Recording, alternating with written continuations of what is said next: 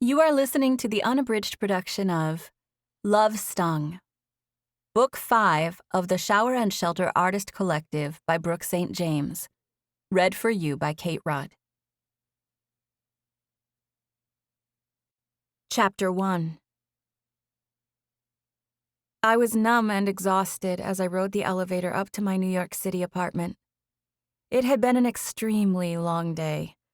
It was after 10 p.m., and I had been gone from my apartment since 8 o'clock that morning. My neck and shoulders were so tight that they ached even when I was standing completely still. I stared at the elevator door as I made my slow journey upward. It had been less than a year since I left Connecticut to start a life in New York. My older sister, Macy, had been living in an artist community, and I knew she'd be looking for a roommate when she moved out, so I volunteered. I had always wanted to move to the city anyway, so it seemed like perfect timing. Macy and I shared a 2-bedroom apartment. I automatically got the larger of the 2 rooms, since I came with an almost 5-year-old and all of the gear and toys that came with her. My daughter, Isabel, was born when I was 18, and she has been the center of my universe ever since. That was getting harder to manage recently, since my hours at work had increased significantly during the last few months. I loved that little girl with all my heart, though, and I hated days like this where I barely got to see her at all. I was thinking about my little peanut and feeling sad that she was already tucked in for the night when the elevator came to a wobbly stop and dinged as the doors opened. That wasn't the only thing bothering me either. I walked down the hall toward my apartment, uncontrollably replaying a certain scene from earlier in my day and feeling sick at the memory of it. "What's the matter?" Macy asked as soon as I opened the door. I could tell by the way she spoke quietly that Isabel was sleeping in the other room. "Nothing," I said with a forced smile. "I'm just tired." "You're annoyed, too," she said, knowing me. "No, I'm not," I lied. "I'm just tired." I kicked off my shoes and crossed the living room, headed toward the kitchen. "Thank you for watching Isabel," I said. Macy was sitting on the couch, and she turned to look at me with an appraising glance from over her shoulder. She was my sister, and I could tell by the way she looked at me that she knew there was something more to my mood than just exhaustion. I was usually able to conceal my frustration about work, but tonight I was too torn up to do anything but spill my guts. "I can't stand my district manager," I said. "I just can't stand it anymore." To my own horror, my words came out breathless and shaky. I hated that it made me nervous talking about him. I was paranoid where my boss was concerned, like he was somehow able to hear what I was saying if I talked about him behind his back. I instinctually looked over my shoulder just to make sure he wasn't standing behind me. "What's going on with your district manager?" Macy asked. That showed how little I talked about him in spite of the fact that he'd been a pain in the neck for the last 3 months of my life. "Nothing," I said. I had been heading in the direction of the kitchen, but instead of continuing on that path, I stepped around the arm of the couch and collapsed onto the soft cushions next to my sister. It was all I could do to keep from crying, and I stared at the ceiling tiles in a desperate attempt to keep tears from welling in my eyes. I could feel Macy staring at the side of my face, but I didn't dare look at her. Instead, I took a deep breath and closed my eyes as if I was exhausted, which I was. I let my head rest on the back of the couch, and the transition of my head from upright to resting position caused a sharp pain to go through my neck. The combination of my stiff neck, aching feet, and attitude of regret caused uncontrollable tears to form in my closed eyes. Before I could do anything to stop it, a huge tear escaped the corner of my eye, trailing down the side of my face and underneath my ear. I reached up and wiped it quickly and nonchalantly, as if swiping a piece of fuzz off of my cheek. "You have got to look for another job," Macy said sincerely. "It's not worth it. You can find something else. I was at Drake's earlier and he totally tripped out over your dolls. He said you could make a business out of selling those things." I vaguely registered what Macy was saying, but I had been so preoccupied with my own thoughts that I didn't even really hear her. "I know I'll take a major pay cut if I go anywhere else," I said. and I might not have any benefits for me and Isabel. At least not as good as the ones I have at Patterson and Ray. I wouldn't have a reference, so I'd have to start from square one. Why wouldn't you have a reference from Patterson and Ray? She asked. I could hear her, but my eyes were still closed, and now my arm was resting over them. Because, I said. You've been nothing but loyal to them for like the last 8 years, she said. 6.5, I said. Same difference. They owe you a good referral. What's the problem?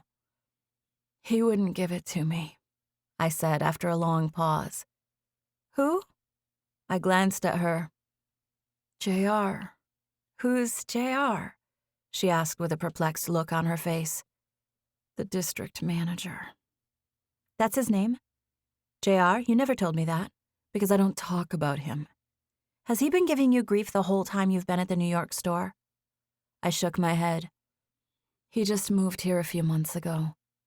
He used to manage one of the big Milwaukee stores, and he got promoted to this district manager job when John left. It seriously left me breathless to talk about him. I was sitting on the couch, doing absolutely no cardio whatsoever, yet I felt like I had just run up several flights of stairs. What in the world is wrong with you? Macy asked, squinting at me with concern. I smiled and sighed, closing my eyes again. Nothing, I said. I'm just tired and he rubs me the wrong way, that's all. I considered the nature of my relationship with JR and realized my choice of words was awkward and embarrassing, so I instantly began babbling. He's fine, it's all good. I'm thankful that I have a good job and everything. And benefits. My sister's hand reached out to touch my thigh, and I let out a little involuntary gasp, pulling away and glancing at her like she might be crazy. Macy returned my expression, telling me without saying a word that I was overreacting. I just don't like him, I said, and I know he'd be mad if I looked for another job. He wouldn't give me a reference, that's for sure. Then go to human resources or go above his head. I can't. I really can't. It would just be... I can't do that. It must have come across that I was sad or scared by the way I was talking, because Macy forced me to look directly into her eyes and stared at me with concern. Tabitha, she said in a motherly tone, has this guy hurt you? No, I said simply, after taking a few seconds to think about a longer answer. But it wouldn't be a fond farewell either. What's that supposed to mean? It means I know he wouldn't be too happy with me for quitting. Well, that's not his choice, is it? It kind of is when I need a good referral from Patterson and Ray if I'm going to get another job. JR happens to be the person who's directly responsible for doing that. Macy was quiet for several long seconds. She was silent for so long that I had no idea what she was going to say once she finally spoke. Can you please tell me why you're so shaken up? She asked, touching my hand, which was resting on the couch between us. I wanted to pull away, but I knew Macy would think that was weird, especially after what I did earlier. I just wish I could rewind time and do everything differently. I should have handled everything differently. I hate the choices I've made. You mean with work? She asked. I considered telling her everything right then and there, but my bravery was followed by a wave of embarrassment, and that caused me to keep my mouth closed. I'm just tired, I said. I massaged my eyebrows as if the motion might erase the thoughts from my head. Oh my gosh, no, I whispered, as I pictured myself with JR earlier that day. The feeling of regret that washed over me when I pictured the scene was tangible enough to cause me to mumble the words of regret out loud. I hadn't even meant to do it. Oh my gosh, no, what, Tabitha? Macy asked. Why'd you say that? I can't believe everything I've allowed. It happened so gradually that... I trailed off, feeling too embarrassed to continue. I had a hard time trying to decide what and how much I should say. I should have been able to figure out a way to stop him before it got to this point. It's my fault. I think something's wrong with me. Don't say that. That's not true, Tab. What happened? Is that guy being inappropriate with you? I basically give him permission, I said weakly. I felt hopeless and frustrated. He's been doing it since he first came here, and I've been going along with it the whole time. It's been building really gradually, and I definitely wouldn't have. It's my fault. I should have known how to handle it before it came to this. Came to what? What's worse is that it seems like he delights in seeing me work overtime. It's like he wants to make me live at the store, even when he's not there. He asks about my hours and finds reasons to call, like he thinks the store would die if I'm not there every second it's open. We've fired 3 different employees since he took over, just at our store. Part-timers, but still. I can't catch a break. I let out a long sigh, deciding how much more I wanted to say. I'm just frustrated because somehow letting him flirt with me turned into this touchy-feely stuff. It started being revolting long ago. My words got stuck in my throat and came out as little more than a whisper. Touchy-feely stuff? She asked the question stiffly as if the idea horrified her. Is he touching you? All the blood rushed out of my face at her question. I honestly felt like I wanted to throw up. Is he? She asked, still looking mortified. She sat up on the couch with the appearance of someone who was about to storm out of the apartment in search of the creep who had done this to me. It's me, I said. I'm the one who let him. Let him what? I covered my face with my hands, feeling like I wanted to go hide in a closet for the rest of my life. Did he force you to sleep with him? Macy asked. No, I said, staring at her like, how could you even ask such a thing? Well, you're looking like you're dying over there, she said, defending herself. I'm not dying, I just hate the situation I'm in. I don't want to stay there, and I don't feel like I can quit. You know I can't afford to lose my benefits with Isabel. My daughter had a few minor health issues resulting from her premature birth, and part of it was that sometimes her body wasn't quite able to handle regular childhood sicknesses, like the flu or strep throat. She was petite for her age, and it was harder for her little body to fight infections. Sometimes she would begin to dehydrate, so I'd have to take her to the hospital so they could give her fluids and monitor her. It had happened 5 or 6 times since she had been born, but the doctors all said it was something she'd likely outgrow. We'd also recently been to the hospital for a broken arm. Isabel still had a cast on her arm from that. All this to say, I was in a position where I needed health insurance. Through hard work and dedication, I had moved up at Patterson and Ray, and now earned a good living and health insurance for my daughter and myself. I felt sick at the thought of giving that up.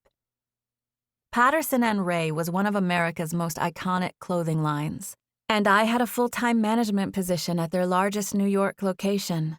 I thought taking that job and moving to the city was the beginning of great things for Isabel and me. And honestly, it seemed like that was going to be the case. Right up until J.R. Granger took the job as district manager. Chapter 2. You don't have to put up with this, Macy said. They owe you a good referral after all you've done for that company. Her demeanor was so impassive that I just shook my head, telling her to simmer down.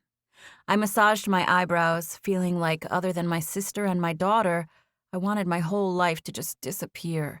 Start over, clean slate, no being a pushover or a glutton for punishment or whatever I was. Why do I let guys talk me into doing stuff I don't want to do? I asked my sister. I felt desperate with regret and embarrassment at the thought of that guy's hands on me. I'm not even attracted to him, not even in the least, and I just stood there and let him. I trailed off, feeling utterly disgusted with myself. He probably thinks I like it, I said. What does he do to you, Tab? I'm not telling you, I said. It's gross and it's embarrassing. I don't even like him. What's he do, Tab? Nothing. Tell me. No. Tell me or I'm gonna assume the worst. What's the worst? I asked. The R word, she said with wide eyes. I managed a fleeting smile at her intensity. Well, He didn't the R-word me, I assured her. I told you we didn't do that.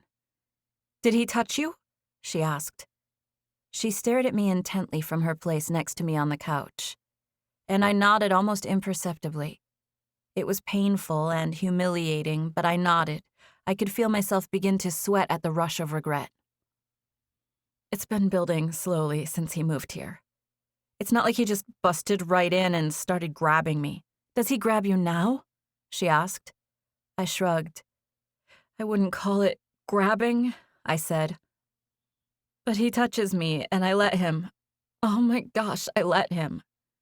I paused and rubbed my face again. I knew I would regret spilling my guts to my sister, but there was no longer anything I could do to hold the truth inside. It started with a little flirting, I explained. He'd just brush up against me on his way around a display, or touch my back when he walked by me. But I could tell by the way he looked at me that he was trying to flirt with me, and he's my boss, you know? I definitely didn't encourage it, but I also didn't tell him to stop either. I didn't feel like I should be rude. I thought it was harmless and it wouldn't really amount to anything. I hesitated long enough that Macy said, "But what?" But fast forward a few months, and his hand is no longer on my back, but now on my inner thigh. My stomach clenched at the memory of it. I hated the memory of it. I should have stood up for myself right at the start, and now it's gone on for so long that I can't end it without being completely awkward. I don't know how he manages to get us into scenarios where that kind of exchange is even possible, but he does, I said. I don't even like him, and yet I stand there and smile while he... Oh my gosh, I don't want to even think about it. I don't know why he ever moved here in the first place. I don't know why he picked me out of all the other girls there, or why I can't just stand up for myself. Stop talking like that, Tab. You aren't to blame. He's using his authority to take advantage of you. It's not you, it's him. I can't believe I'm even telling you any of this, I said. I should have just kept my mouth shut about it. I'm going to regret saying anything. I was just so mad that it came to that today. Plus, JR let go of Anthony yesterday. That's why I had to stay and close tonight. I hate it when I don't get to see Isabel before she goes to sleep. I'm glad you told me, Macy said. She reached out and lovingly shook my thigh in a gesture to let me know she was there for me. I offered her a sad smile, and she returned the expression. I'm your sister, Tab. My face was flaming hot, and I held the backs of my fingers on it just to try to cool my cheeks. I know. And if there's anyone I feel like I could tell, it would be you. It's humiliating, though, Mace. You wouldn't understand. You and I are different people. You're getting married to someone who's literally rich and famous. You're in a little different situation than a single mom who's pretending to be into her boss even though she doesn't even like him. The fact that you don't like him lets me know that he's taking advantage of you. Yeah, but I'm letting him. It's not like he's got a gun to my head. He might as well, she said. He knows your livelihood and your health insurance hang in the balance. Yeah, but it's not like he's even threatening me with those things, I said. He just started acting like he liked me, and I felt too guilty to not act as if I liked him back. Tab, I hear what you're saying, and I see how it seems that way to you right now since you're in the midst of it, but honestly, you need to stop making excuses for this guy. I'm your sister, and I know you well enough to know you're too nice sometimes. You hate confrontations so much that sometimes you get yourself into predicaments. I felt even more embarrassed at her words. Like I said, it's my fault. If I don't have the strength to stand up for myself, then I deserve the situation I'm in. You need to stop, Macy said. You need to take a step back, count to 10, breathe. We were silent for what must have been a full minute after that. You know what? No harm done, Macy said finally. Seriously, he's a creep. It took you until now to realize it. You needed to speak up, and now you're speaking up. Onward and upward from here. I'm not speaking up about anything, I said. I'm doing my best to forget about it and convince myself that will be the last time it ever happens. I really do hate myself. I don't understand why you're so... He's married, I said. He's what? Married. He has a wife and kids. I stared at the ceiling and hot tears rolled down the side of my face. I sighed. I mean, I feel like I did my best to discourage him in the beginning, but he just liked me so much I would have straight up hurt his feelings if I said anything. I covered my face with my hands. I hate myself, I said. I wish I could just turn back time. I could tell something's been bothering you, she said. I sighed. I only have to see him once or twice a week, so I just try to put it out of my head in between times. Today was the worst it's ever been, though, and it makes it even more frustrating that he keeps making me fire my staff. He's trying to keep you at work so you can't have a life, she said. He's a sicko. Well, I guess I'm even worse than him for not seeing it, for just letting him have his way, I said. No, you're not. You're a victim here, Tabitha. I wouldn't go that far. You're sitting on the couch crying. I hate him. I really do. Maybe I am a victim. You're not working there anymore. That's all I know. Yes, I am, I said. I don't really have a choice. At least until I find something else. I have too many responsibilities. And he knows that. That's why the jerk did what he did. He's such a jerk. I should tell Ethan about it. He probably knows some actor who could play a thug and go scare him or something. Don't tell Ethan, I said. I should have been stronger. You are strong. That's why it hasn't gone further than this. I let out a little laugh. No kidding. It's all I can do to keep him at arm's length without totally hurting his feelings.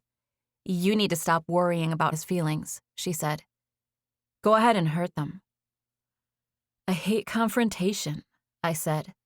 And then I think about how his wife would feel if she knew what he was. I trailed off, feeling disgusted with myself. You got a headache, Mama? I heard Isabel's sleepy voice from the doorway that led to my bedroom, and I glanced in that direction to find her standing there, holding her stuffed bear as she squinted into the light. I instantly sprang off the couch, heading in her direction, without so much as a backward glance at Macy. I was so relieved to see my little angel awake that I scooped her up, burying my face into her tiny neck as I held her and walked toward our bed at the same time. The room was dark, a fact for which I was glad because it masked my tear-stained face. I positioned Isabel in her spot and covered her up before climbing into the bed on top of the covers. I snuggled up to her, smiling and running my fingers through the loose curls that framed her face. Do you have a headache? She asked sleepily. I kissed her forehead. No, I whispered. I'm just tired from a long day at work. Why was you crying? From happiness, I whispered. Because Aunt Macy's marrying Ethan? She asked. Uh-huh, I said, still stroking her hair and feeling thankful that I got to see her awake one more time before I went to sleep. Hey, Mom. Yeah? I love you. I love you too, Izzy Busy, I whispered. I kissed her again, right on the tip of her nose. She smiled. And Mom? Yeah? I need you to make another one for that man Drake since he needs one with a camera. Another one what? One for Drake with a camera. You lost me, Izzy B. I think you're dreaming. Are you talking about Aunt Macy's friend? She giggled. I'm not dreaming. I really told him a promise that you make him one of those dolls. He said if you can, to make him one with a camera because he loves cameras. Are you talking about me making another doll?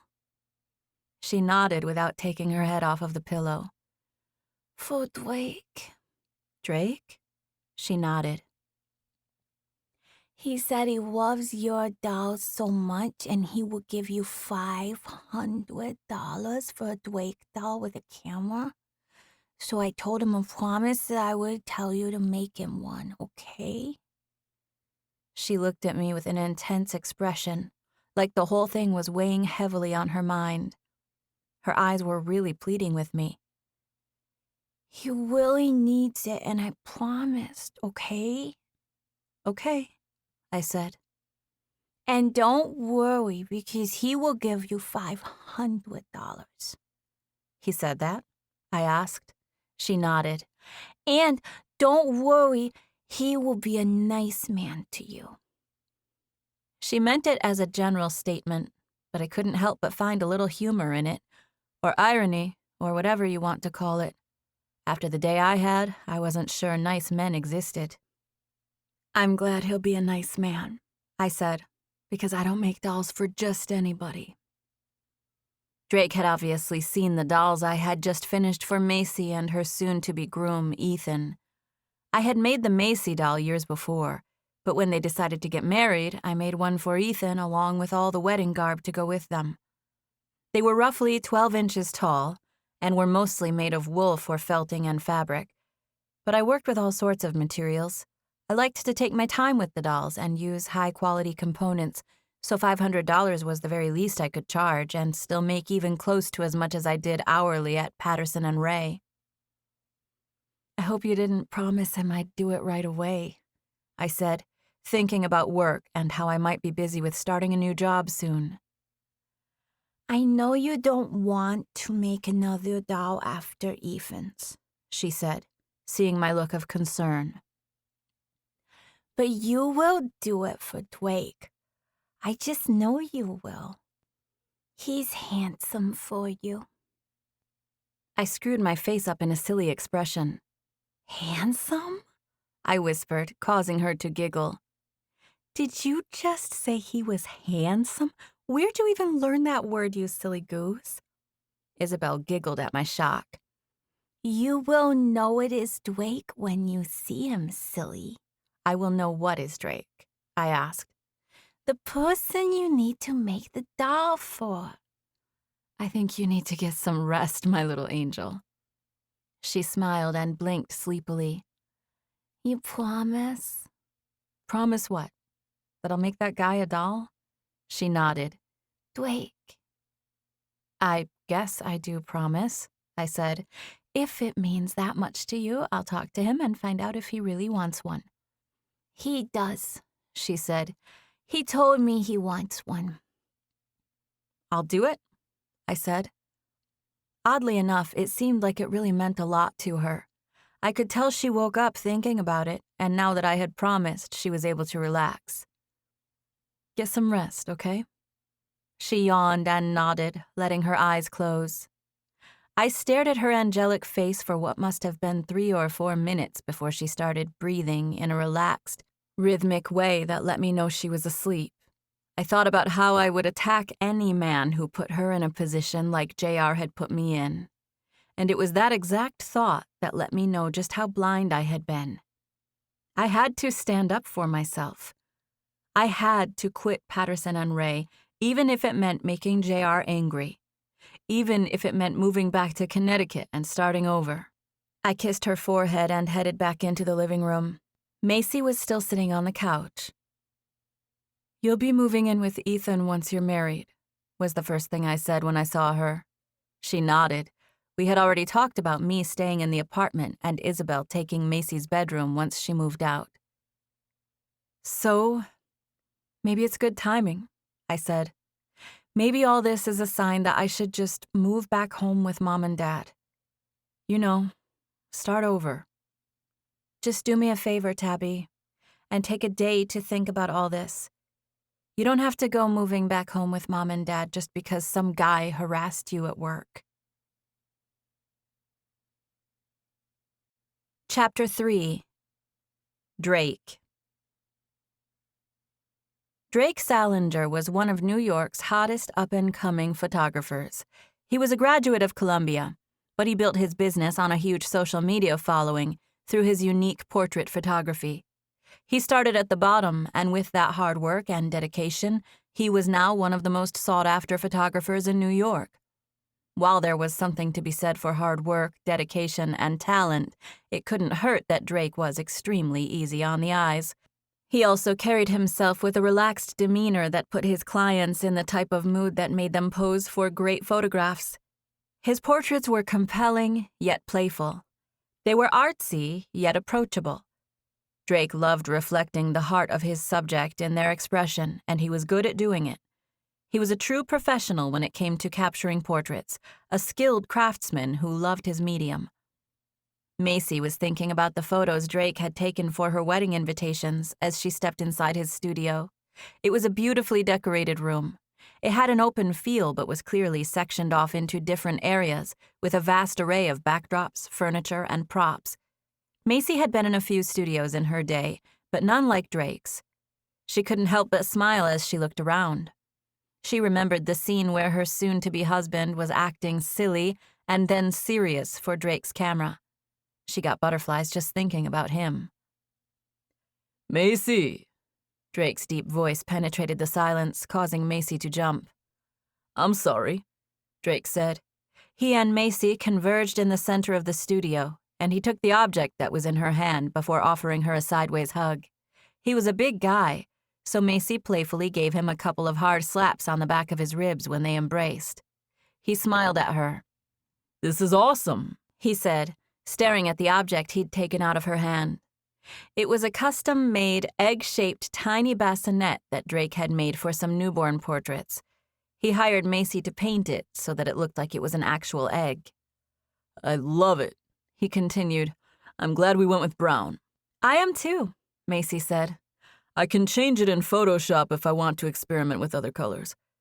The egg was heavy, but Drake held it up to inspect Macy's paint job, the way she painted sections of tiny speckles that made it look just like a real egg. "I sanded it a little right here so it would look more like it had cracked open," Macy said. Drake touched it and stared like he thought it was the most interesting thing. "It's perfect," Drake said. "It was your idea," she said. "Yeah, but you made it come to life." That comment led them into a whole conversation about Brian, the guy who had fabricated the little egg-shaped wonder. He was a mutual friend of theirs, and they spoke about him for a few minutes. Macy's art was all about painting found objects, and she told Drake about a few things she wanted Brian to make for her. Drake had some cash set aside for Macy's efforts with the egg, so she followed him back to his office as they wrapped up their conversation. They were in his office when she got a text from her sister. Macy had been expecting the text, so she took her phone out of the back pocket of her jeans right when she heard the sound of the notification. She sighed and then smiled as she stared at the screen. "It's my sister," Macy said with some relief in her tone. "She's asking me to come up to her work and get my niece, which is a good sign." "Why is that a good sign?" Drake asked. Macy seemed a little shaken up, which made Drake regard her with a concerned expression. "She brought Isabel to work with her today because her creep boss was going to be in the store, and she didn't want him to—" Macy stopped talking and regarded Drake with a regretful expression. "Actually, I don't know if she would want me telling you any of this," she said. "It's my sister's business. She's trying to get him to write a reference letter before she quits that place, and she swears she's not in any danger. She's a grown woman, and I know she's doing what she's got to do. I just worry about her, you know?" "No, I don't know," Drake said. "I'm not sure I understood what you just said. Is your sister in trouble?" "She's got this creep jerk for a boss who tries to hit on her or whatever, but she's worked her way up at Patterson and she can't just up and quit. At least she doesn't think she can. She blames herself for this whole thing with her boss, which is totally wrong." Macy paused and smiled at Drake as if to say she was sorry for saying more than he wanted to hear. "Are you saying she takes the little girl to work with her because she's scared of her boss?" Drake asked, wearing a confused expression. "Basically," she said. "It's only been a few days since she told me about it. I wanted her to quit right then, but she insists that she can't do that." "What did that guy say about her taking the little girl to work?" Drake asked. "How do you feel about that?" "It's the first time she did that," Macy said. "Isabel didn't have school since it's Saturday, and Tabitha thought she could get away with taking her in. I think she told him the babysitter fell through. Either way, he must be gone now if she's asking me to pick up Izzy. That's a relief." Drake regarded Macy with a skeptical expression. Let me get this straight, He said. Your sister works at a clothing store, right? Macy nodded. And her boss makes her feel so uncomfortable that she has to take her little girl to work? It's temporary, Macy said. She just wants to stick around long enough to get a good recommendation from him. She thinks if she doesn't end things on good terms that she'll have to move back home and start from scratch. I'd hate to see her do that. She's worked really hard. Drake stared at Macy with a serious and unreadable expression. Is this the one who made the dolls? Macy nodded. I wanted to meet her anyway, Drake said with a shrug. What's that mean? Are you going up there with me? I'll ride with you to pick up your niece. I wanted to meet your sister anyway. Maybe talk to her about making me one of those dolls. In the market for a doll, Drake? Macy said, giggling at the irony of a big guy asking for such a thing. Yep, he said. I'm secure enough in my manhood to admit that I want a doll. I officially want a doll. Macy knew he was joking around, and she punched his shoulder. I love her creations, too. It's just neat to see what she comes up with to represent you. It's like having your caricature done. I know, I loved yours and Ethan's. I seriously think she could do that for a business if she wanted to. Macy sighed and shrugged. I'm cool with you coming and everything, but I'm warning you. Tab's stressed with work right now. I know Isabel asked her about making one for you, but I wouldn't be surprised if she doesn't commit to anything until she gets her own stuff straightened out. I'm not worried about the doll, Drake said. I'm more curious about her work situation. She made me promise not to interfere, Macy said. I probably shouldn't have even told you. She wants to handle it. She's got some sort of plan about getting a letter of recommendation from the guy who used to be the district manager before JR. His name's JR? JR Granger. Sounds like a park ranger, Drake said. Not quite. Tabitha said he wears jeggings. What are jeggings? Drake asked. Macy squinted at him. He was a fashion photographer, for goodness sake. She knew he knew what jeggings were. You know what jeggings are. Maybe, but it's better if I don't admit it, Drake said. And wearing them is completely out of the question. It makes me want to punch that guy even more. Well, it's a good thing he's not going to be there, because Patterson and Ray has a strict no fistfights policy. Oh, come on, Drake said, popping his knuckles and stretching his neck. I've always wanted to be a vigilante. This'll help me get my feet wet. She laughed at him. Sorry, but you're not starting your vigilante quest on my sister's behalf, Macy said. I promised I'd butt out and let her take care of it. She shrugged.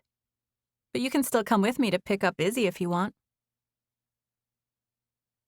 30 minutes later, Drake and Macy entered the huge Fifth Avenue Patterson and Ray store. She asked one of the employees about Tabitha's whereabouts, and he told them she was upstairs in the office. It took Macy and Drake a few minutes to walk through the store, and on their way, Drake pointed out a few pictures of models he knew and had photographed. None of his work was hanging on the walls, but he pointed at one girl and said he had done a shoot with her just a few days before. Knock, knock, Macy called as she and Drake came to the open door that led to one of the upstairs offices. It was a big room with a wall full of clothing in boxes that looked like it needed to be sorted before it could go onto the floor. It was definitely a multi-purpose room, but Drake's eye went immediately to the girl in the corner who was staring at a desktop computer. He could only see the side of her face, but he knew she was Macy's sister. He had already met Isabel, and this young woman looked like a grown-up version of her daughter. Oh my goodness sakes, Drake is here! Isabel yelled as she caught sight of Drake and Macy. She had been sitting in a little alcove on the other side of her mom's desk, and it took her all of a split second to get to her feet and begin hopping toward Macy and Drake. Izzy busy. I came to pick you up, Macy said. Hi, Aunt Macy, Isabel said in a jerky, breathless way as she hopped toward them. Hey, Peanut, Macy said. And hello, Drake, Isabel said. What are you doing here with my Aunt Macy? She went right up to Drake with her hands in the air like she expected him to pick her up. Drake started to bend down, but Macy put her hands out like she assumed Isabel wanted to be held by her. Isabel dodged Macy's hands and jumped into Drake's arms. Thankfully, he had been half expecting her to do it, so he caught her easily and placed her comfortably on his chest as he stood. Tabitha had been staring intently at the computer screen, but she peeled her eyes away and swiveled in her chair, taking in the new arrivals for the first time and regarding the whole scene with a somewhat confused expression. "I'm sorry, who's this?" she asked, knowing she had missed something while she was preoccupied with her work. "This is my friend Drake," Macy said. Drake gave Tabitha a little smile and wave and watched as she stared up at him with a look of genuine confusion. "The photographer?" she asked, tilting her head. Isabel leaned in front of Drake, putting her hands on the sides of his face and manually aiming his gaze in Tabitha's direction. "See, Mom, what I told you what he looks like. This is Drake, Mom. See what he looks like?" "I do see," Tabitha said, leaning back in her chair so she could take in the sight of her daughter in the arms of this guy. "Are you the one who wants the doll?" she asked, looking at him from over the reading glasses that rested on the tip of her nose. "I'd love one of your dolls," he said. "When'd you start wearing reading glasses?" Macy asked. Tabitha took the plastic glasses that were resting on her nose and tossed them to the desk behind her. "They're fake," she said. "They're clear. I just wear them when I'm up here in the office, to make me look in charge." Drake couldn't stop an amused grin from crossing his face, and this made Isabel wiggle around in his arms. "See what he looks like, Mama?" Isabel asked, patting Drake's chest. "I do see," Tabitha said, going along with it. "And I didn't know he was this big when I agreed to make a doll for him. It might cost extra for such a big doll."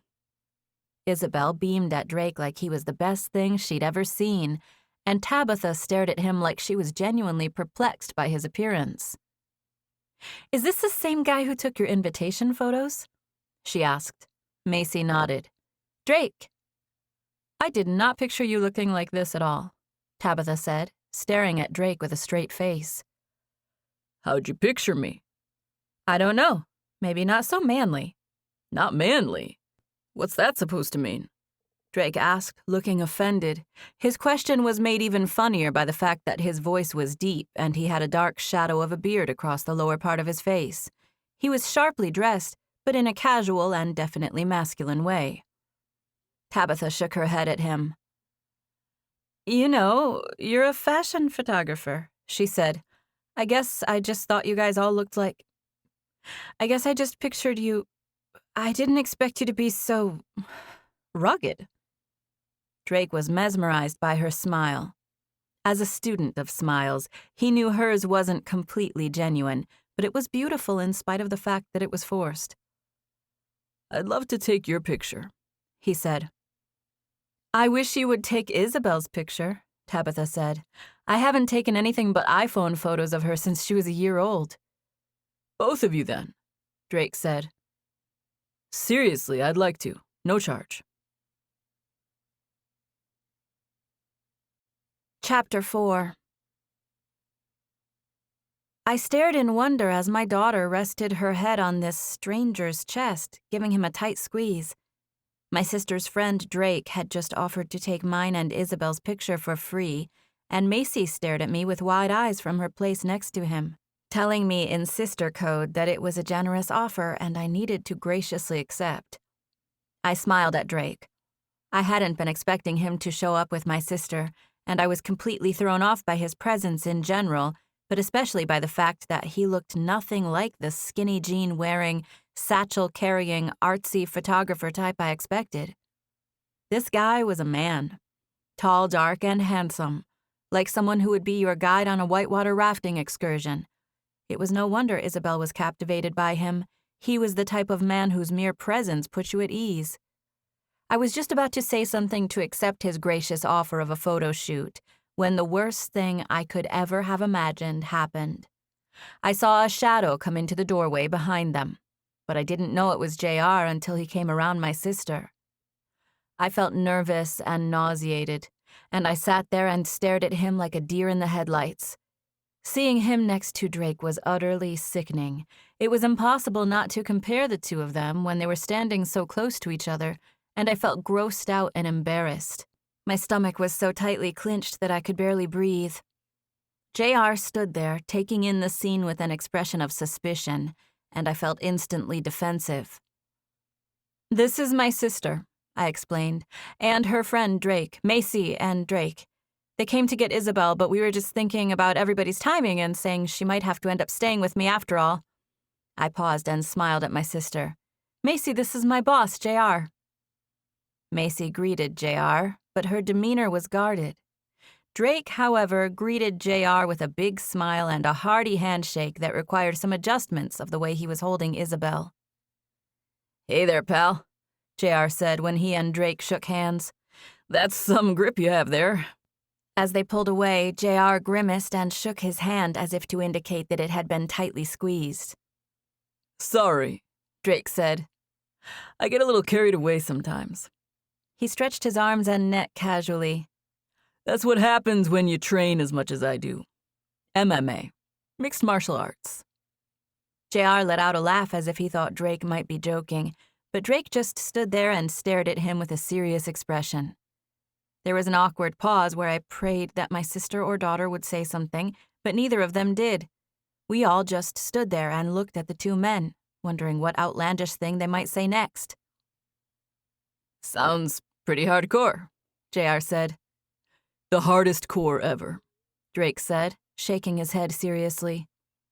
"Super hardcore. I basically smash things for a living." "For a living?" JR asked, looking amazed but still skeptical. Drake nodded. "So you're a professional fighter?" "Not full-time or anything, but my true passion is fighting. I have fights on a regular basis. Destruction of any type, really. Smashing, crushing, ripping. I'm into it all." Drake did not crack a smile the whole time he spoke, and we all just stood there and stared at him. "Are you being serious?" JR asked since none of us were saying anything. Drake nodded, and we all just stayed quiet for a few seconds before Isabel finally started giggling. "Drake's pickin'," Isabel said, curling up to him. I watched in amazement as Drake stared point blank at JR and shook his head, clearly and most seriously disagreeing with Isabel without letting her see that he was doing it. I cleared my throat to distract from the obvious male tension in the room and to keep myself from laughing. If I didn't know any better, I would have thought Drake knew about JR and was acting that way on my behalf, but I knew Macy wouldn't have told him. It must have just been obvious that JR was a creep. "Yeah, I actually don't know how long I can watch her," Macy said, cracking the intense silence. We all looked at her and she smiled regretfully and gestured at Isabel. "I know I told you I could watch her this afternoon, but I just found out that I can't. I'm so sorry." Macy looked at Isabel. "Sorry, Peanut," she said. "You're gonna have to stay here with Mom while she finishes her shift." Macy paused and looked at her watch and then at me. "You should be getting off soon anyway, right? Because you and Drake were supposed to come to dinner with me and Ethan tonight. Double date, remember?" I swallowed hard, wondering how I was now suddenly dealing with a fake date, a canceled babysitter, and a professional body smasher. I was overwhelmed by all the charades. JR was now officially annoyed by their presence in the office. I could see it in his expression. "I was going to see if you could just go ahead and come home now," Macy said, seeing my hopeless expression and turning into a mother bird. She looked straight at JR when she said, "Tabitha's been working a lot of overtime lately. I'm glad you're here so you can help her figure out a way to take the rest of the afternoon off." "I'll be able to leave in a couple of hours," I said, in an effort to smooth everything over.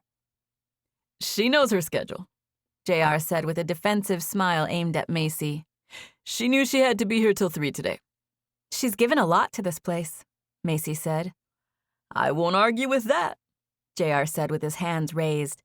He gave me a little smirk and wink that probably was meant to be a compliment about my work ethic, but I took it as something totally different. I could just imagine a huge fight breaking out where my sister got up in my boss's face and started pointing fingers. I felt hot blood as it rose to my face, and I knew my cheeks were turning red. I spun toward the computer and started clicking away so that no one could see my face. I reached out and grabbed my useless reading glasses and put them on out of nervous energy. "I think I got the schedule finalized for next week," I said, looking at the screen. My heart was still pounding, but at least I had a second to get my breathing under control. "I just have a few more things to get done up here, but I should be able to get out a little earlier than I expected." I clicked a few more times before swiveling to stare at my sister. "Thanks for coming by to tell me you couldn't watch her," I said. "I'll be up here for the rest of my shift, so she'll be fine playing." I was so proud of Isabel for just sitting there while we talked, and I wrinkled my nose and smiled at her because of it. Yup. I colored 6 pages already, and we went for a walk on her lunch break, so I'm not stuck inside all day. "Okay, well, I love you, and I'll see you when you get home," Macy said. Okay, bye. Love you. Hope you have fun, Isabel said. "Bye, love you, hope you have fun," Macy said. It was a phrase our family used all the time. So both Isabel and Macy said the phrase in a practiced sing-song way. Drake was still holding Isabel, and she swung in his arms to stare right at him. He pulled back a few inches so that he could focus on her with a smile. Are you really having dinner with us? She asked. Drake nodded without hesitation, and Isabel gave him a satisfied smile before squirming in just the right way that he set her to her feet. Bye, love you, hope you have fun, she said. I knew she was nervous by the way she didn't pronounce the L in love. She glanced down when he set her to her feet, so she hadn't been looking directly at Drake when she said it. Drake didn't know what to say when she glanced at him. "Me?" he asked. She nodded. "Bye. Love you. Hope you have lots of fun too," Drake said in a reluctant way that said he was hoping he got all the words correct and in order. Isabel giggled as she skipped to the little spot she had set up in the corner near my desk. Bye, Aunt Macy. Bye, Drake, she called. Bye, Peanut. Drake waved at her. "Bye, Isabel. See you later, okay?" Okay, she said. JR just stood there watching the whole thing, and I thought, I can't believe you're making them leave. No one invited you to come in here in the first place. You sure you're okay? Macy asked, seeing my frustrated expression. Yep, I said casually. I'll be home in a little while. I turned to the computer again. I was so mad at JR that I couldn't even look at him.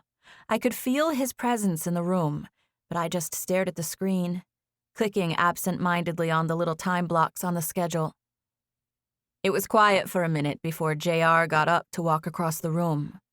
I glanced over my shoulder only to find that he was peering into the hallway, watching Macy and Drake walk away. I pictured him as a rat while I watched him stare at them. While on first impression, and not while standing next to Drake, he was a decent-looking man, the rat-like nature of him was so great that he now came across as one big, walking, clothes-wearing rat. "That dude was crazy," was the first thing JR said once he decided the coast was clear.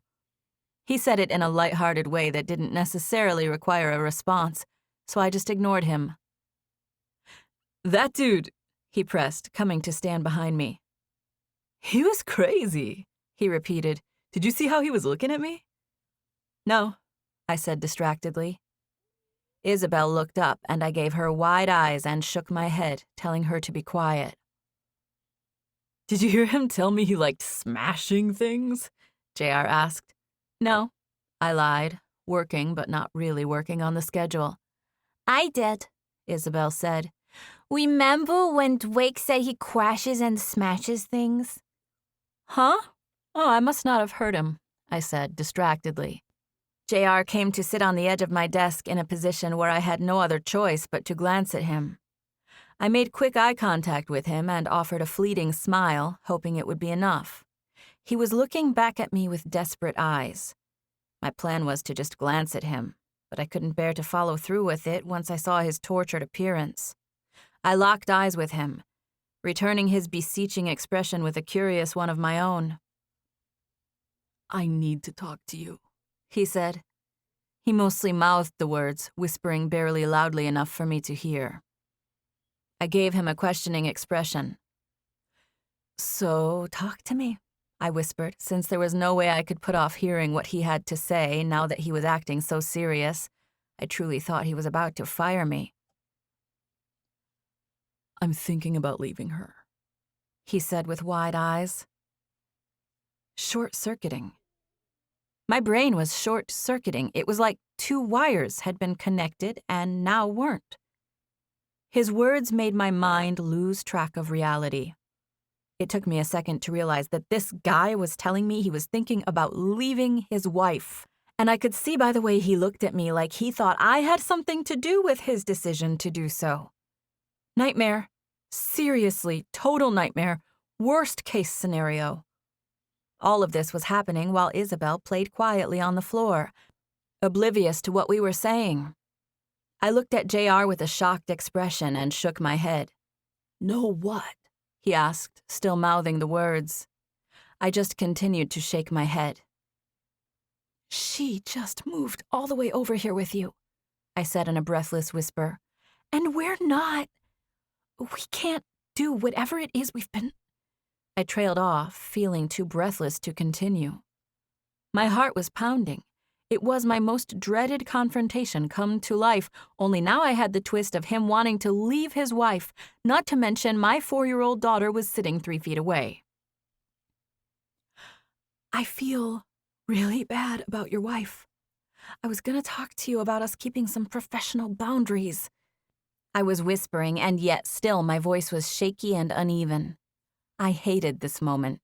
JR was already looking hurt and offended, and we had only scratched the surface of what needed to be said. I think you should definitely stay with your wife, I added. I love marriage.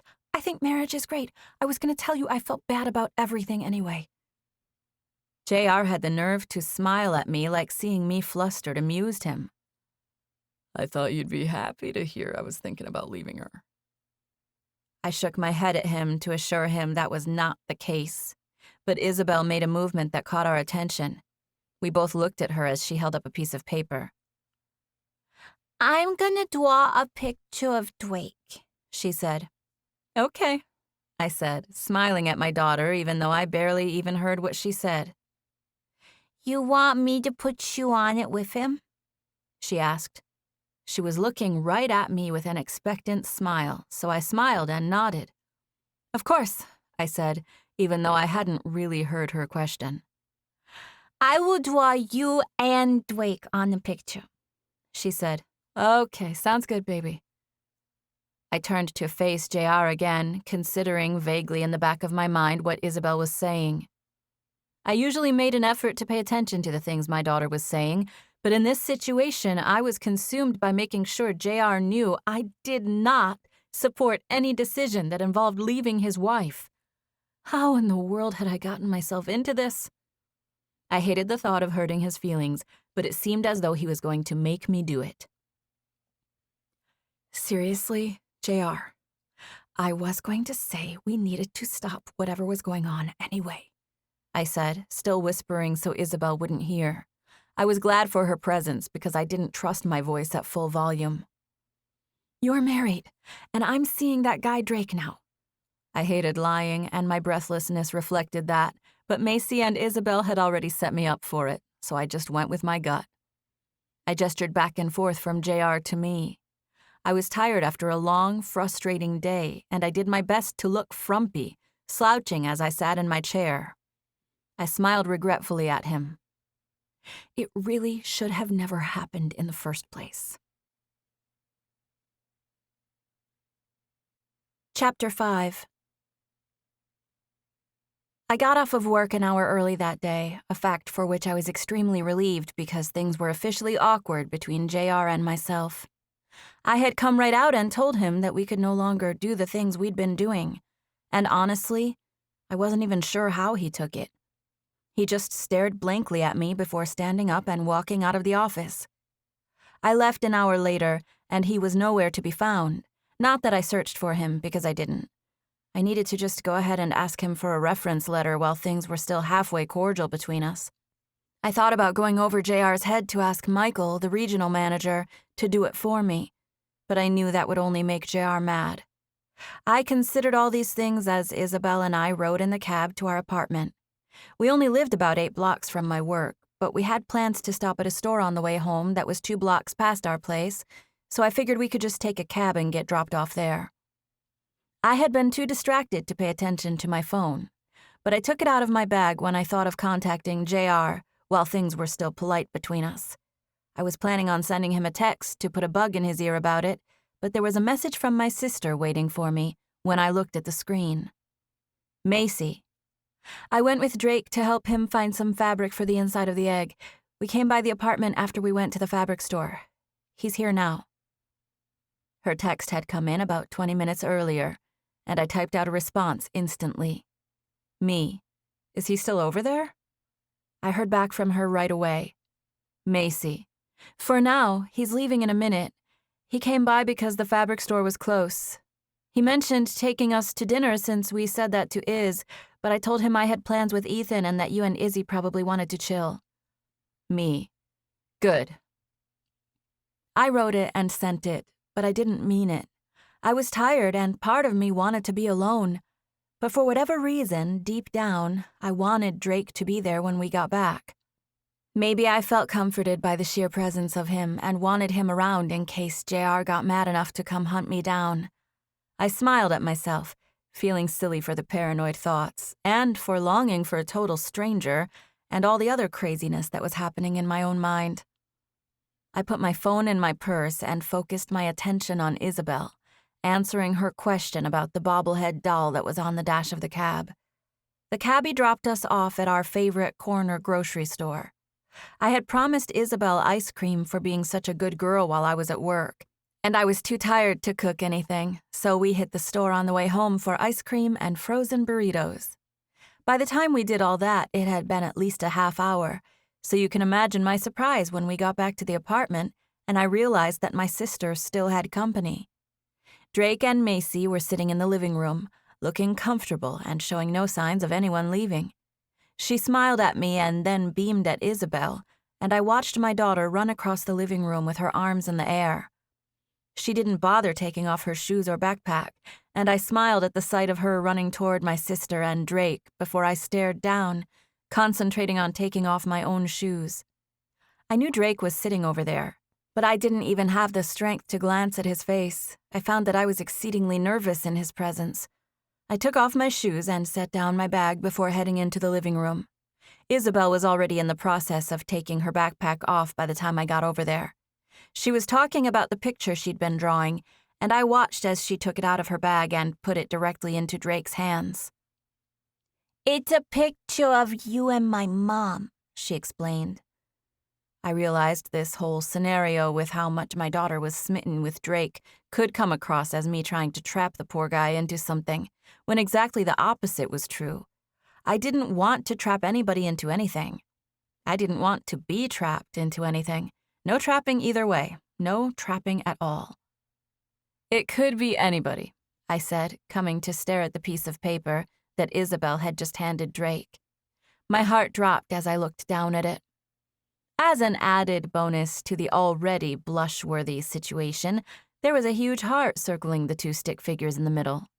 Isabel didn't even know how to draw a heart yet, and the shape had simply happened by the accidental natural stroke of a 4-year-old's arm. She had just handed it to Drake, so before he had the chance to inspect it too closely, I reached down and plucked it out of his hand. "I'll hang this on the fridge." I had begun the statement confidently, but by the time I got to the word fridge, I trailed off because I realized I didn't have the paper in my hand. Drake had held on to it and was giving me a shocked expression when I glanced at him. "I thought you said you drew this for me," Drake said, looking directly at Isabel. I did, she said, staring at him with those gorgeous brown eyes. They were glossy and precious with dark lashes, and I couldn't help but smile at how serious she was. I know, but I want it, I said, reaching out for it again. You can make Drake a picture of a camera or something. You can draw a camera, and it's something he'd like. A camera is just a few squares and circles. Drake grew suddenly even more interested in the picture and inspected it even more closely than he would have if I had just left it alone. I sighed and plopped down on the couch. I must have looked or sounded sufficiently pitiful because Drake handed me the paper. I should probably let you ladies get on with your evening, he said. He shifted like he was getting to the edge of the couch in preparation to leave. No, Isabel said. I really wish you could stay over here with us. Can you please? Isabel was usually easy to please. I would never label her as a complainer, especially in front of new people. She was too shy for that. It really surprised me to see her stare straight at Drake with a look of disappointment and flat out plead with him to stay. Drake wasn't talking about taking our picture tonight, I said, since it was the only reason I could think of that Isabel would be so torn up about it. I could, Drake said. I was just telling your sister it's the first Saturday I've had off in forever. Well, then we're definitely not making you take any pictures, I said. I tried to act casual as I got settled in a spot in the opposite corner of the couch. Drake adjusted to face me, and I smiled at him. His eyes and hair were incredibly dark. I honestly couldn't differentiate his pupils from his irises. His eyes were the deepest of brown. I had thought the same thing about him when I saw him at my work earlier, and I wondered what they looked like in the sun. It was the thought of the sun that made me remember ice cream. Isabel's ice cream. I sprang off of the couch and ran to my bag, which contained the ice cream and frozen burritos and was still by the door. I ran to the kitchen and stashed all of it in the freezer as quickly as I could. I heard Isabel saying something to Macy and Drake about loving cookies and cream, but I was too busy chastising myself for being a total space case. Macy got up and headed to her bedroom. I saw her leave the room out of the corner of my eye before I put away the frozen items and turned toward the living room. Drake had stood up and was looking at me when I finished in the kitchen. Isabel had become preoccupied with some of her toys, so she stayed at the coffee table. Drake took a few cautious steps toward me. He put his hand out and approached me cautiously. I know you've had a long day, so I'm not going to bother you about the doll, but I do just want to throw it out there that I'd pay just about anything to get you to make me one. Whenever you can. I know you're busy. I just want to be on the list. Well, you're the first, so I'll give you a shout when I get my life straightened out and can think about ordering some more wool. This might be a weird question, but is there anything I can do to help you? He asked. I could see Isabel's silhouette behind him, and she looked up when Drake asked me that. It was only then that I realized she was listening to us, and I felt bad for saying the thing about getting my life straightened out. I continued at more of a whisper. Thank you. But no, I said. I'm not even sure what to do for myself.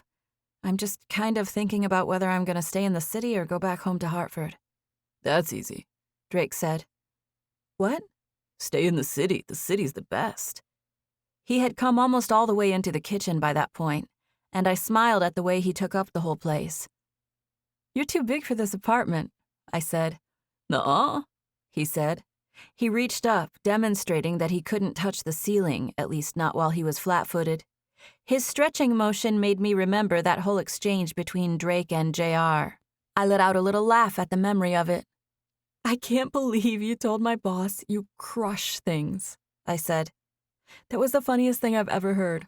Your face was totally serious, too. I was serious. I don't like that guy.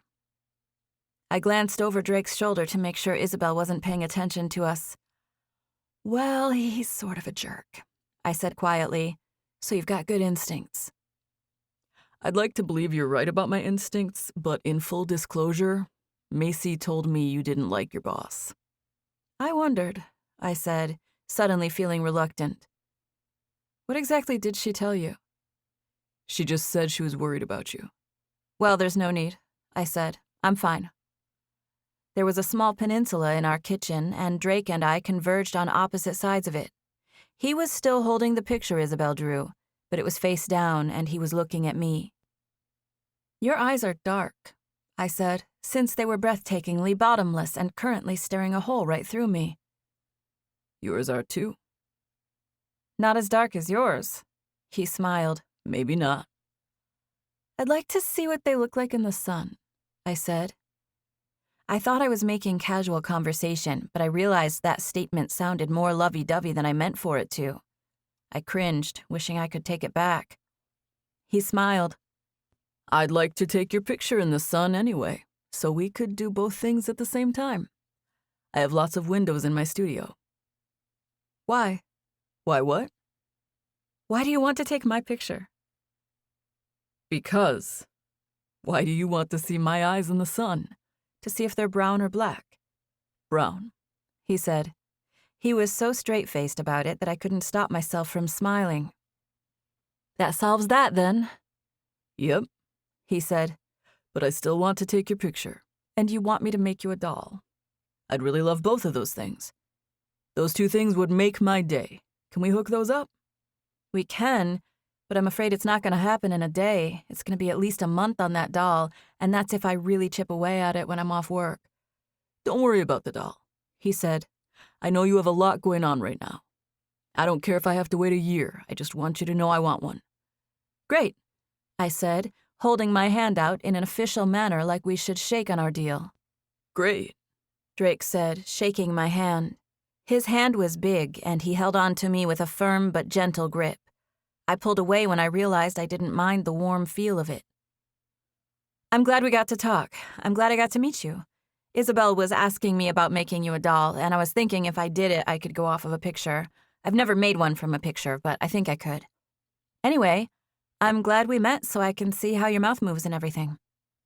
The corners of his mouth lifted in a slow, easy grin. I'm glad we met so I can see how your mouth moves too, he said. I narrowed my eyes at him like I thought he might be making fun of me. I'm serious, he said, letting out a little laugh. It's true. I like your mouth. That's why I want to take your picture. I mean, there's lots of reasons, but that's one. Your smile is a study in contradictions. I think I might be too tired to know what that means. I'm just going to take it as a compliment. He gave me a resigned smile. It was. But I should let you get on with your evening. And I should let you get on with yours, I said. I don't have to be anywhere till 8 o'clock, he said. I knew that was still several hours away, but I said, You better get going, or you're going to be late. Chapter 6. Drake wasted no time taking the hint that I wanted him to leave. 1 minute I was staring at him from across the kitchen peninsula, and the next he was walking away from me with the intention of telling Isabel goodbye before he left. I had just told him that he'd better get going, and now he was leaving, and I hated myself for ever saying those words. I stared at his back as he crossed the room. I felt a sense of longing and regret. I really wanted him to stay, but honestly, I didn't feel like I was up for trying to impress someone like Drake. My self-esteem had seen better days, and I had no one to blame but myself. One of my friends back home had told me before I left that New York would eat me alive. I had been offended when she said that, but at the moment, I felt like she'd been right to try to warn me. I felt like I'd been eaten alive, or was in the process of being eaten, at least. I was right in the middle of these types of thoughts when Isabel stood up and threw herself into Drake's arms. He scooped her up, and she latched onto him like a little monkey. She squeezed him tightly, burying her face into his neck. Drake held her close, but after a few seconds, he turned to me, wearing an expression like he wasn't sure what to do next. Isabel, Drake's gotta go, baby. He said he doesn't, she whimpered. I heard him say that. Her face was buried in his neck, and her arms were covering her mouth. I could barely hear her, but I knew just by the way she was talking that she was crying. I came to stand beside them. He does, though, baby, I said, rubbing her back. He's got somewhere to be at 8 o'clock. I'm gonna make a doll for him, though, and you can help me with that. My hand was still touching her back when she took an uneven breath that let me know she was still crying. She put her fists to her eyes and rubbed, doing her best to be a big girl. Drake watched her take a hitching breath and rub her crying eyes, and then he shifted to stare directly at me with a serious expression, as if he was mad at me for making him leave. I looked back and forth from Drake to my daughter, who was completely devastated by his impending departure. I had literally never seen her act this way. She wasn't trying to disobey or be disrespectful by begging him to stay. She was genuinely heartbroken. I didn't know why, but I could see it plain as day, and it broke my heart. Can I talk to your mom for a minute? Drake asked, staring at Isabel. He glanced at me. Is there somewhere we can talk for a second? Drake set Isabel to her feet with a reassuring glance that was full of all sorts of promises about how he'd be right back. He winked at her, and she smiled and blinked through her pitiful tear-filled lashes, and she took another unsteady breath. My bedroom was the only place that could offer us any sort of privacy, but I didn't want to go in there, so I turned on the television on my way to the kitchen. Drake followed me, and I spun on my heel once we were far enough away from Isabel that she couldn't hear us. Drake regarded me with a sorrowful expression, as if apologizing for what he was about to say. I don't want to offend you by saying this, but I think Isabel likes me. You think? I asked sarcastically. He sighed as if trying to decide how to put his sentiment into words.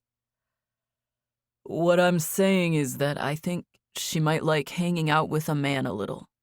I don't know what your story is, or if her dad comes around, but it just feels to me like she's... Drake's expression fell when he noticed tears welling in my eyes. I'm sorry, I didn't mean to. He stared at me regretfully.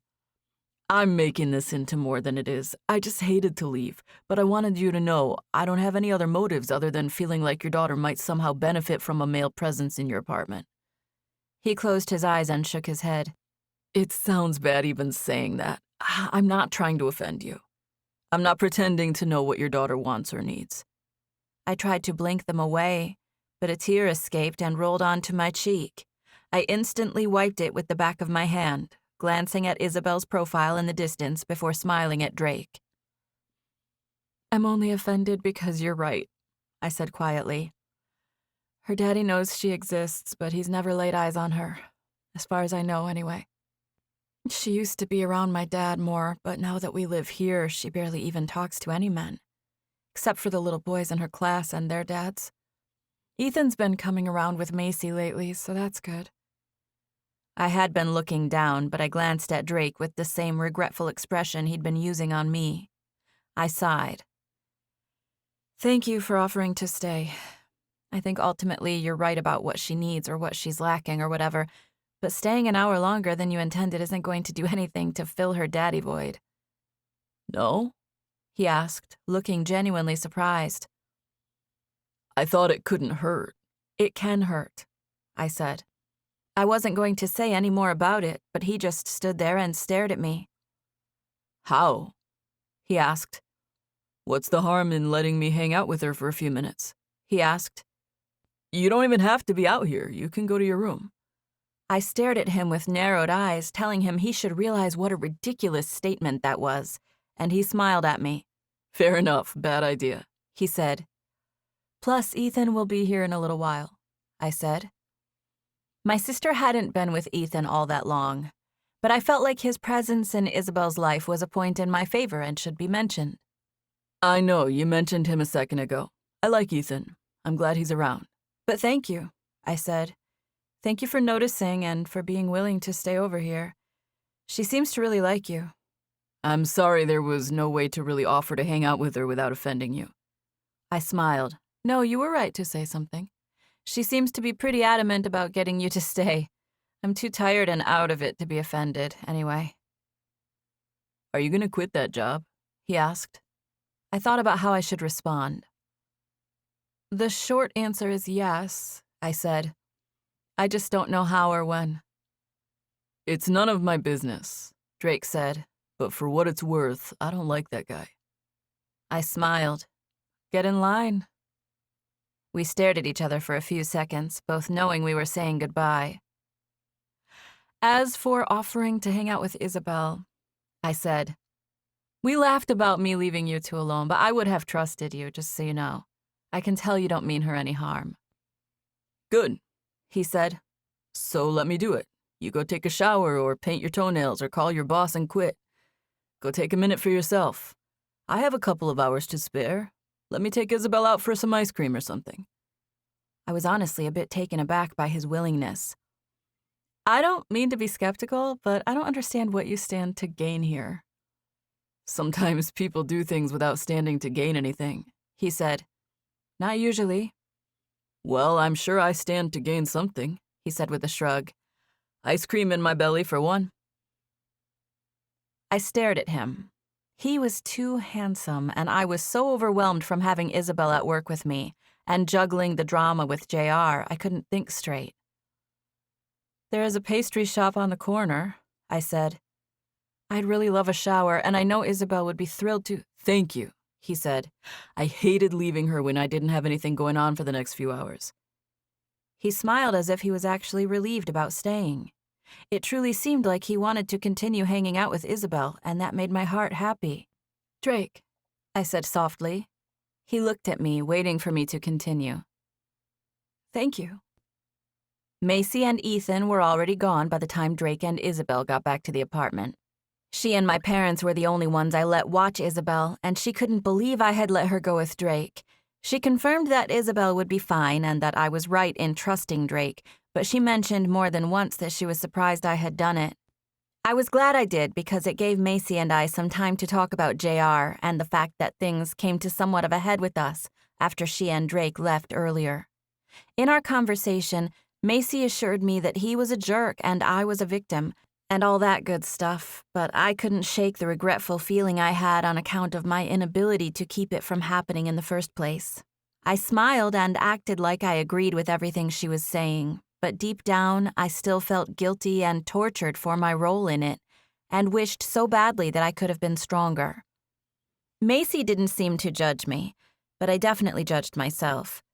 She asked me if I had noticed Drake at all, and I told her the truth, which was that I was too preoccupied with getting my life straightened out to be able to notice anyone, regardless of how handsome and sweet he was. We joked about Drake being tall, dark, and dangerously handsome, and I laughed about misjudging him based on the fact that he was a photographer. I mentioned Isabel's infatuation with him, but I downplayed it considerably. I didn't tell Macy she cried when he started to leave. There was a lot I left out, actually. I was sick with regret from everything I had let happen with JR, so I was distractible and had the tendency to lose focus. Ethan came to pick Macy up, and before I knew it, they were gone, and I was alone in the apartment. I had about 15 minutes to myself before Drake and Isabel came back. I had just finished putting some dishes in the dishwasher when they walked inside. Drake bought you 2 pieces of chocolate cake, Isabel announced proudly. Drake was holding her, and she was holding the white box. 1.5, Drake said, shooting me a look of regret. I might have taken a little off the corner of one of them before we left. Isabel giggled. Drake set her to her feet, and I watched as she ran across the room, headed toward me. She stopped in front of me and held up the box, offering it to me with a huge smile. Why, thank you, I said. She squealed with delight at being the bearer of such a nice treat and ran off to the living room where she twirled around. I peeked inside the box, and sure enough, there were 1.5 pieces of chocolate cake. I grinned as I glanced at Drake. I'm sorry for eating that. I shrugged. Even 1 piece was more than I expected, I said. As far as I'm concerned, you brought me 1 and gave me half of yours. Yeah, that's what I did, he said, obviously lying. I did not order a big slice of pie and eat it with your daughter before I ate half of that chocolate cake in 1 bite. Good, I said, smiling, because that would be totally unacceptable. I took a fork out of the drawer and used it to eat a bite of cake, the slice he'd already eaten from. I made an appreciative noise as I chewed. Oh, man, thank you so much, I said, putting the box into the fridge as I finished swallowing. That's my favorite. That's what Isabel said. That's why I had to try it. I started to wipe the countertop, but Drake was casually standing in my kitchen watching me, so I changed my mind about the mindless busy work and opted to just stand there next to him. "Thank you for hanging out with her," I said with quiet sincerity. "I thought about what you were saying, and I know you were right about it. I need to get back home to let her see more of my dad." It's none of my business, really. I just wanted to say anything to get you to let me stay.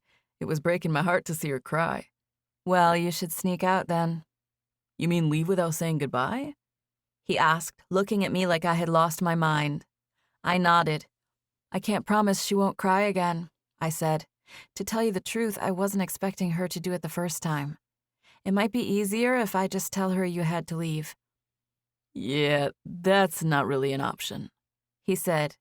He smiled and waved in such a way that I knew Isabel was walking into the room and looking right at him. Besides, I wasn't planning on leaving.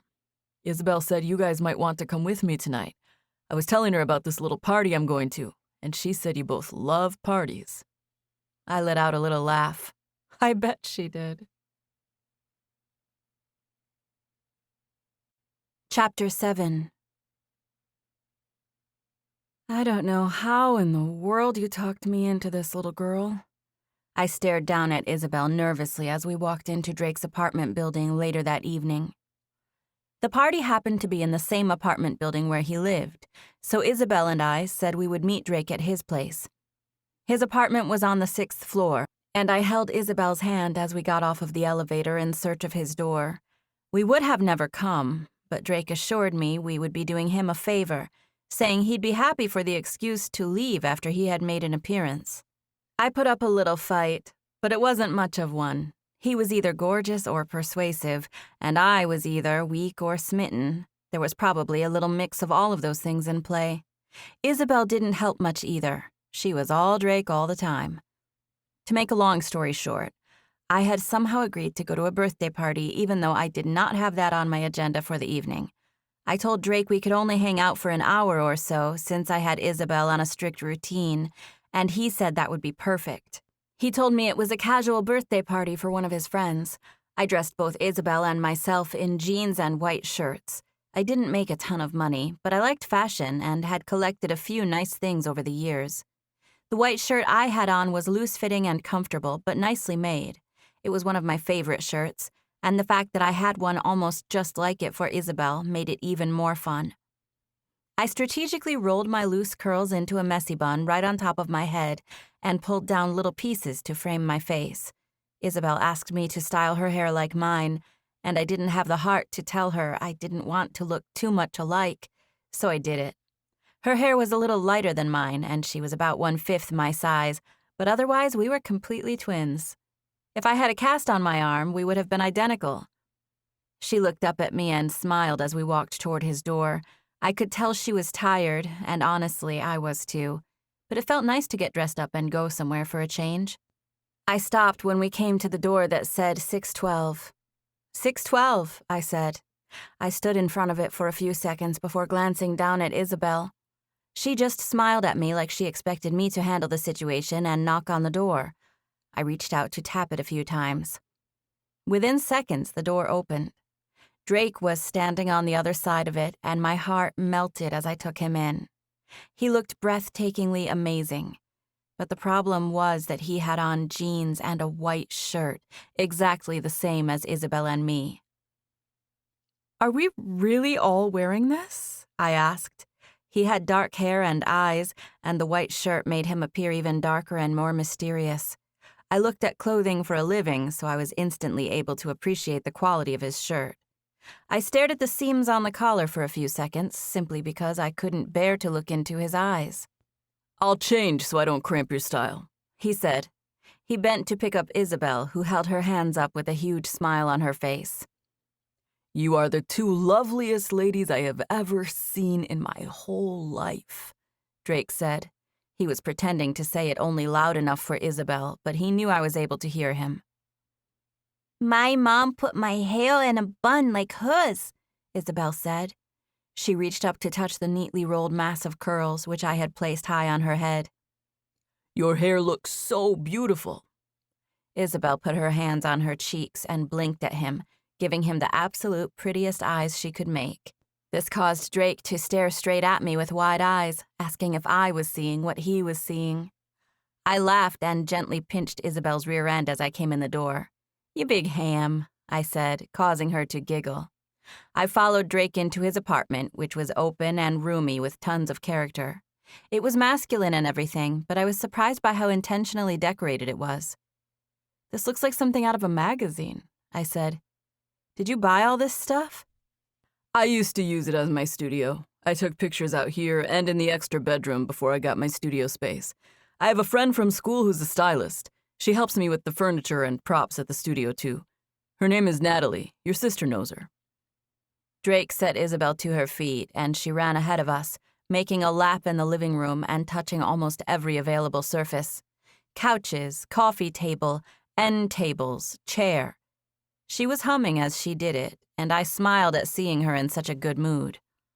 Within 5 minutes, Drake had offered us drinks and changed into a different shirt, a light blue one that looked to be made by the same designer as the white one. I could tell by the tiny little tag on the collar. I caught myself looking at his clothes, not because I cared what he was wearing, but because it was difficult to look at his face without feeling drawn toward him. Drake made me realize why people used the term attractive. I had never said or even thought of that word before, but it was attraction I felt to him every time I looked up at his face. His mouth was mesmerizing. Both his top and bottom lips were full and perfectly shaped. We were standing in his living room, and I was staring at the way his dark facial hair framed his lips when he smiled. "Your place is really nice," I said, looking around. "Thank you. I'm glad you're here. Are you ready to head upstairs?" I shrugged. "As I'll ever be, I guess." Rose was the nicest lady you'd ever want to meet. It was her 60th birthday, and her apartment was full of friends and family. Somewhere between 20 and 30 people were there. Rose was a distant relative of Drake's, his dad's second or third cousin. She had looked out for Drake since he moved to New York years ago.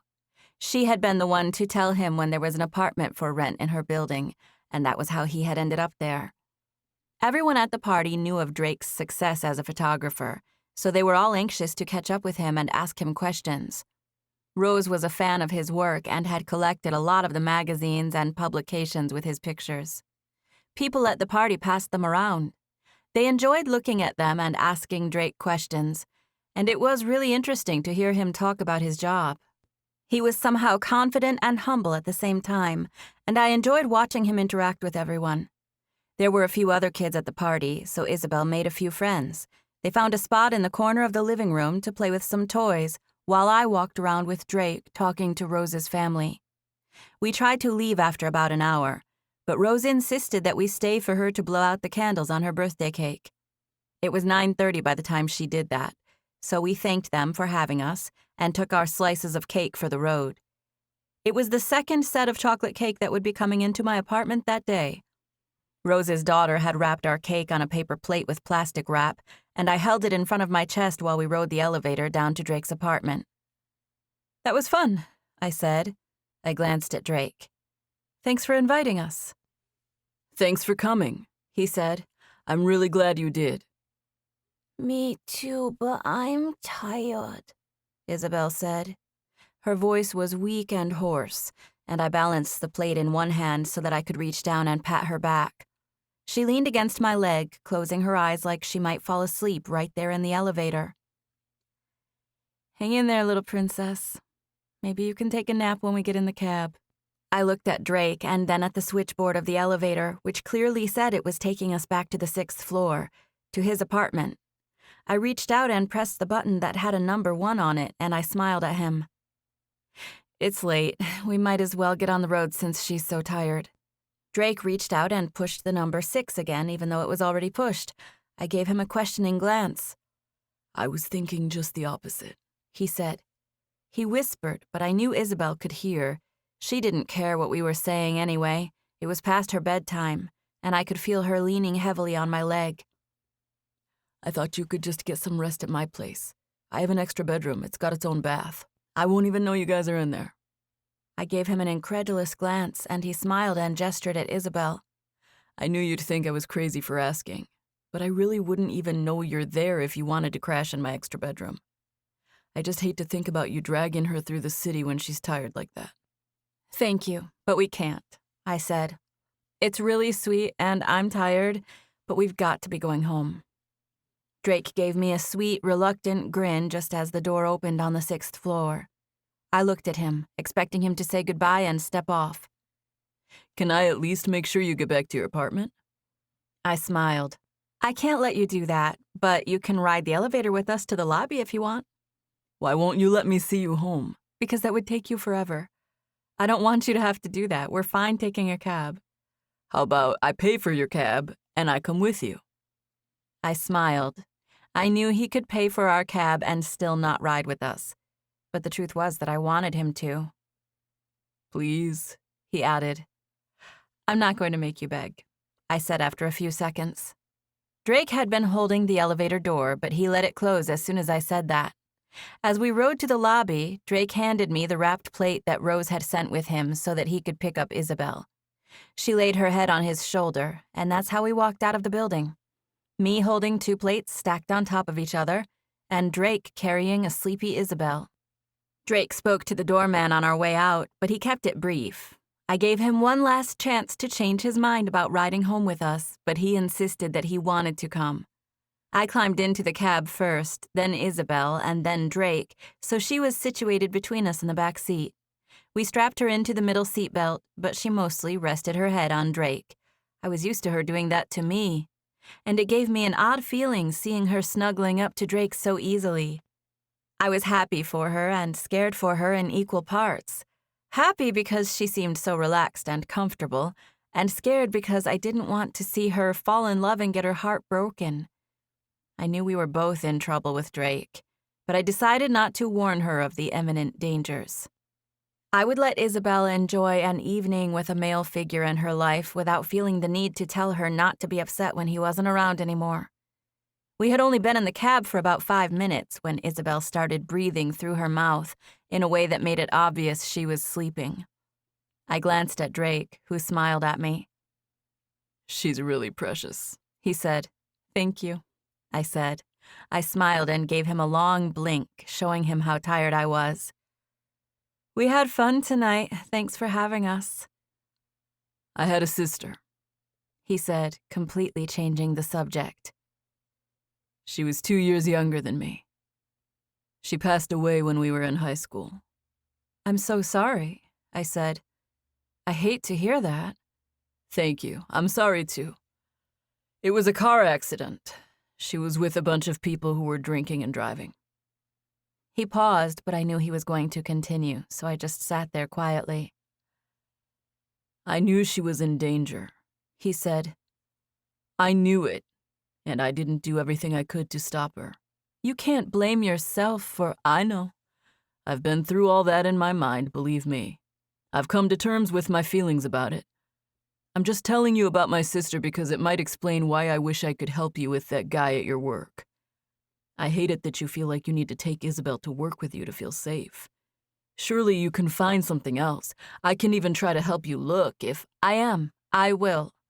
I plan on looking for something else starting next week. I've got to be a little patient, though, because I can't afford to burn any bridges with Patterson and Ray.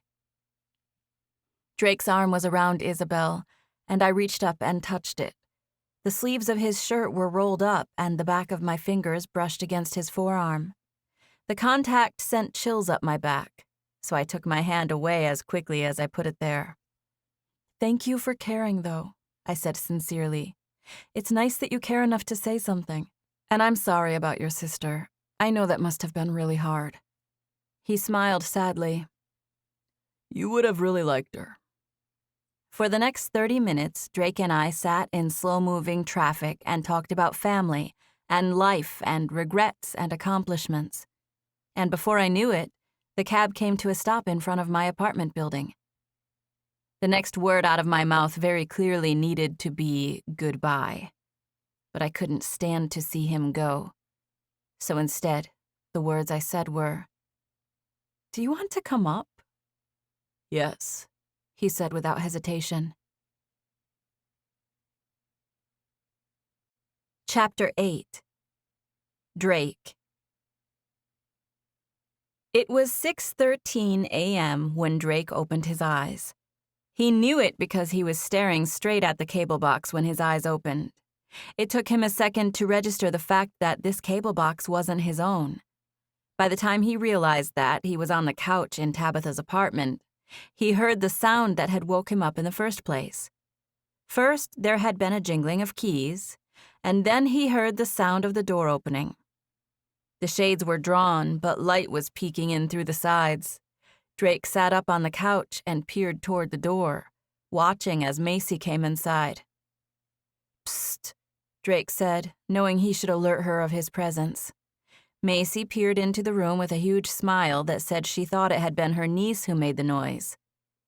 Drake lifted his hand and gave Macy a little two-fingered wave to make his presence known.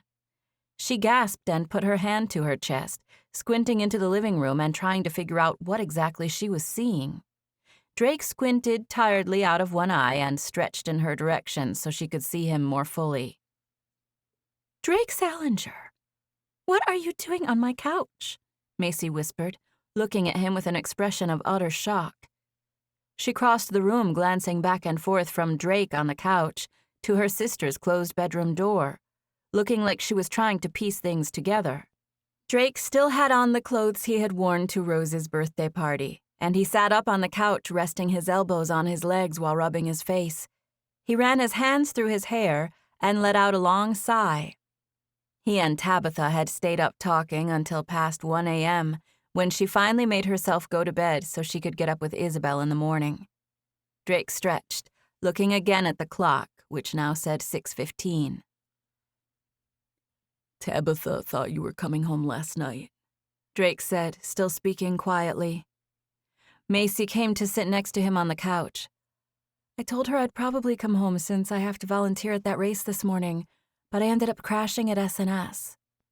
Well, she thought you were coming home, so I told her I would stay out here till you got home. I told her I'd leave when you came in. I don't think she wanted Isabel to see me out here in the morning."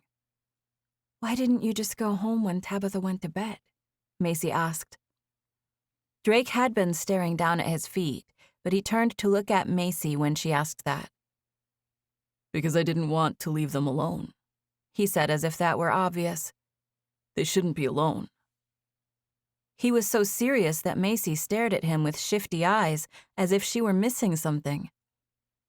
"Drake, you do know I'm getting married, right?"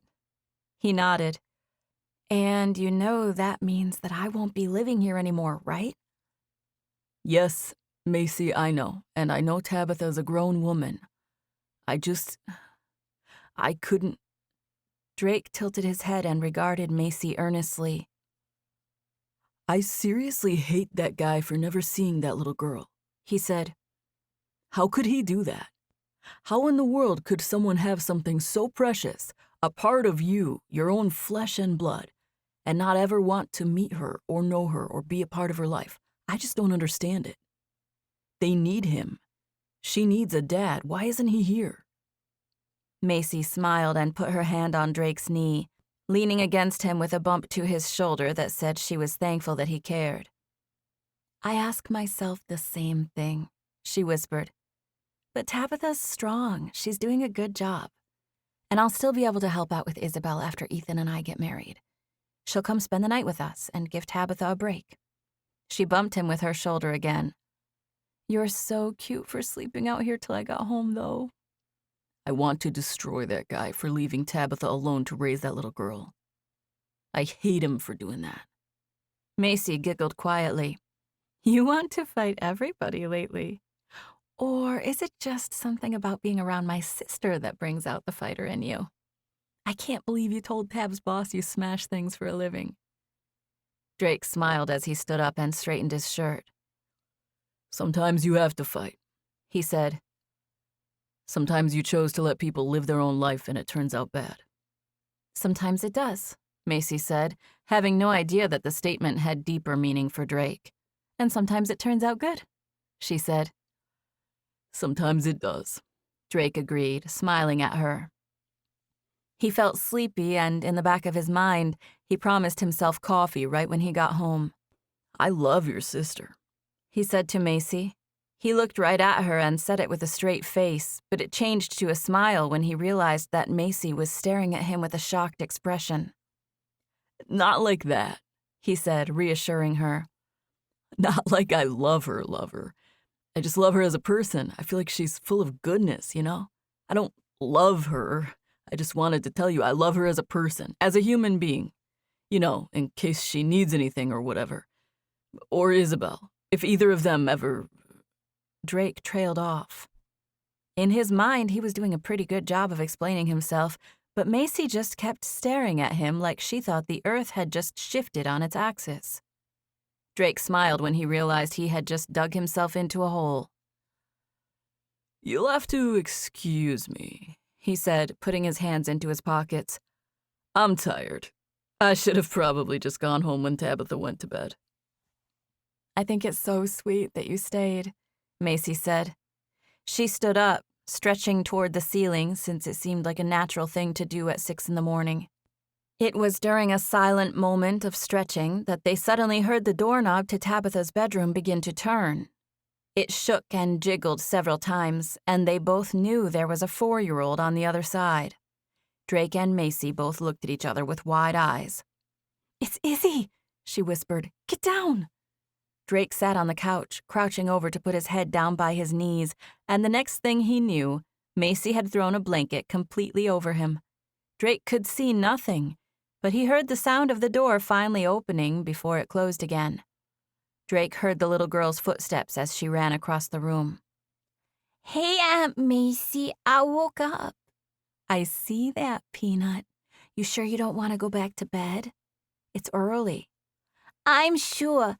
Mama said you was probably waking up, and she said if you can get me some cereal and put on a cartoon so she can sleep till 7, and then I can wake her up.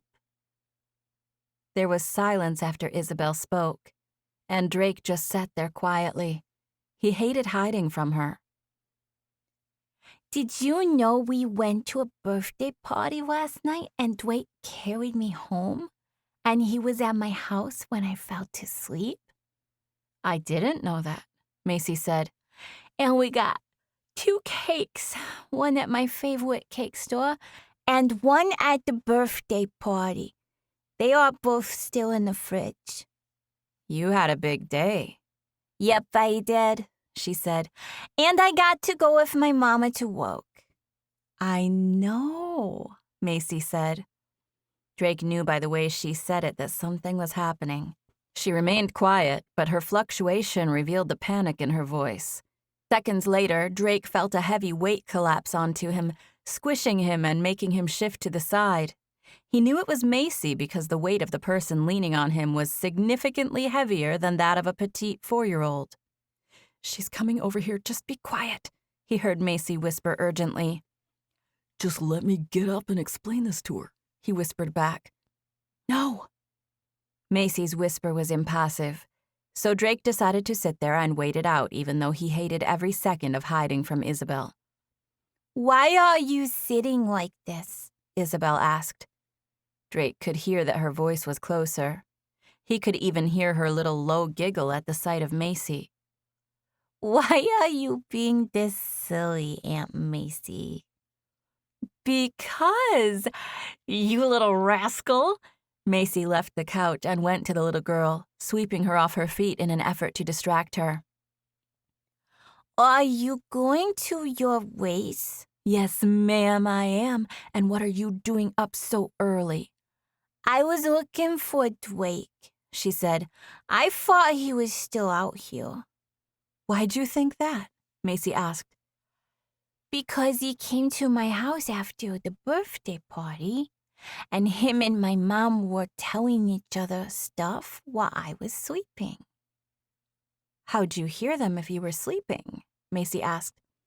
"I didn't. I just saw them." "Then how'd you know what they were talking about?" "I just did."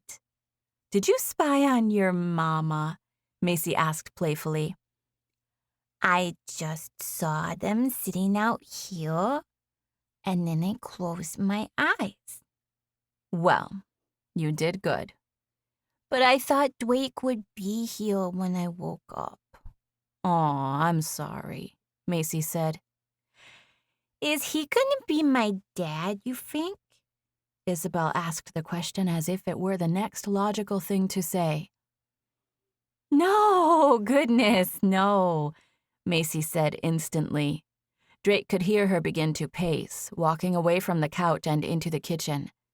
He was not a hide-under-a-blanket type of guy, but he sat there, at war in his own thoughts about what would be best for the child, to stay hidden or come out and be honest with her. Macy continued by switching the subject to breakfast cereal, but Isabel's words kept replaying in his head.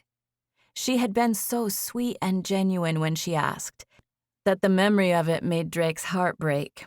His chest was in physical pain at the memory of how expectant and sweet she had sounded when she asked. He hated himself for hiding, but didn't know what else to do. He was sitting there listening to the girls talk quietly about cereal from the nearby kitchen when he heard a door open, followed by the sound of footfall. "Oh, my goodness, thank goodness," Tabitha's voice said. "I was so sleepy when she got up that I just forgot things might not be in order out here, and I sent her straight out. I totally forgot there was a chance that I'd be at the race already?" Macy asked, cutting her sister off. "Nope, I'm here. It's early, though. Why don't you guys go back to bed for a few minutes?" "I don't think I could go back to sleep," Tabitha said. I couldn't either. I wanted to get up because I thought Drake was going to be over here. "Why'd you think that?" Tabitha asked, crossing to the kitchen. "'Cause I saw him over here when I was sleeping." "Well, he did see us home and tuck you in last night," Tabitha said. Uh-huh. Isabel returned. Drake heard them make a kissing sound and then a moaning sound like there was a hug taking place. "Good morning, little peanut." "Morning," Isabel said. "Why don't you guys go get a little more rest?" Macy asked. "Mom, is he ever going to come over to my house again?" Isabel asked. Drake could take it no longer. She was so expectant and precious that there was no way he could just sit there and let them talk about him like he wasn't there. He did the unthinkable. He cleared his throat. It was a really short, respectable throat clearing, but he could no longer remain silent. "Did you hear that?" Isabel asked. "I think you two are exhausted," Macy said. "It is way too early to be up. Just go back to bed for a few minutes, and I'll wake you up when I leave for the race. This place is a mess, and if you'll just go back to bed for like 10 minutes, or even 5, I could clean up a little bit, and everything would be back to normal." Macy's tone definitely implied that she was speaking in code to her sister, and there were a few seconds of silence while Tabitha put the pieces together. "It's too early for you to be up on a weekend anyway," Macy urged. "I'll clean up the apartment, and then it'll be nice and clean when you wake up." "I don't think it's dirty on the first place," Isabel said. "I think Aunt Macy's right," Tabitha said with understanding in her tone. "It's really early. I think maybe we should wake it up easy for a few minutes." Drake stayed still, but his heart dropped at her words. He knew she expected him to be gone when they woke up, but somewhere in the back of his mind, he thought she wouldn't be able to let him leave now that she knew he was there. Obviously, he was mistaken, because the next thing he knew, there was the sound of a door closing, and Macy whispered, "Okay, the coast is clear."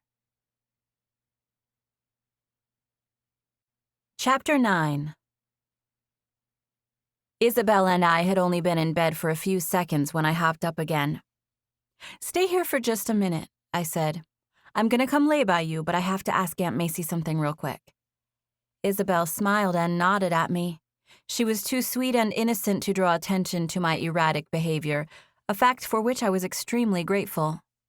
"I'll be right back," I said from over my shoulder at the door. Isabel waved at me from her place in the middle of my queen-sized bed. and I knew by how comfortable she was that she was staying in place, at least for a minute. I turned and made my way to the living room as quickly as possible.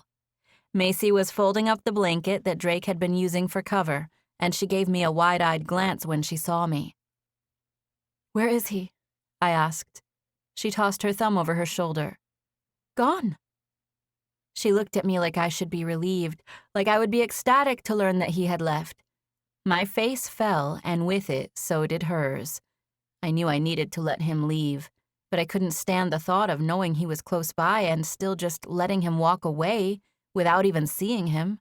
I hate for him to leave. I really wish I would have told him goodbye. She pointed to the hallway again, still wearing a slightly confused expression. "I'm sure you can catch him," she said. "He just walked out the door." I instantly took off in the direction of Drake, but then I was pulled back to Isabel. I glanced at Macy with a pleading expression. "Could you please go lay by Isabel for a minute? Just tell her I'll be right back." Macy smiled and nodded. I was so relieved to have her there to cover with Isabel. I walked toward the door, thinking about all the things I'd say to Drake when I caught up with him. I'd thank him for a fun evening and for staying till Macy got home, even though it almost got us both in trouble. He was already way down the hall by the time I opened the door and stepped out of my apartment. He had pressed the button for the elevator and was standing in front of it, waiting for the door to open. He saw my movement in the hallway, and he looked my way. I smiled and made a tiptoeing gesture that included putting my finger over my mouth, like I was trying to be quiet as I headed toward him. He smiled and started walking in my direction. There were 5 or 6 doors between us, and we closed the distance, both of us smiling like we were relieved to see each other. He was gorgeous, and my heart fluttered as a result of being on the receiving end of his smile. Neither of us said anything, but his smile faded as we closed the gap and came to stand only a foot or 2 apart. He was going to kiss me. I knew it by the way he looked at me. I maybe should have said something to stop him. There was a second or 2 where I could have done or said something to stop him. The thing was, I didn't want him to stop. I wanted more than anything to kiss Drake Salinger. So when he leaned in to put his mouth on mine, I not only let it happen, but I grabbed onto him, gripping his forearms in a way that definitely encouraged him. I had talked to him so much the night before that I felt like I knew him for who he was, like he had let me see his heart, his soul, what he was really about. I knew I should feel guilty about desiring him so much, and I had done my best to discourage any physical contact the night before. But there was absolutely nothing I could do to stop myself from falling headlong into his kiss.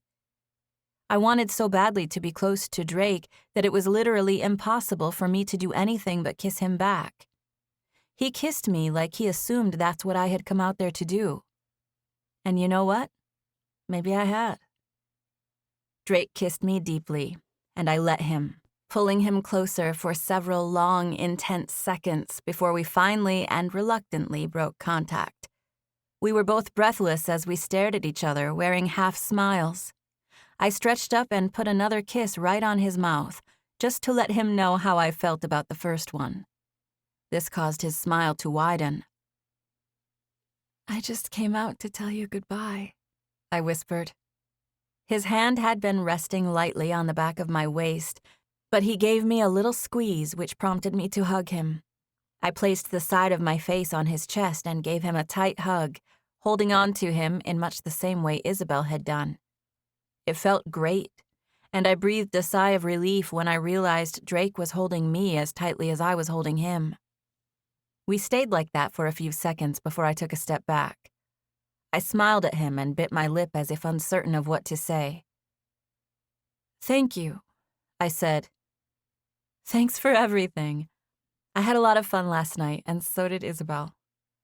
"I want to do it again," he said. "We should sometime," I agreed. "Sometime is so non-committal." "Maybe I can call the studio and get on your books," I said. He smiled. "Maybe you should." "Okay then, I will." "That seems like it'll be too long," he said. "Are you booked?" I asked. "Really booked," he said. "I'm busy for like the next 2 months." I guess I better just call and take the first available. What if you're already back in Hartford by then? He asked, since we had discussed the possibility of Izzy and me moving back home after Macy and Ethan got married. I knew Drake was baiting me to see how I'd react to him saying I'd be back in Hartford, but I called his bluff. I shrugged. Even if I'm living back there, I'd drive to the city for a photo shoot with the famous Drake Salinger. He stared at me like he was trying to figure out what to say next, and I smiled and tilted my head at him. I'll see you soon, I said. Today? He asked. I have some work to do later this afternoon, but I have the morning off. Let's go get some breakfast. You and Iz can come with me to the studio, and I'll take your picture before I have to work. He paused and shrugged. You said you have the day off, he said. I thought you just said it would take months to fit into your schedule. That's if you talk to my assistant. I guess I'd rather talk to you then, I said. I wanted to have the strength to refrain from falling for this guy, but I just didn't. If it was up to me, you and Isabel would meet me in a little bit for an early lunch, and then I'll take your picture before I go to work. Then that's what we'll do, I said. He gave me a satisfied smile, and we both hesitated, knowing I had to get back inside. This is weird, but I don't have your number, I said. Meet me at my studio at 10:30. Your sister has the address. We can exchange numbers later. What should we wear? Clothes. I narrowed my eyes. Just be yourself, he said. I am myself. Good. You're yourself, too. He smiled. Yep, I sure am. And I'm gonna see you in a few hours, I said. Yep, you are. Okay, so bye. He smiled. Bye, he said. He just stood there and gave me that easy smile. I'm gonna kiss you again, I said. I awkwardly rocked forward onto my toes, popping up to place a kiss on his cheek. I hesitated for a second, wondering whether I should kiss his cheek or his mouth, but I went with his cheek. He smiled at me briefly like he thought I was cute, before ducking to kiss my mouth. His lips were soft and warm, but he kissed me swiftly before gently pinching my arm in a gesture of goodbye. I'll see you in a while, he said. Okay. Without another word, I turned and headed to my apartment. Drake got to the elevator at the same time that I got to my door, and we looked back at each other just as I headed inside. I waved at him, and he waved back, and off I went to my bedroom. Macy was sitting on the edge of my bed, looking down at Isabel, who was still curled up in her spot. She sat up when I came in the room. Where did you go? She asked. It had only been a minute since Drake's mouth was on mine, and in the rush of it all, I had forgot to consider that my daughter's first words when I got back would likely be to ask me where I had been. I went down the hall for a minute to talk to someone. Who did you talk to? She asked the question so point blank that I answered with the truth without even thinking about it. Drake. Did you talk to Drake? She asked, sitting up even straighter and peering into the living room. He's not here, but yes, I did. And he said he's gonna take our picture. He is? Macy asked. I nodded. Today? Isabel asked. I nodded. In just a few hours. We have to get dressed soon. Isabel squealed, letting out the sound that I'd been holding in since we converged in the hallway for a kiss that was at least as memorable as I imagined it would be. I felt an ache in my chest at the memory of it. It was a longing feeling, the likes of which I had never experienced. What are you laughing at? Isabel asked.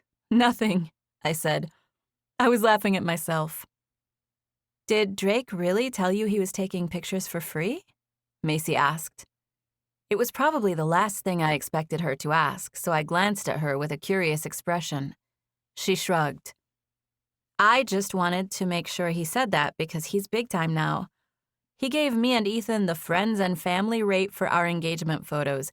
It was a fraction of what he normally charges, and even still, it was like... She paused and hesitated, trying to remember how much they had paid Drake. Well, I think he was planning on doing it for free, I said. But now I feel bad. I guess I should go expecting to give him something. I should at least buy his lunch. Oh, yes, I would love to buy Drake's lunch, Isabel said.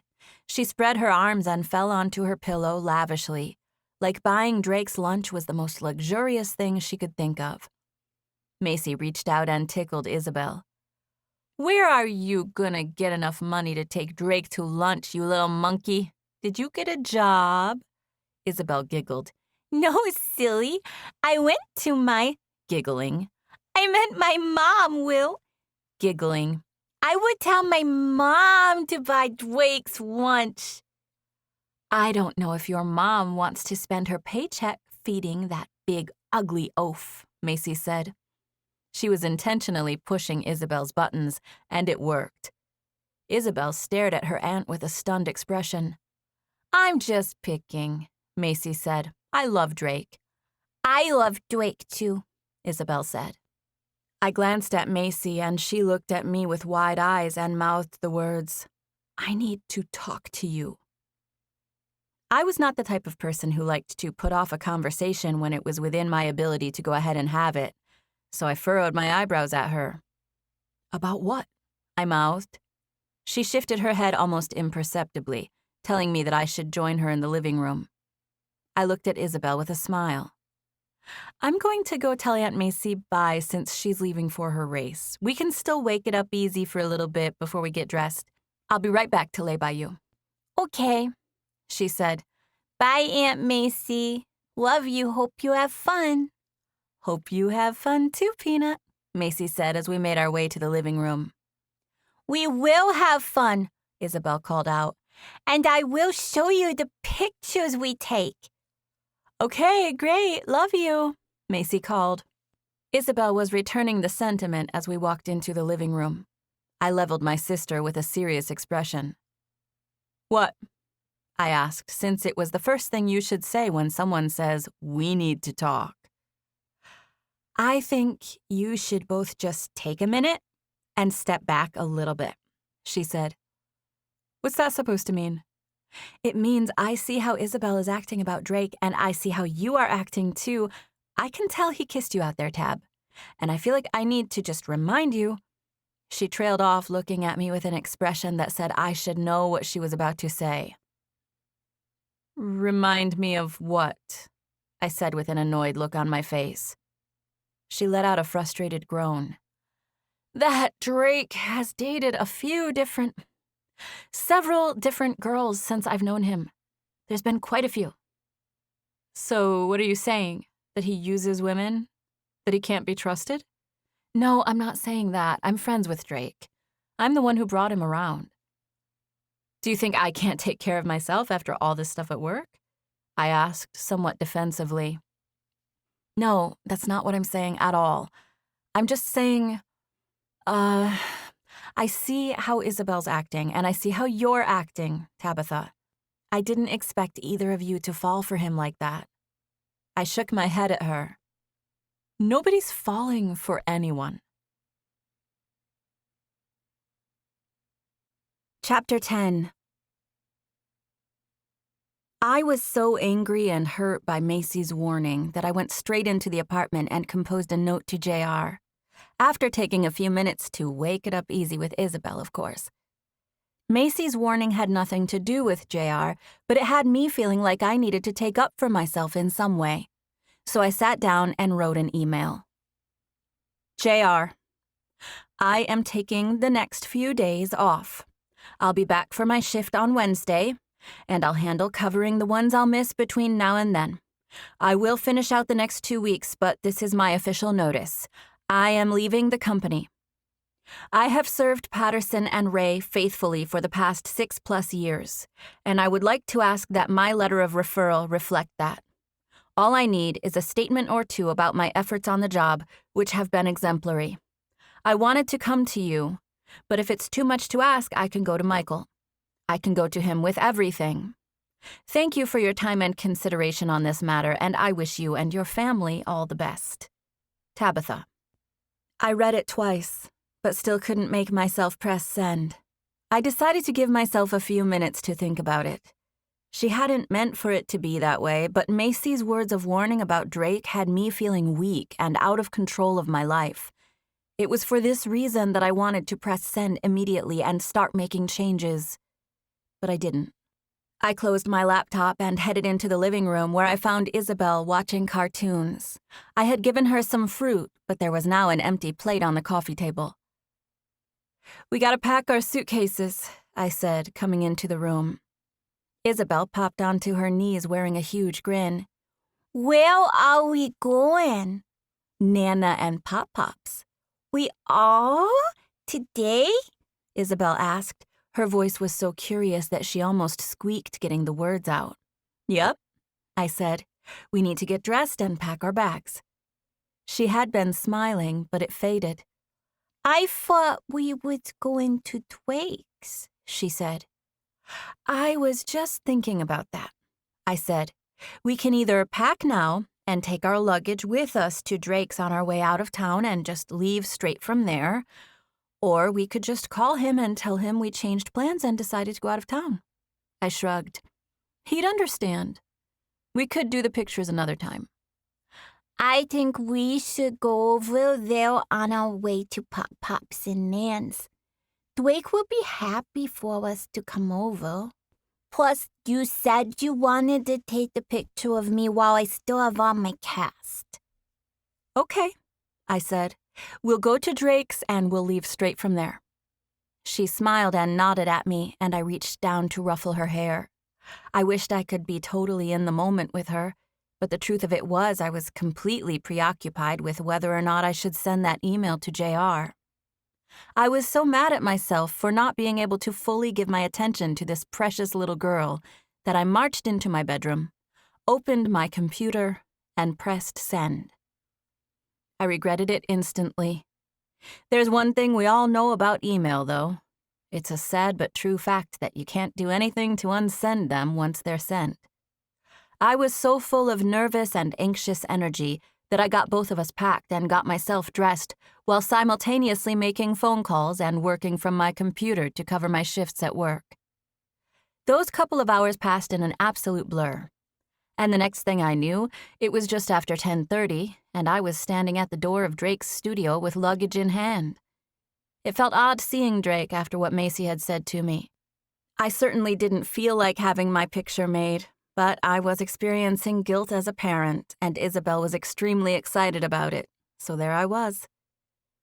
"What's all this?" Drake asked, smiling as we came inside with our bags.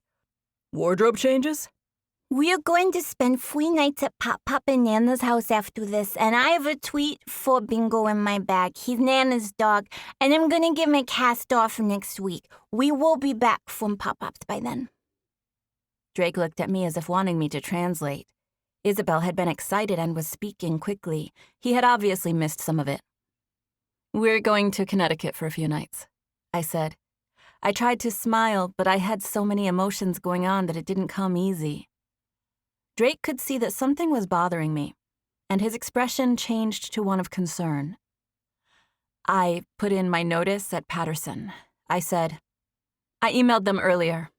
I tried to smile again, and I shrugged, gesturing to Isabel. I hadn't told Isabel anything about quitting my job, so I was telling Drake through subtle gestures that I didn't want to make a big deal about it in front of her. "We're going to head up to my parents for a few days so I can sort through some things and wait to hear back from them. I'm just trying to figure out what's next." As a result of all the serious conversation, we had barely moved from our place at the entryway of the studio, but Isabel couldn't resist any longer. She headed to the other side of the sprawling room where there was a lovely vintage red velvet couch. She was good at busying herself when she knew I was having an adult conversation, so she went on her way, checking out his furniture. Drake took my bags and set them on the floor nearby. He headed slowly across the room, assuming I would follow him, which I did. "This is amazing," I said, looking around. There was a hallway with a few doors, but the studio was huge and open with what must have been 4 or 5 distinct areas, all separately appointed with their own furniture and backdrops. One area had an industrial feel, while the next had a warm vintage feel. This is quite an operation, I said. Your smile is quite an operation. What do you mean? When I left you this morning, your smile was only about 18% melancholy. And now it's more like 87 or 88. He smiled at me and I smiled back. I told myself I wasn't going to let him affect me that way, but Drake was too sweet for me to resist. I realized he had drawn a real smile out of me within the first minute, and I glanced down shyly. This morning was more like 22, and now like 60, I said in my own defense. He shrugged. Still a significant jump, don't you think? I returned his shrug. I'll get over it, I said quietly. I'm just nervous about quitting work. It'll be good to see my parents, get out of town for a few days and clear my head. You almost seem like you're not coming back. I've thought of it, I said. I have to come back and get my stuff, obviously. And I wrote in my email that I would finish out 2 more weeks at work. Well, I don't know if it matters, but my vote is for you to come back to New York. That's sweet, I said non-committally. Isabella and I would both miss it here. Drake saw that I was in a contemplative mood, so he took over from there, announcing our brunch plans. He made conversation with Isabel the whole time we were out. By the time we had finished, he had asked her all sorts of questions. He asked her opinion about school and my job and our daily way of life, and Isabel answered everything with precious candor that had Drake glancing at me with amazed expressions the whole time. I glanced at my phone 3 or 4 times during our meal to check and see if JR responded to my email, but he never did. We went back to Drake's studio right after breakfast, and Drake began taking pictures of us. He was a true professional, because somehow, during the hour-long photo shoot, I went from guarded and distant to actually being in the moment and enjoying our time together for what it was. Drake was in control the whole time, telling us exactly where to sit or stand and how to act. He took what must have been 100 photos before finally setting his camera on the desk. I got some good ones, he said. He put his hands in his pocket, both so smitten. I glanced at his forearms, remembering the way I had held on to them that morning in the hallway while he kissed me. How had things changed so much between then and now? Do you want to take a look at them? Drake asked. The pictures? We should get on the road, I said. But thank you, and thank you for lunch. I really wish you would have let me buy that. He regarded me with a smile that was laced with disappointment, like he knew I was pulling away. I had the urge to throw myself into his arms, so I glanced away. My gaze fell onto Isabel, who was over by the windows, looking out at the city. Time to go, sweet pea, I called. Isabel started toward me, skipping and smiling, and not reflecting any of the angst I felt. Tell Drake bye and thank you, I said. Isabel threw her hands in the air for Drake, and he scooped her up, hugging her and making her giggle so much that I couldn't stand to watch. I left them there to finish their goodbyes, and I headed toward the door to pick up our bags. Let's go, Izzy Beans, I said once I got there. Drake had picked Isabel up to say goodbye, and instead of just letting her down, he walked her to the door. He pulled a card out of the back pocket of his jeans and handed it to me just before setting Isabel to her feet. My cell phone is written on the back, he said. The email address comes to me, too. Oh, good, thank you, I said, smiling and putting the business card into my pocket without even looking at it. I'll text you later so you can have mine, too, in case you need to get in touch. You know, for pictures or whatever. Drake gave me a little smile and nod, but he knew I had pulled away from him some, and I could see the resolve in his expression. I hated doing it. I was so mad at my sister for making me question my feelings for him. Come back, okay? Drake said. We will. We'll be back for school on Thursday, I said lightheartedly as I ruffled Isabel's hair. I gave Drake a quick hug to tell him goodbye. I knew by the way he held on to me longer than I held on to him that he wanted our departure to be more meaningful than it was. But I just couldn't give in, not with everything else I had going on. Drake, Isabel said. Yes? I like your house and I like your studio. I think you have the most fun over here at your work. I do have a lot of fun at my work. I could tell because you took pictures of us and it was fun, huh? Yes, it was, he said. I had a lot of fun. And we went to that birthday party and we ate lunch. I know, Drake said. It was fun, huh? Isabel nodded seriously. I want to do it again tomorrow, she said. We're going to Hartford, I said. And Drake's got stuff going on. You can't just see him whenever. He took our pictures because that's what he does for a job, and he was nice enough to offer to do some work for us one time for free. I can do it for free as many times as I want, Drake said, talking to Isabel like I wasn't even standing there. That's my name on the door. You know what that means? That you are in charge? She asked. Yup, I'm in charge. He high-fived Isabel and then looked straight at me as he held the door open for us. Please text or email so I can send you some of these pictures. I will, I said. Thanks again for taking them and for lunch. Thanks for everything. Chapter 11. It was close to dinner time when Isabel and I made it to my parents'. My mom and Dad were both at home. Dad had bought himself an old Ford Mustang, and he was in the garage with his head under the hood when I pulled into the driveway. I was driving a small hatchback I had rented in the city, and I parked it right behind his classic car. Isabel had only recently learned how to let herself out of a seatbelt, and she did so as soon as I put the car in park. There's Pop, she said. He's working on his car. I know, but I have to let you out before you can go see him. Isabel bounced on the seat with excitement. Dad had made it over to me by the time I got out of the car, so I gave him a hug just before I reached out to open the back seat and let Isabel out.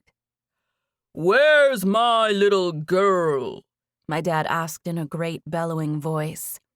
He put the side of his hand to his forehead and looked around with intensity. I'm right here, Pop. I hear her, he said. Right here, she said, laughing and tugging at his shirt. Right here? He asked. He stared down at her in sweet amazement, and she giggled and held her arms up, inviting him to carry her. How's my little girl? Dad asked, hugging Isabel. Good, she said. Looks like you still got that thing on your arm. Uh-huh, but I get it off in 4 days, and I bought a tweet for Bingo. He's gonna love that. He's inside with Nana. He turned to me with a smile. How's my other little girl? He asked, reaching out to give me another little sideways hug. We're good, I said. I had always been pretty good at hiding my real emotions, but I had a lot on my mind, so my casual attitude was slightly less convincing than normal. I sent that email to JR way earlier that morning. It had been like 9 hours and still no response. I had checked my sent folder twice, rereading the email both times. I kept telling myself it was the weekend and he probably hadn't checked his email, but I knew that was untrue since JR lived on his phone. Anyway, I hated not hearing from him. I spent the next few hours catching my parents up on everything Isabel had been doing in school and getting her settled in for the night. I kept everything light and fluffy while Isabel was awake. I had checked my email just about every hour throughout the day, but I never heard from JR. The day passed quickly, though, and before I knew it, Isabel was sound asleep in my old room. I checked my email one more time before I went back into the living room to talk to my parents. There was nothing from JR, but looking at my phone made me think about contacting Drake. I fished his card out of my back pocket and typed his number into my contacts. I went ahead and put in his email address while I was at it. I started to send him a text, but I changed my mind. I even composed one and deleted it, deciding that I needed to take a day to clear my head. I took a long shower, washing my hair and shaving my legs and doing all the things I usually put off.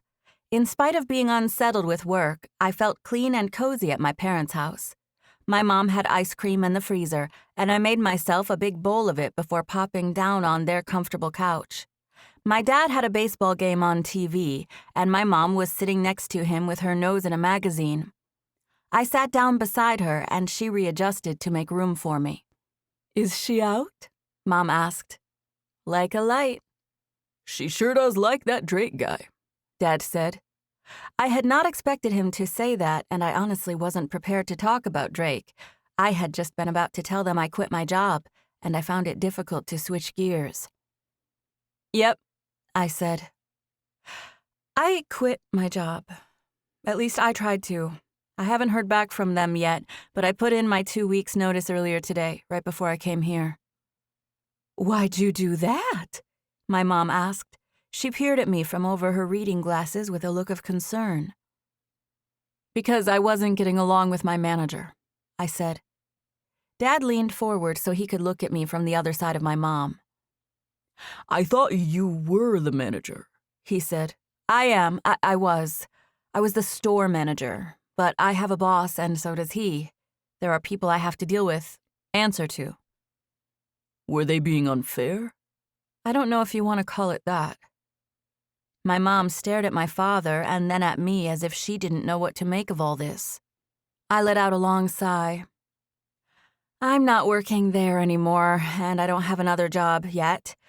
I'm at a crossroads, and right now I'm just trying to decide whether I want to move back home and start over or try to stay and make a go of it in New York. They were both quiet for a few seconds, and my mother was the one who broke the silence.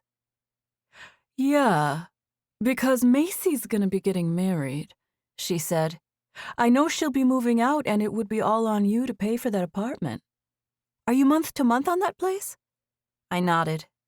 I sat there for what must have been a full minute, taking small bites of the chocolate ice cream that was in my bowl and doing my best to forget about all the big decisions I had to make. What does your heart tell you? Mom asked, pulling me back to reality. In that moment, I silently asked my heart what it wanted, and the only thing that came to mind was Drake. There I was on my parents' couch, wrapped up in a blanket while eating chocolate ice cream. Moving back to Hartford was the obvious choice. My parents would gladly welcome Isabel and me to live at their house while I got my feet on the ground with a new job. I should have started making plans to move back home as soon as I finished my 2 weeks at work. But honestly, moving back home was the last thing I wanted to do. Mom asked what my heart was saying, and the truth was that it was saying I should stay in the city. I clearly wasn't going to tell my parents that the main reason I wanted to do so was because I had become hopelessly infatuated with some photographer I had just met. My heart wishes I could try to make it in New York, I said, but I know it's going to be hard for a little while without benefits and everything. I let out a long sigh at the thought of switching over a bunch of paperwork and possibly having to apply for some sort of state health care for Isabel. I hated paperwork. The whole thing was overwhelming, and I felt like all I wanted to do was forget about all the pending change in my life and disappear into my bowl of chocolate ice cream. Well, you know you are always welcome to come home, Dad said. I gave him a little smile. I know, and thank you. It might still be a possibility. I just wanted to take a few days to think about it. You got Isabel all situated for kindergarten in the fall, my mom said, thinking out loud. But all you'd have to do is put her in school here if you decide to come back home. I've already thought about all that, I said. I think I'm just gonna wait to hear from my boss. A lot of it will hinge on whether or not they're gonna give me a good referral. Of course they will, my mom said. They're probably gonna beg you to stay and give you a raise once they read the note that you're leaving. Dad sat back on the couch looking relaxed, like he had all the confidence in the world that I'd be able to get any job I wanted. They better be fair to you, Mom said. You've worked for them for a long time. You've paid your dues. Is there some kind of severance package or something? I gave her an incredulous glance. I'm not getting laid off, Mom. I'm quitting. There's no package. I'm just going to finish off these last 2 weeks and hope my last paycheck and my savings can get us by until I find something else. It's an awkward, stupid situation at work, and I don't really want to talk about it, but I'll get through it. I'll find something else, and if I don't, the backup plan really isn't that bad. She put her hand on my shoulder and regarded me with a slightly sad expression. I could tell something was bothering you, sweetheart. I leaned into her, letting our heads touch in an act of affection. I hate strife, I said. I've had to deal with people's drama as a manager, but I'm usually able to stay out of it, keep my distance.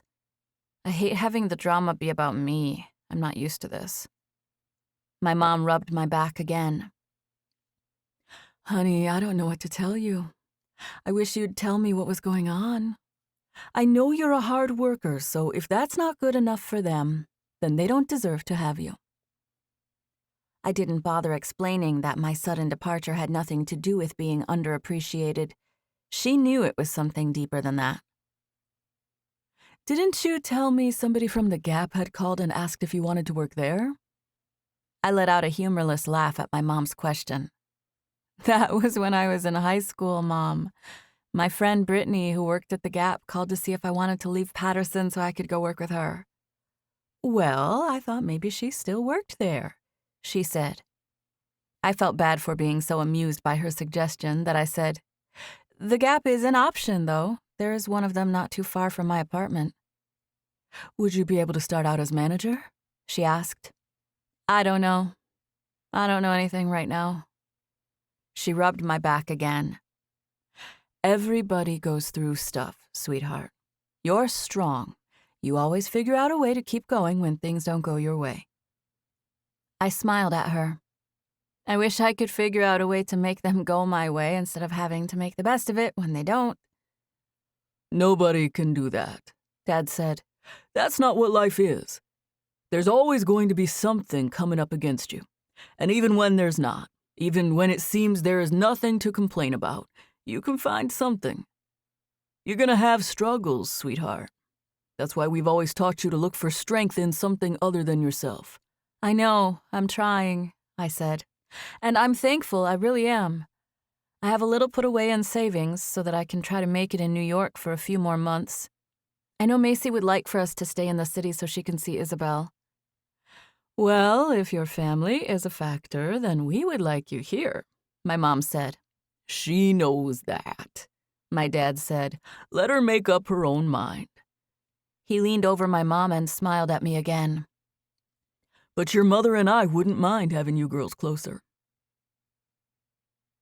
I stayed in the living room talking with my parents for an hour or so after Isabel went to bed. I found my phone and checked my email as soon as I got to my room. Again, there was nothing from JR. I went to the sent folder one more time just to make sure it had actually sent. I refrained from reading it this time, which somehow felt like an accomplishment. I stared at the screen. I had already created a contact for Drake, and I went to it and pressed the button that took me to the texting screen. I composed a text to him. Me. Hello, Drake. Tabitha here. I just wanted you to have my contact information. I am including my email address since I wasn't sure which means of communication was best for you. I typed in my email address and pressed send, and not even a minute had passed before I heard back from him. Drake. Did you just say means of communication? Me. Haha, sorry, I'm a big dork. Drake. You also wrote Tabitha here. Me. Huge dork. Drake. No, but too formal. I was in the middle of deciding what I was going to write back to him when he texted me a picture from earlier that day. It wasn't one of Isabel and me together. It was just me. I was sure Isabel was beside me at the time that it was taken. But this photograph was so closely zoomed in on my face that she wasn't in the picture. It was my profile, and I believe I was looking at her. I instantly focused on my own expression. I was in between smiles, and my face was relaxed and thoughtful looking. I got nervous looking at it, self-conscious, like Drake had captured some hidden aspect of me that I wasn't even sure I wanted him to see. I was tempted to not like the picture of myself. But then I focused on it differently and realized how beautiful the photography was, the actual composition of the whole thing. As a viewer, I really wanted to know what the girl in the picture was focused on and what she was thinking. There was a window behind my figure, and the placement of everything and the lighting were so perfect that I found myself ignoring all of my own insecurities and instead smiling at how beautiful it was. I was staring at it and trying to think of something to say to Drake, something that would do justice to the beautiful portrait he had just sent me, when another photo came through. It was another one of me, just me. I knew he had taken several shots that were just Isabel today, but I honestly hadn't even been aware that he was taking some of just me. I was lost in thought, staring at yet another visually compelling photograph when a text came in from Drake. Drake. Who is this girl? I smiled when I read it, and then I started typing a response. Me. I think that's me, but I'm not sure. They really are beautiful photographs, Drake, and I'm not talking about me. Seriously, I see why you're famous. You make me look like a model. Drake. God made you look like a model. I just documented it. Me. Thank you, but your documenting skills are amazing. Chapter 12. Drake and I had a conversation via text that lasted about an hour that night, and during it, he sent me a total of 4 photos from the shoot. The first 2 were of me, then followed one of Isabel by herself, and then one of the 2 of us together. Drake said there were a few other photographs he loved from the shoot and that he would get them to me as soon as he had the chance. I thanked him again. We exchanged texts for a little while after he sent the photographs, and I caught myself laughing and smiling and feeling like I really liked him.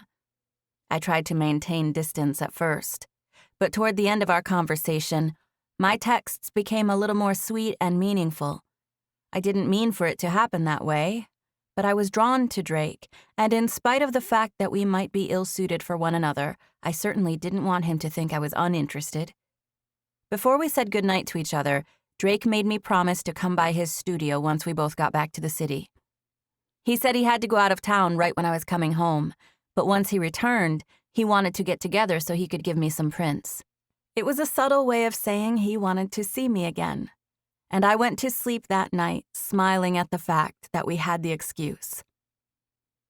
I woke up at 2 a.m. to the worst thing ever. Maybe there are a few worse things than a vomiting child, but I assure you, it's pretty bad, especially when the first of many rounds of vomiting happened directly in the bed next to me. It was no doubt one of the longest nights of my life. And as a single mother of a premature baby, I had experienced quite a few long nights. I won't burden you with the gory details, but let me assure you, it was bad. It was terrible. Isabel woke up at 2 a.m., and from there, things went from bad to worse. I handled it by myself until 5:30, when I woke up my mom for some much-needed reinforcement. By 9 a.m., we got in the car to take Isabel to the hospital. We made it all the way there, but we didn't take her inside. She fell asleep on the way and was sleeping so soundly that we decided to take her back home. We all preferred to stay away from the hospital unless it was totally necessary. So we prayerfully drove her back home and put her to bed. I was glad we made that call, because she was able to sleep for the next few hours, which was what she needed. I only got a few hours sleep the night before, so I stayed by her side, watching her rest until I dozed off with her. I was up and down, but Isabel slept until almost noon that day. She was still feeling puny when she got up, but she was in much better condition than she'd been in the night before. She took a couple of sips of water, and my dad went to the store to get her some Jell-O and popsicles. During the next few hours, she ate several bites of each of these and managed to keep everything down. I hated seeing my child sick. It made me feel so helpless. I would much rather have these things happen to me than to watch her go through it. So, the longest night turned into a long, dreamlike day, and the next thing I knew, it was Monday evening. My mom and dad were getting dinner and watching the news and going on with their life. But Isabel and I had been stuck in a weird time warp of a day where I was consumed with nothing other than being by her side. It was Monday at around dinner time when I realized I had done the right thing in postponing a hospital visit. Isabel felt like she could eat a few crackers and a couple of bites of chicken noodle soup. She also had some color back in her face, which was a much welcome sight for a weary mother. My dad was watching Wheel of Fortune, and I was sitting at the table watching Isabel watch him play along with the TV. My mom was standing at the kitchen sink with her back turned. None of us expected anyone to ring the doorbell, so it startled all of us when it happened. Not only that, but my parents' house was set up in such a way where they almost exclusively used the side door. We all looked at each other with puzzled expressions. My dad tossed the television remote onto the couch and got up to go to the door. I glanced at my mom, who shrugged at me before craning her neck to try to see through a front window. After a short attempt to make out who it was, she glanced at me with another shrug, saying she couldn't tell. My gut told me who it was. I knew it was JR. I just knew it. The television had gone to commercial and now seemed louder, but I could still hear the sound of men's voices as my dad answered the door. It was JR. There was no doubt in my mind. The thought of it had me so stunned that I stayed motionless in my seat. I tried 3 or 4 times to make myself get up, and I just couldn't do it. It took me several long seconds of just sitting there, fighting with myself before I could finally muster up the strength to stand up and walk toward the front door. I smiled absent-mindedly at Isabel as I walked past her. My heart was about to beat out of my chest. I could see JR as soon as I turned the corner. He said something to my dad as he smiled and gestured toward me, and my dad stepped out of the way as if he thought I'd be happy to see the person standing there. I walked numbly through the foyer, staring straight at JR in intense silence before glancing at my dad. "Thanks, Dad. I got this," I said with a completely straight face. My dad, who had been smiling up until then, stared at me with a look of growing concern. I forced a smile. "It's my boss from work. I'm just gonna tell him what kind of night I've had, and I'm sure he'll be on his way." My dad gave JR a reluctant expression, as if he might actually feel bad for the guy.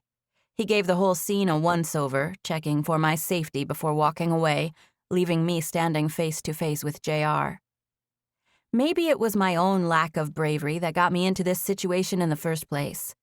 But I was anything but a coward right then. I had been up all night, watching my baby girl go through physical misery, and I was not in the mood to deal with this man. In hindsight, I would appreciate that it was the terrible, horrible 18 hours that preceded JR's visit that somehow gave me the strength to do what I did next. I stepped out onto the porch and stood right in front of him, staring into his eyes with all the ferociousness of a mama lion. I was not messing around. I had never looked at JR the way I was looking at him right then, and we both knew it. He physically cowered under my stare. "What in the world are you doing here?" My voice came out in a measured whisper. He squirmed at my intensity, trying to smile and then changing his mind. His expression changed from happy to cautious and then back again several times, all in the course of those few seconds. I just sat there and stared at him. I looked straight into his eyes and showed him how mad I was. "I thought I'd come up here so we could talk," he said. He gestured all around himself. "It's not like it was hard to find you. This place is still listed as your primary residence." "You have no business coming here," I said. He smiled nervously. "Take it easy, Tabby." "Tabitha." "Tabitha. Take it easy. I just wanted to talk." "There's nothing to talk about. I've been up to my ears in sick daughter all night. I watched her cry and heave all night to the point where we got in the car to take her to the hospital.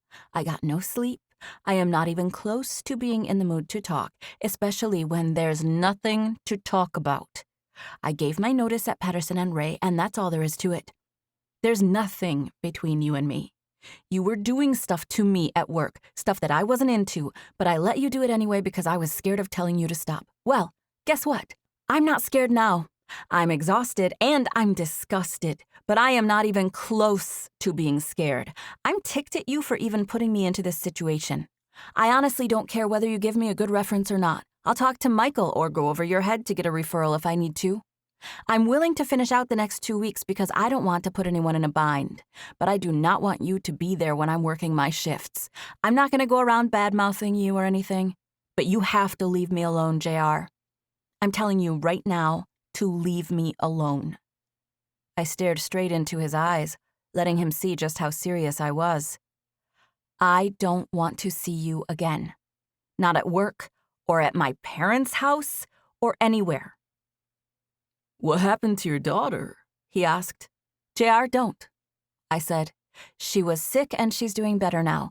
Please just get back in your car and go to the city. I'm sorry you came here.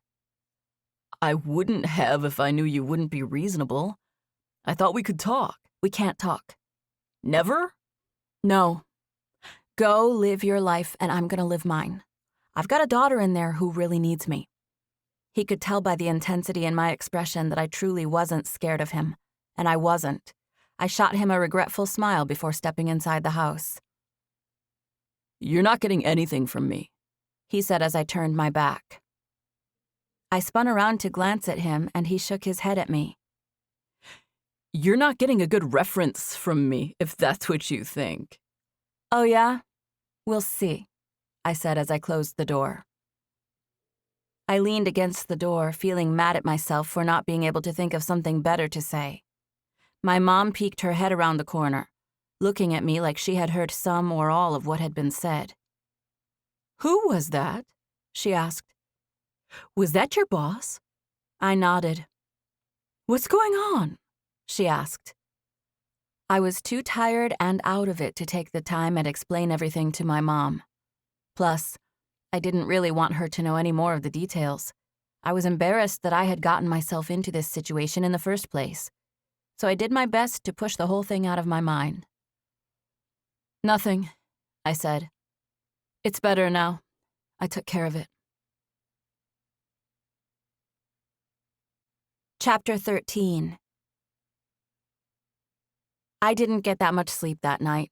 Isabel did a lot better than she had the night before, but I was still amped from everything that had happened with her the night before, and from all the coffee I drank to keep myself awake during the day.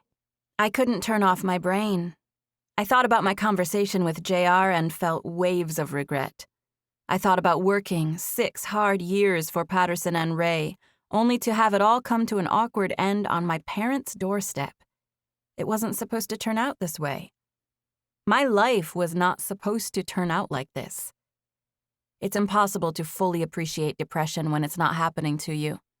But when it is, you think about all the things you've heard other people say about it and realize they were right. I normally did my best to remain an upbeat person, but my current circumstances weighed heavily on me. I didn't want to think about leaving New York, but it felt like leaving was my only option. The nighttime made it worse, and I was up and down, feeling sweaty, restless, and uncomfortable. The next day was no better. Normally I was the onward and upward type, but not on this day. This day I woke up depressed. There was no other way to describe what I was feeling. I felt like I was being literally pressed down upon by some unseen force, so much so that I wondered if that's where the word depression came from. Isabel was still a little ill that day, but she was recovering and was definitely out of danger of going to the hospital. That was a relief, but I still felt overtaken by all the uncertainty that lay before me. It felt as though I was on water in a storm, being tossed about in an unstable raft. I felt blinded by the storm, like I didn't even know which way was up or in what direction to move. There was some crying involved in that episode, so I had no other choice but to tell my parents a little bit more about what was going on with my work situation. I didn't tell them everything, but I was honest enough that they understood why I was emotional about it. I told them I just needed a day to be overwhelmed and cry a little bit, at which point I would get myself together and make a plan. My parents asked if I needed them to step in, but I refused, saying I had it under control. Later that afternoon, my dad asked if I wanted to take the Mustang for a drive. He told me it was running well and I should take it out toward Candlewood Lake, which was about an hour away. I took him up on the offer and left Isabel with my parents so I could look at some nature and clear my head. I was driving down a scenic lakeside road when I got the feeling I had gone as far as I needed to go. There were places to pull onto the shoulder, and I merged to the side when I found one I liked. My intentions were to park and sit there for a while before turning back the way I came to head to my parents' house. My dad's Mustang had a radio, but I couldn't find anything that fit my mood. So I just killed the engine, rolled the windows down, and sat there soaking in the silence. I asked God what he wanted me to do, and I waited there for about 5 minutes and got only silence. I asked him for a sign, and even though this might be silly for me to admit, I specifically felt like I wanted it to be some kind of animal sign. I had woods on 3 sides of me and a lake on the other, and I was convinced that God could show me a majestic animal of some kind to give me hope and let me know he was with me. I specifically thought I might see a bird, some big, amazing bird like an eagle. I stared out at the lake, imagining a soaring eagle. Even a crane, or a hawk, or an owl would be great. I took a deep breath and asked God to give me something, anything. I stared at the woods, looking into the treetops and waiting patiently. I don't know what I'm supposed to do, I said out loud after a few minutes of silence. I want to stay in New York, but I feel like it's for selfish reasons. I don't know what's right. I don't know what you want me to do. That was all I said out loud, but my thoughts went on from there. I thought about all the scary things in my life, all the uncertain things, like Isabel's school and her health, and my health insurance, and my job, and JR, and Drake. I was so lost in thought that I stayed there, staring out at the lake and the woods for what must have been 20 minutes. I happened to look toward my right at some point in all my pondering, and when I did, a little movement caught my eye. There was a visitor in the car with me, a big bug on the passenger's side headrest. I flinched slightly, but I tried not to make any sudden movements when I realized that it was a very large, intimidating-looking wasp. It was red and black, and I had never seen another wasp like it. I stared at it, trying to decide whether it was a wasp or a hornet, and wondering what the difference was. I had a whole chain of thoughts that ultimately concluded with me being convinced it was a wasp. Either way, it was scary. It was only about 2 feet from my face, and I just sat there trying to be completely still and wishing it would fly out of the window the way it came. It was big and mean-looking, and it stood comfortably on the headrest, daring me to make it leave. Adrenaline began coursing through my body as I realized I needed to make a move and tried to decide what to do next. It would take quite a bit of movement for me to get the car started and put it in drive, and I didn't necessarily want to stir things up with him right beside me. "Please leave," I squeaked. I stared at him, and he stared at me. "Please," I whispered, trying not to even move my mouth. He tilted his head at me, and we had a stare-down for what must have been a full minute. I never knew that wasps had such long attention spans, and I caught myself feeling so stunned that I just sat there and stared at him. "Are you alive?" I whispered, since he hadn't moved. His wings started moving for a second, but he didn't fly away. "You're scary-looking," I said, trying to be reasonable and state the truth. "But really, what's the worst that could happen? You sting me, right?" I stared at the very bottom of his abdomen, at the intimidating, needly protrusion that was ready and waiting to stab into something. "That's really a gigantic stinger," I whispered. "I don't know why you think you have to come sit in here and show me that thing." The wasp took a few steps toward me, and I took a sharp but quiet intake of breath, leaning back and anticipating the worst. I imagined myself swatting at him frantically and getting stung in the process.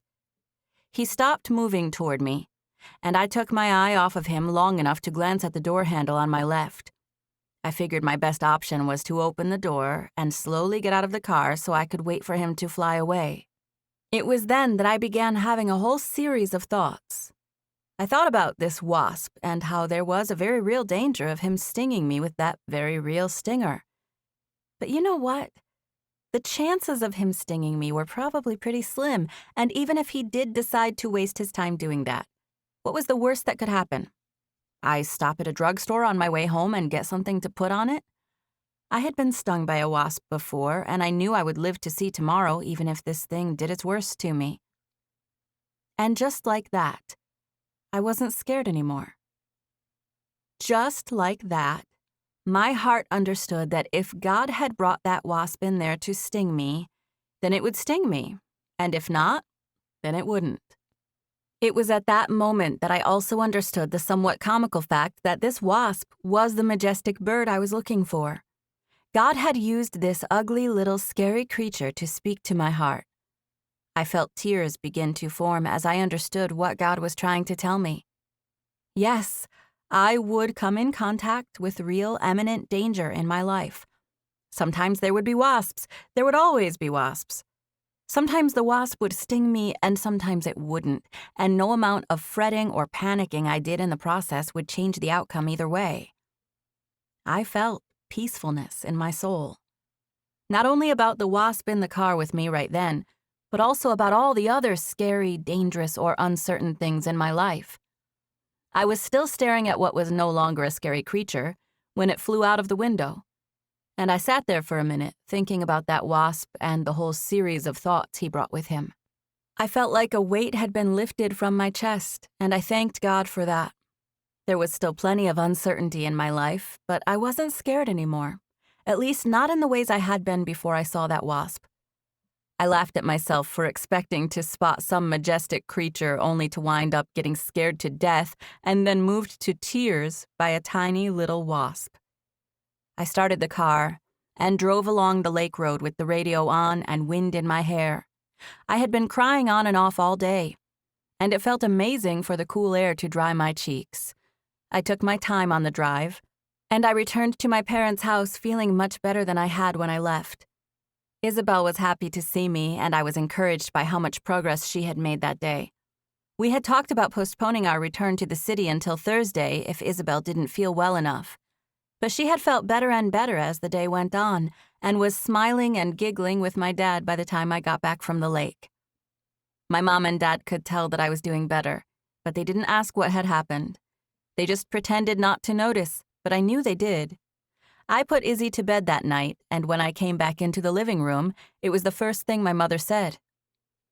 "That drive did you good today," she said. "Yep." "Did you go out to Candlewood Lake?" "Yes, it was really pretty. I'm glad I went. Thank you for watching, Iz."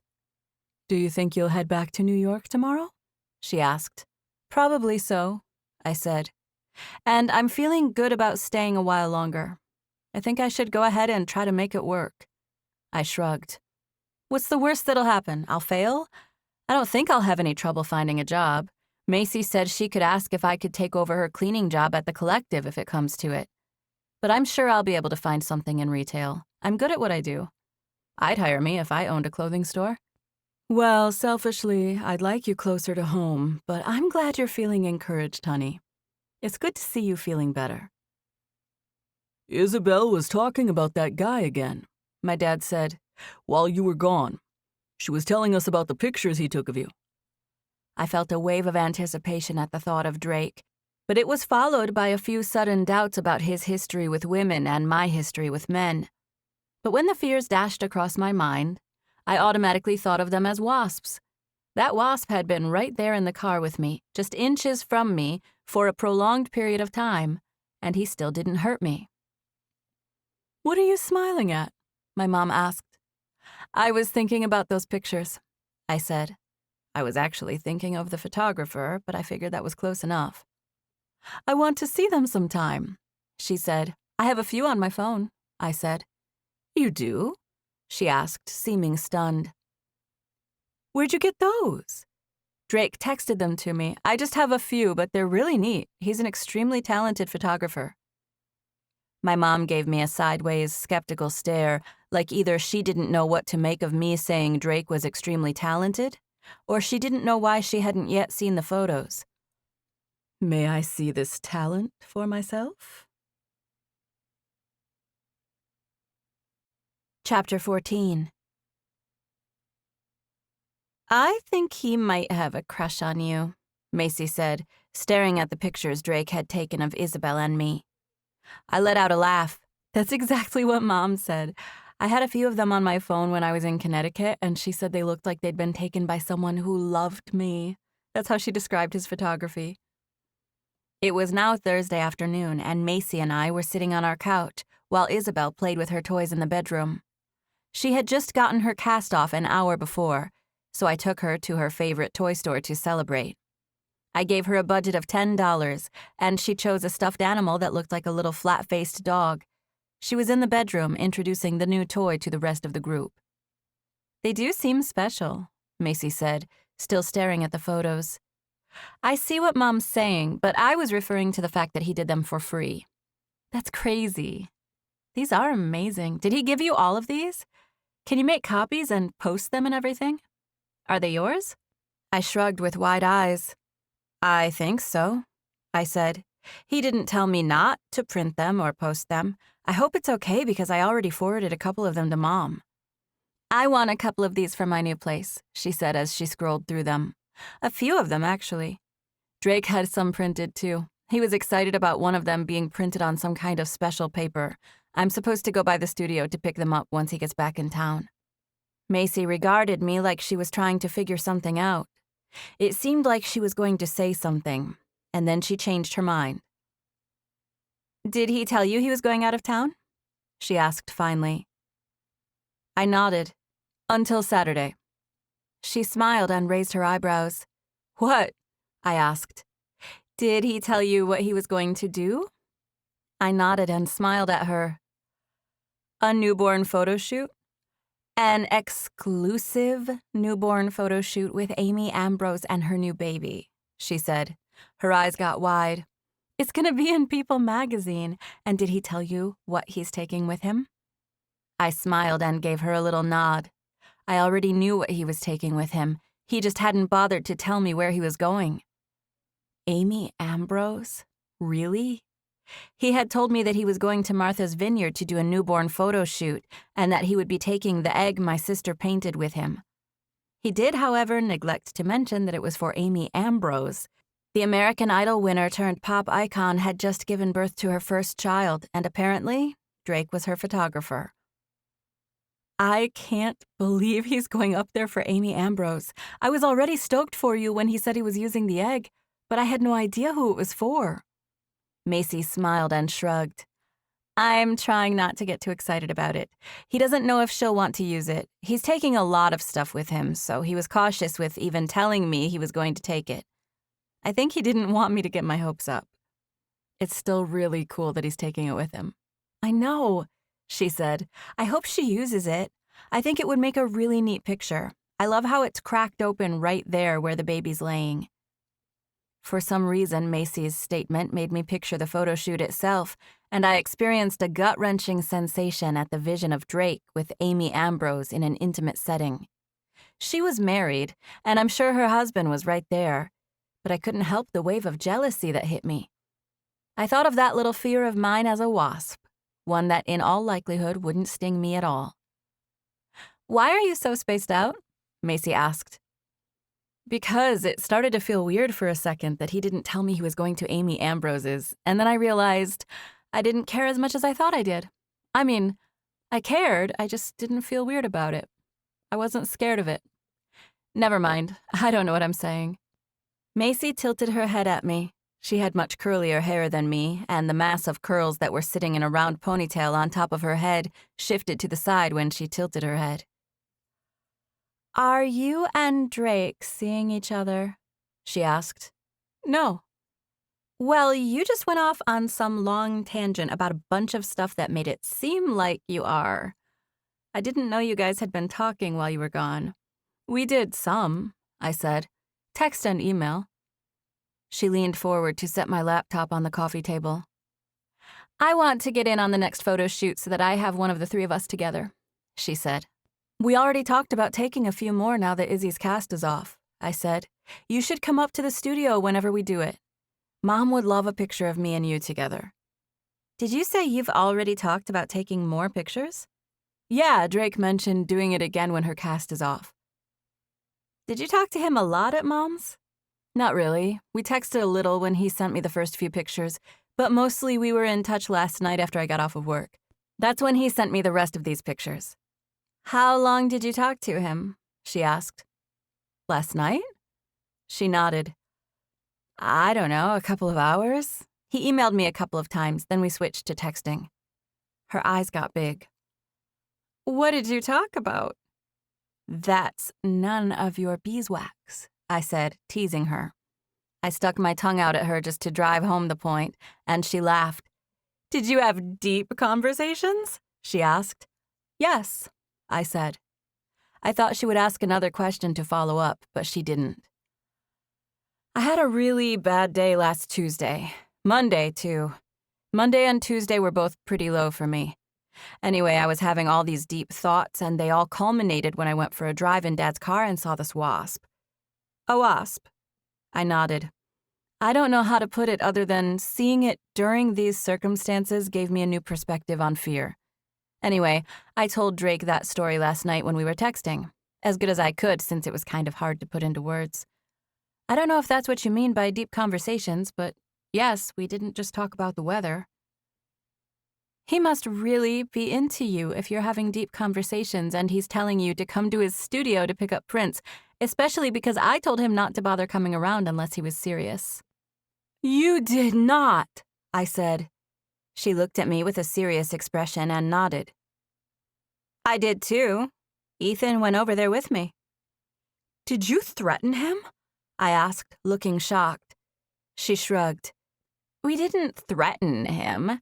I just told him I would kill him if he messed around with you, trying to be casual and broke your heart. I could see how much you and Isabel liked him, and I didn't want to see either of you get hurt. Oh my gosh, Macy. Did you seriously do that? Yeah, but it wasn't a big deal. It was a friendly conversation, not like I threatened him. You just said you told him you would kill him. I did. That's threatening. She smiled. Obviously, he didn't take me seriously or he wouldn't be texting you with all these deep conversations. She tilted her head again. Or maybe he did take me seriously and he's fully committed. My stomach clenched at her words. Drake did want to be with me. I knew he did by the things he said and the way he said them. He was interested in me, and it honestly seemed like he cared about Isabel. I started to feel like it was too good to be true, but then I labeled that feeling as a wasp. Against all odds, the scary little bug had become a symbol of peace to me, and I smiled at the way God would use such a contradiction.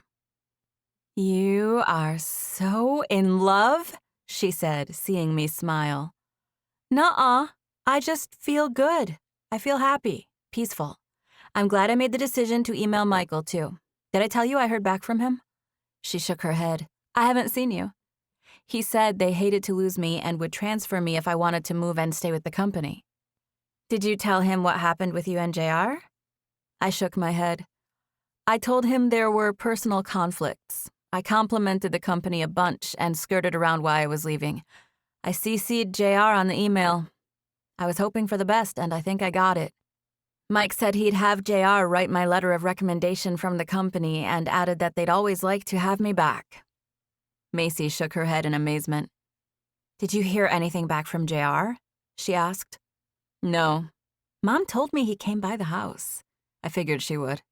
Are you scared of him? She asked. I shook my head. I think I might have been if I hadn't experienced the wasp. It sort of shifted my perspective about fear. I know that sounds crazy, and honestly, I don't know how long it'll last. But right now, I just don't really feel scared of things. If he turns out to be a problem, I'll deal with it then. She smiled, looking at me sideways. Are you some kind of Zen master now or something? I smiled. I don't even know what Zen is. You just seem so chill. I am so chill. She flicked her head toward the coffee table, which looked like a shelf at Best Buy since both of our cell phones were sitting there, along with my laptop and Isabel's tablet. Text him if you're so chill. I made a confused expression, and she gave me a huge grin. You should pick up your phone and text him. I want you to. I want to see if he'll text you back. My sister let out a giggle like it was the most fun thing she could think of doing. What are you, in 7th grade? Yes. What, so? He's my friend and you're my sister. My friend is trying to hook up with my sister. I want to text him. I want to see if he'll text back. I want to see what he'll say. I'm not going to text him with you sitting next to me, I said. Don't be ridiculous. Then I'm going to text him from my phone. Don't. What are you going to say? I'm just going to ask him if he loves my sister. Chapter 15. Macy, don't you dare. We are not in high school. You're not texting him to ask if he likes me. People don't do that. I can do it if I want, she said. It's a perfectly natural thing for a person in my situation to ask. I lunged for her phone, but she turned and easily evaded me. The worst part about the whole thing was that I secretly wanted her to send the text. I knew I should be above those types of things, but on the inside, I didn't mind at all that Macy wanted to reach out to him. What are you writing? I asked. I acted nervous and reluctant about it, but Macy knew I didn't mind all that much. There were things I could have done to let her know I was serious about her not texting him, but I didn't do any of them. All I did was add a little disapproving tone to my voice, which was basically saying, go ahead and do it. What are you saying? I asked as she typed. Seriously, I don't know if it's a good idea. I was thinking it might not be so weird, but you know what? It's weird. He'll call me when he gets back in town. He said he would so that I could come by and get the prints. Do you not want me to? Macy asked, staring at me with her thumb over the send button. I shook my head. Not yet. What did you say? She stared at her phone, reading the screen. I saw the pictures of my sister and niece. Bravo, and thanks for taking them. I want to get in on the next set. That's good, I said. I know. She pressed send before turning off her phone and throwing it onto the coffee table. How much have you told him about your work situation? She asked. I mean, I haven't given him exact details, but he knows the general idea of what's going on. I haven't talked to him since I heard from Michael. You should tell him, she said. I bet he'd be happy to hear about it. I don't know if we're to that point yet, I said, where I text to update him on something like that. I was just going to wait till I heard from him. I especially don't want to do it now that I know he's at Amy Ambrose's. Plus, you just sent him a text anyway. I'm not trying to blow up his phone. It was then that Macy's phone dinged, indicating that a text had come through. We both let out an excited squeal and then giggled at ourselves for doing it. One glance at the screen, and I knew by the little green bubble that it was a text message. Macy picked it up swiftly and held it to her stomach, turning from me like she wasn't planning on letting me see what it said. I get to read it first, she said. Why? Because I'm the one who texted him. I didn't care. I was too nervous to read it anyway. I just sat back on the couch and looked away. It might not even be him, I said. Oh, it's him, she said. I sat straight up. It is? Is it? What did he say? Hang on, shh, let me read it. She stared at the screen for a second and then up at me. I am not letting you read this, she said. My heart dropped. Why? Because it's way too sweet, it really is. You scared me. I thought it was bad, I said. It's good, she said. Let me see it. She knew by my expression that I was serious, so she handed me the phone. Drake. Macy, I love your sister's face. I have a photo from the other day that I haven't even showed her yet because I want to be the only person who's ever seen it. She is a work of art, not just on the outside. I see actual goodness coming through her pores. I'm hooked on Isabel, too. Congrats on being related to them. I stared at Macy, who grabbed her phone out of my hand. I've got to respond to that, she said, typing out a text. I'm not even going to ask you what you want me to say. I didn't mind her taking the reins because, honestly, I didn't know what to say to him. I was speechless. What did you say? I asked when she pressed send and sat back on the couch. I said I'm sitting right next to you on the couch and that he could call and talk to you if he wanted. What? You did not, did you? Please tell me you didn't do that. I knew she had indeed done it when my cell phone began ringing. I stared at her with a panicked expression. Oh my gosh, I can't believe you just did this. I can't believe you're going to leave him hanging after he said all that sweet stuff and is now calling you. He probably stopped in the middle of a photo shoot to do it. She was pushing my buttons and teasing me at a time when I was already completely freaked out. I made a sisterly scowl at her as I picked up my phone and pressed the button to connect the call.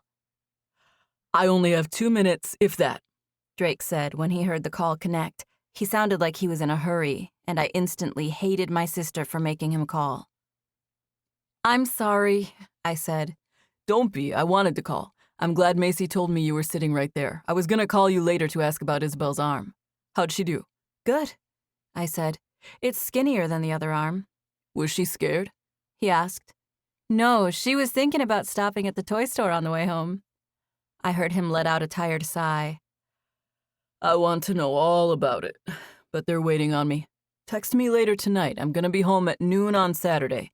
I have some things to take care of at my apartment, but I'll be at the studio by 2 or so. Will you meet me there? Sure, I said. Okay, good. Text me later.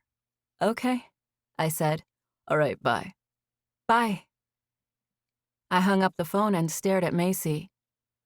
What did he say? She asked.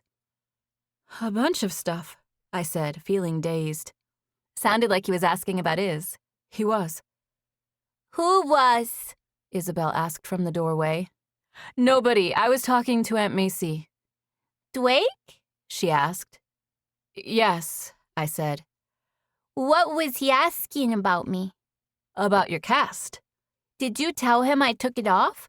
Yes. What did you say? That you got your cast off today and you got to pick a toy. Did you tell him what kind of toy? No, but I'll tell him later. What did he say? Tell me all the things. You mean about the cast? I asked. She nodded. He asked if you were scared to get it off. What did you tell him? That you were brave. Was he proud of me? I nodded. Macy's knee pressed into my leg. Isabel went back into the bedroom, and I looked at her. Did he mention being at Amy's house? She asked. I shook my head. He just asked about Isabel and then asked if I would meet him at his studio this Saturday. Did he say a specific time? Afternoon, I think he mentioned 2 o'clock. I was supposed to work a shift at the collective, she said, but I'm only there till 3, and Isabel would have fun being up there for a little while anyway. You could drop her off with me before you head over to Drake's. Why are you looking at me like that's a bad idea? I'm not. I just didn't even think of... I'm just thinking about what you're saying. I guess I just assumed she would come over there with me. I saw some movement in the doorway, and Macy and I both turned to find that Isabel was standing there listening to us. I thought you could hang out with me at SNS while your mama goes to visit with Mr. Drake this Saturday. Isabel made a serious expression like she wasn't quite sure what to make of Macy's suggestion.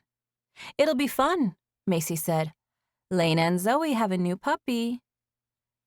Do you want Aunt Macy to babysit me? Isabel asked, looking at me. I usually did my best to be pretty honest with Isabel, so I tried to put this in a way she could understand and respect.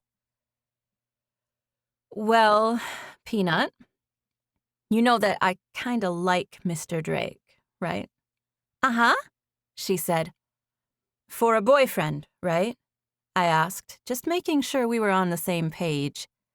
She tried, but she was unable to stop a smile from spreading across her face as she nodded. Well, to see if I like him and he likes me, we need to spend a little time together. Are you having a date? Isabel asked. A date, Macy agreed. Don't tell her that. I wouldn't call it a... Actually, he didn't even ask me to come alone. I think Isabel will have fun at SNS, Macy said. There's a chance she'll meet a new puppy, but even if not, she likes to play with all the art supplies. She can start buttering Lane up for when she turns 18 and wants to move in there and be an artist. Isabel giggled at the thought of buttering somebody up and disappeared into the bedroom. Macy looked at me.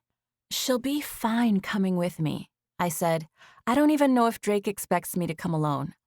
He probably doesn't expect it, but I'm sure he wants it, Macy whispered.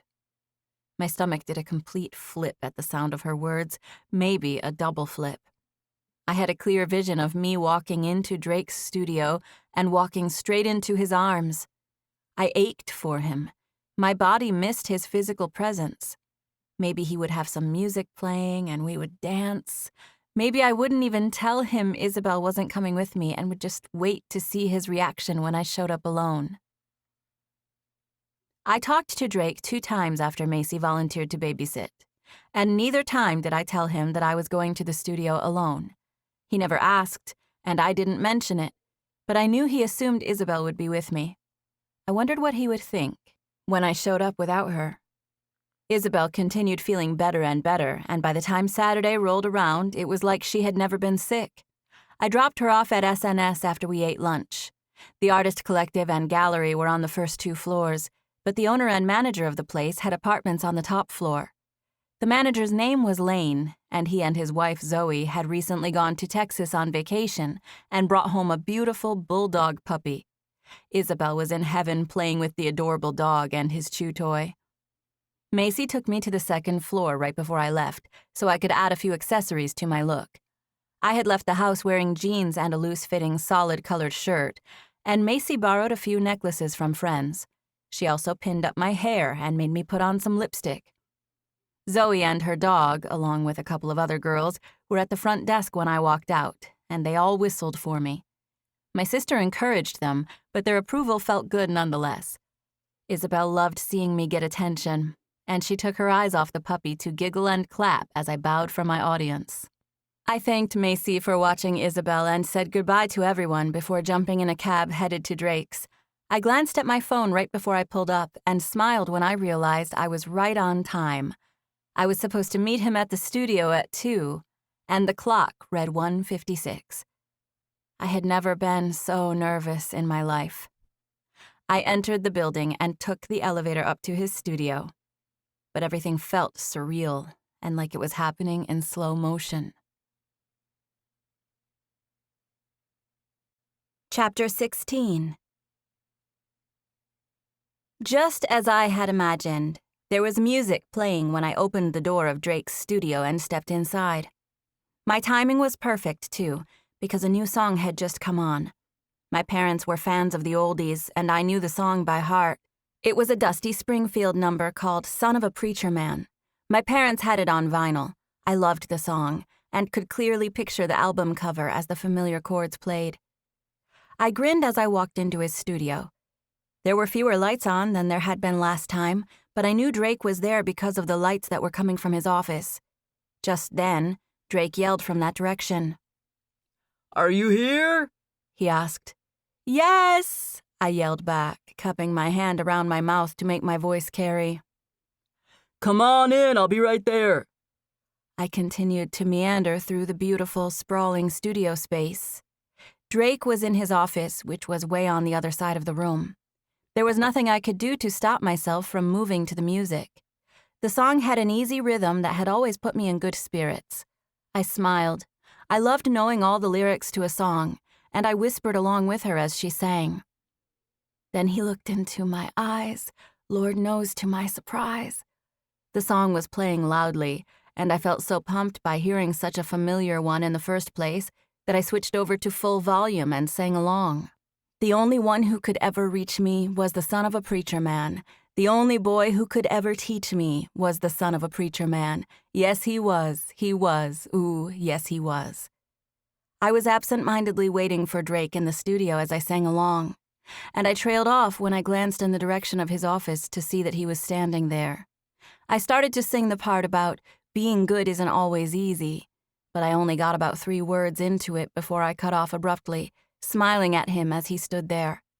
His expression was completely unreadable, which surprised me because I had kind of been anticipating a smile. I broadened my smile and waved at him, and he waved back at me with an almost imperceptible grin. I stepped closer to him with a curious expression. "Hi," I said. "Hey." "You okay?" I asked. We were only a few feet away from each other by this point. The music was definitely a predominant feature in our soundscape, but we were close enough now that we didn't have to yell over it. "I'm just kind of annoyed right now." I made a regretful expression. "You mean about Isabel?" I'm sorry. Part of me knew you would want to see her, but then I thought, It's not about Isabel, he said. he looked around as if searching for her. Is she not here? I shook my head. She's with my sister. He stared at me. That's not why I'm annoyed. Why are you annoyed? I asked with a tiny smile. Because my dad is in construction. I gave him a perplexed expression and he gestured by pointing upward to the speakers. I realized what the lyrics were saying. I'd been singing that the only one who could ever reach me or teach me was the son of a preacher man. I felt a great feeling of joy bubbling up in my chest that this would annoy him, and I smiled because of it. I was just singing along with her, I said. I'm not really into dating preachers' sons or anything. He made a noise in his chest like he thought what I was saying was interesting, and he stepped closer to me, looking me over. His eyes roamed over my hair, then my face, and down to the necklaces Macy and her friends have given me. He inspected me all the way to my toes and then back up to my face again, all while not saying a word. I was shaking under his scrutiny, and I put my hands into my pockets just so it wouldn't be so obvious. Who are you into dating? He asked, standing right in front of me and putting his hands in his pockets to match me. We were only a few feet apart, and I felt breathless and anxious and wanted to fall into his arms. He was even more of a presence than I remembered, and it was all I could do to maintain a regular breathing pattern as I stood there and stared at him. The Preacher Man song finished and another familiar song came on. It was Slip Away by Clarence Carter, which was another record my dad used to listen to. Mixtape? I asked. Spotify playlist, he said. He reached down to his pocket and pushed a button through his jeans, which resulted in the volume of the whole system turning down. We could still clearly hear the music in the background, but it wasn't quite so loud. I smiled at him. I love this one too, I said. How do you know all these songs? My parents, I said. They love oldies. They even go to car shows and stuff. I remember you saying your dad had an old Mustang. I nodded, and we just stood there in quiet contemplation. We stared at each other for so long while the song played that I honestly didn't know whose turn it was to speak. I cleared my throat.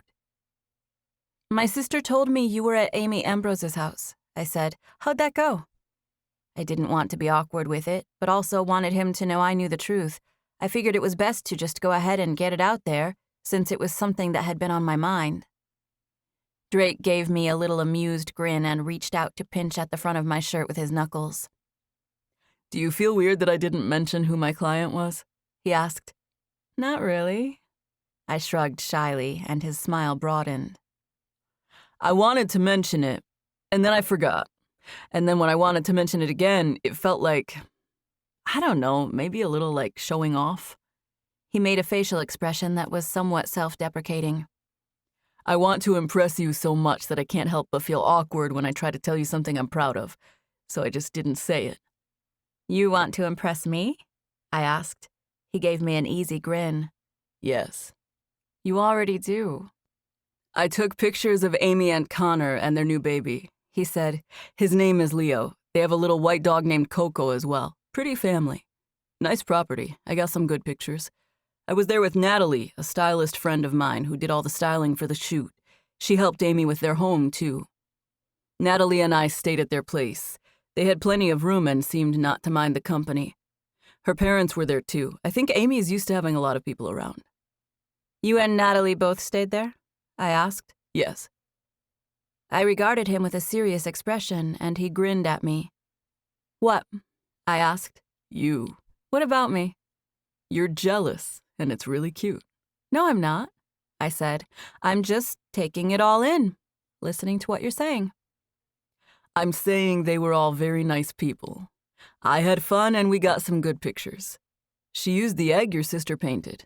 I'm not sure if she'll pick any of those for the magazine, because she mentioned making the egg ones exclusive for her birth announcement. I told Macy that Amy used it and liked it, but that I didn't know anything for sure. He shifted in his stance, tilting his head at me. How about you? How was Connecticut? I smiled and took a cautious step closer to him. It was good, I said. I'm really glad I went. I told you Isabel was super sick, and there were honestly moments when I was completely miserable. But looking back, it was really good. Some of it was super hard, but it was an experience that'll ultimately help me. I think it was Isabel being sick that carried me through that whole encounter with JR, which then led to the revelation about fear. It was kind of a culmination of several things. Did you say you had an encounter with JR? He asked. I nodded. Why didn't you tell me that? I shrugged. I don't know. I really don't. I guess I just didn't want you to feel weird about it. He drove up to my parents' house to try to talk to me while we were there, and I was in no mood to be messed with. Normally, I try to avoid conflict, but I was a force to be reckoned with when I talked to him that day. I gave him my mean face and let him know I was seriously not messing around. I think he was scared, no kidding. Let me see that face, Drake said. I shook my head, smiling. I can't make it at you. It wouldn't work right. I have to really be mad. Were your parents there? I nodded. My mom was standing right around the corner, listening to everything we said. My dad was right there, too. What about Isabel? She didn't really have any idea. She had been sick the night before. I was exhausted, too. That's what gave me the strength to tell him off like I did. I should have done that a long time ago. Here's to exhausted rants, he said. Here's to Amy Ambrose and her family appreciating your talent and treating you well. Here's to Isabel getting her cast off. Here's to Isabel.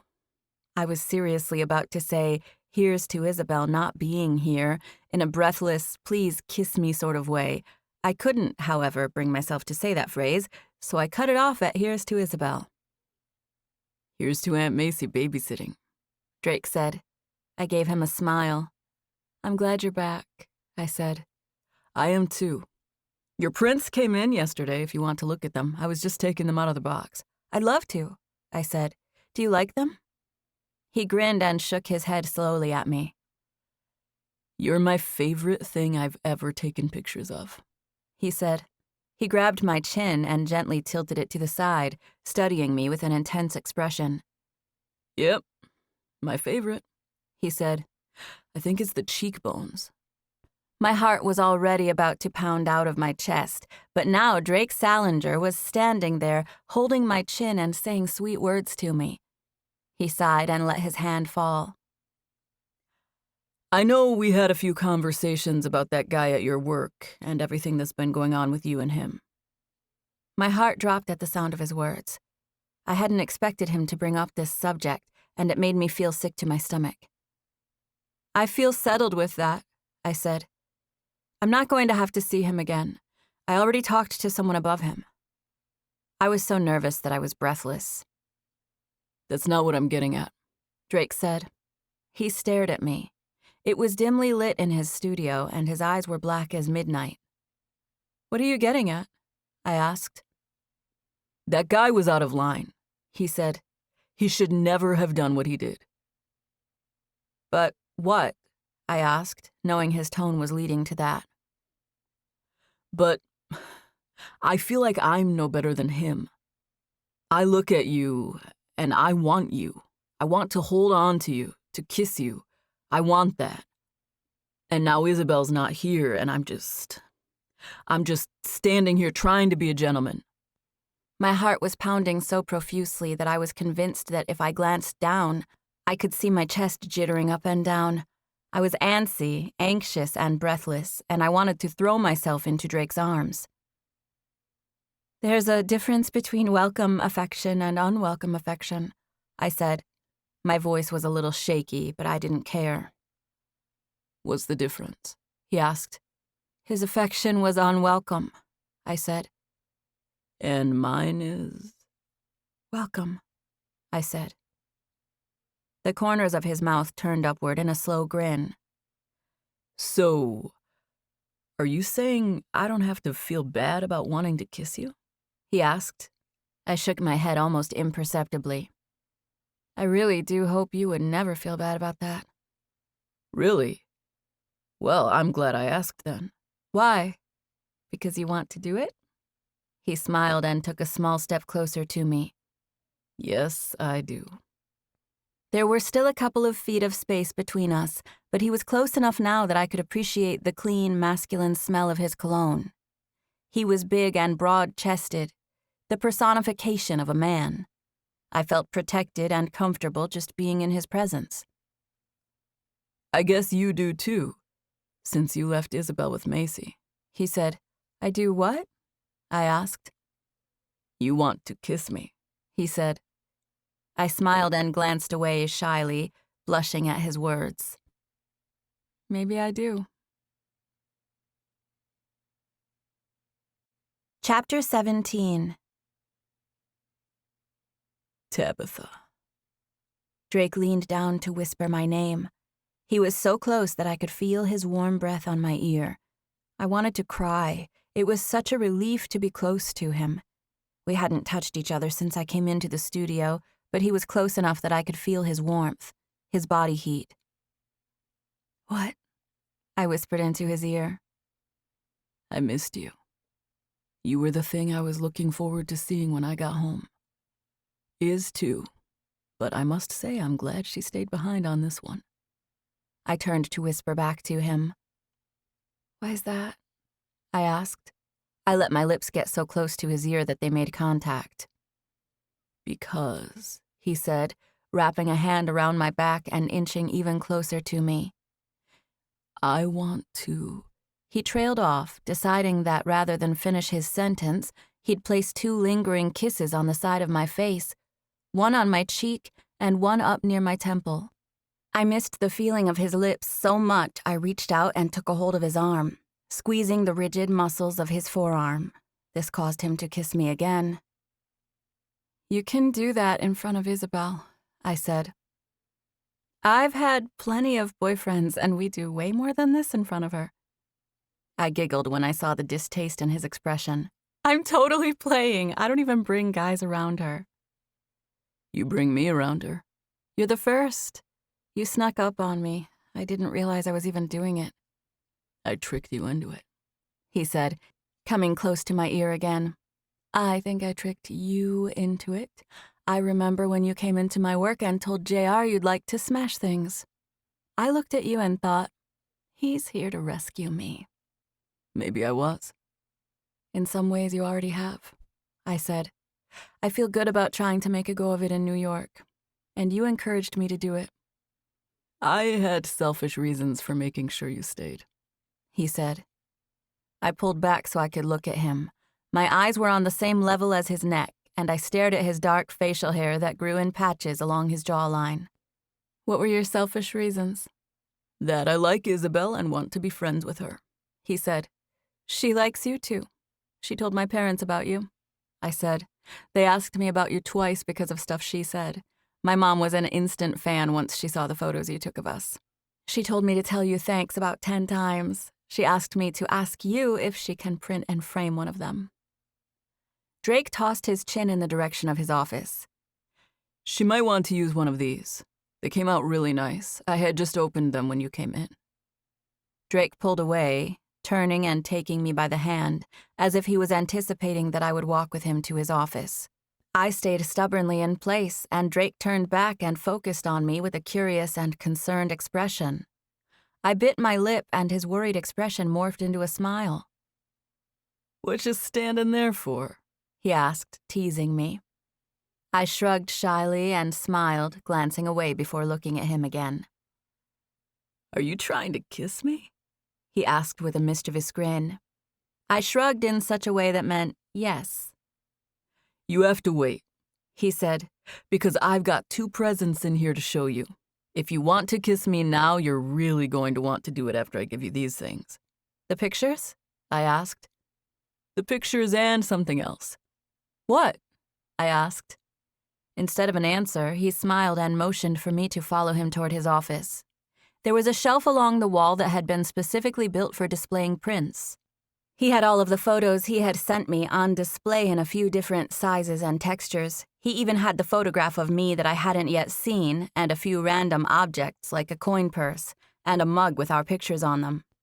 As I got closer, I realized that there was a gold necklace with one of the photos of Isabel engraved on the pendant. It was beautifully made, and I picked it up, staring straight at Drake. This is the best thing ever, he smiled. I'm glad you like it. It's a big seller with my clients, so I thought it was a sure shot to get you one of Isabel. You said you only had 2 things for me, but this is so much. I stared at the lineup of beautiful prints and goodies. The necklace was just long enough to slip over my head, so I did so before situating the pendant on my chest. I smiled as I picked up the coin purse that featured a precious, whimsical photo of Isabel. Isabel's gonna love this too. They gave me that and the mug as promotional items when I bought the necklace, He said, How much do I owe you for all this? He squinted at me. It's a gift, He said, but it's not even what I was talking about when I said I had 2 things. The pictures and necklace count as one, and the other thing is over there. Drake was leaning casually against his desk, and he pointed to a bookcase. I noticed that there was a square, flat package that had been wrapped in brown paper. What is that? I asked. Something for you.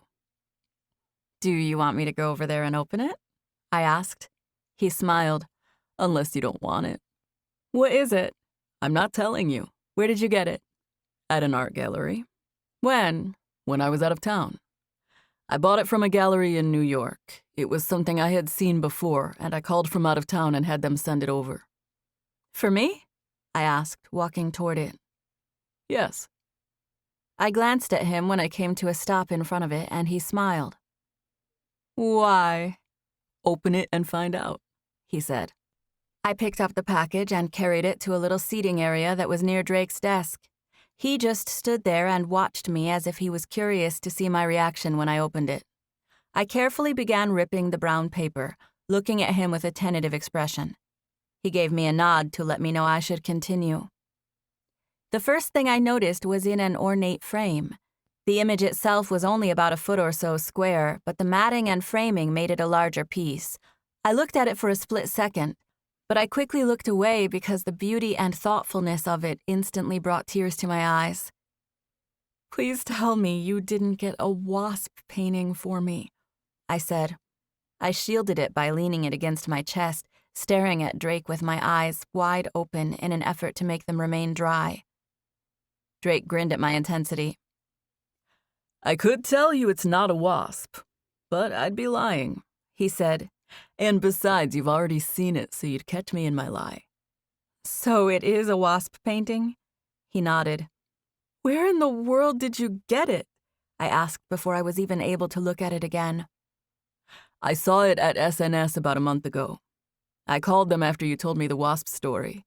They had sold it already, but Lane helped me track it down, and I bought it off of the owner. It was Lane's wife who painted it. I didn't know that when I called. I just remembered seeing it, so I described it to him. There was a bee, too, but I figured you were just interested in this one. I looked at the print. The background of the canvas was painted in browns and tans and had a texture to it that made it look like paper. I peered closer to see if there was actually paper integrated in the painting, or if she had just painted it that way. The wasp itself was done in black.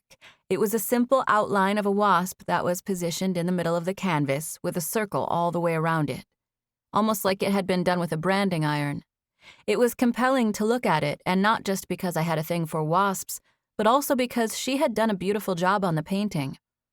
It was a gorgeous representation of the peaceful feeling I had experienced that day, and I could not stop tears from welling in my eyes. I couldn't recall a gift I had ever loved so much. I felt like God had told her to paint it for me, and then he told Drake to go pick it up. It couldn't be more perfect. What did you say? I asked. I said she had a bee one as well, but the guy who bought the wasp didn't have it, and I didn't think you were. I shook my head. No, my goodness. No, it's just the wasp, but even this is too much. I can't believe you tracked it down. Macy told me that girl charges a lot for her paintings, too. I can't believe you even bought this one. It's my favorite gift I've ever been given, after the necklace, of course. I touched the pendant with my daughter's image. I can't believe how much I love both of these things. I'd usually try to talk you out of doing this much or say you shouldn't have or something, but honestly, I love them both so much that I'm just gonna say thank you. I stared at the painting of a wasp again. You were so right, I added. About what? About what I would want to do after I saw all of this stuff. I think thoughtfulness might be some secret love potion. You must have known about that. He gave me a teasing grin. You already wanted to kiss me before I gave you any of this. I know, I said, and now you're making it worse. I'm not usually a real gifty type of guy, but I thought of you with both of these things, and I couldn't help myself. Well, I'm not usually a gifty girl, but I will gladly accept both of these things because that's how badly I want them. Oh, and I ordered the wool for your doll. I got some good stuff. I'm excited to get started on him. I don't know what it cost you to buy these, but I'm definitely not going to charge you anything for the doll. Drake grinned as he moved toward me in a slow, measured stride that had me feeling like I needed to squirm. He stopped when he came to my chair, and then he leaned over me, bracing his weight with his hand on the back of my chair. I don't guess we really need to keep track, do we? Of what? Of owing each other anything. I leaned my head against the back of the chair, looking straight up at him. His face was only a few inches from mine, and I desperately wished he would just lean in and kiss me. I struggled to steady my breathing. No, I said. I don't see any point in keeping track. Me neither, he said, staring down at me. Are you gonna do it? I asked. He regarded me innocently. Do what? I stared directly at his mouth, which made him smile. Are you? I asked. He shook his head. You're not? Nope. Why not? Because you want me to so bad. I widened my eyes. That should make you want to do it, I said. Yeah, but if I wait a little bit, you'll want me to even more. I can't possibly want it more, I whispered. I hit maximum capacity a long time ago. I'm maxed out. This statement made Drake smile and give me a long blink where he kept his eyes closed for a few seconds.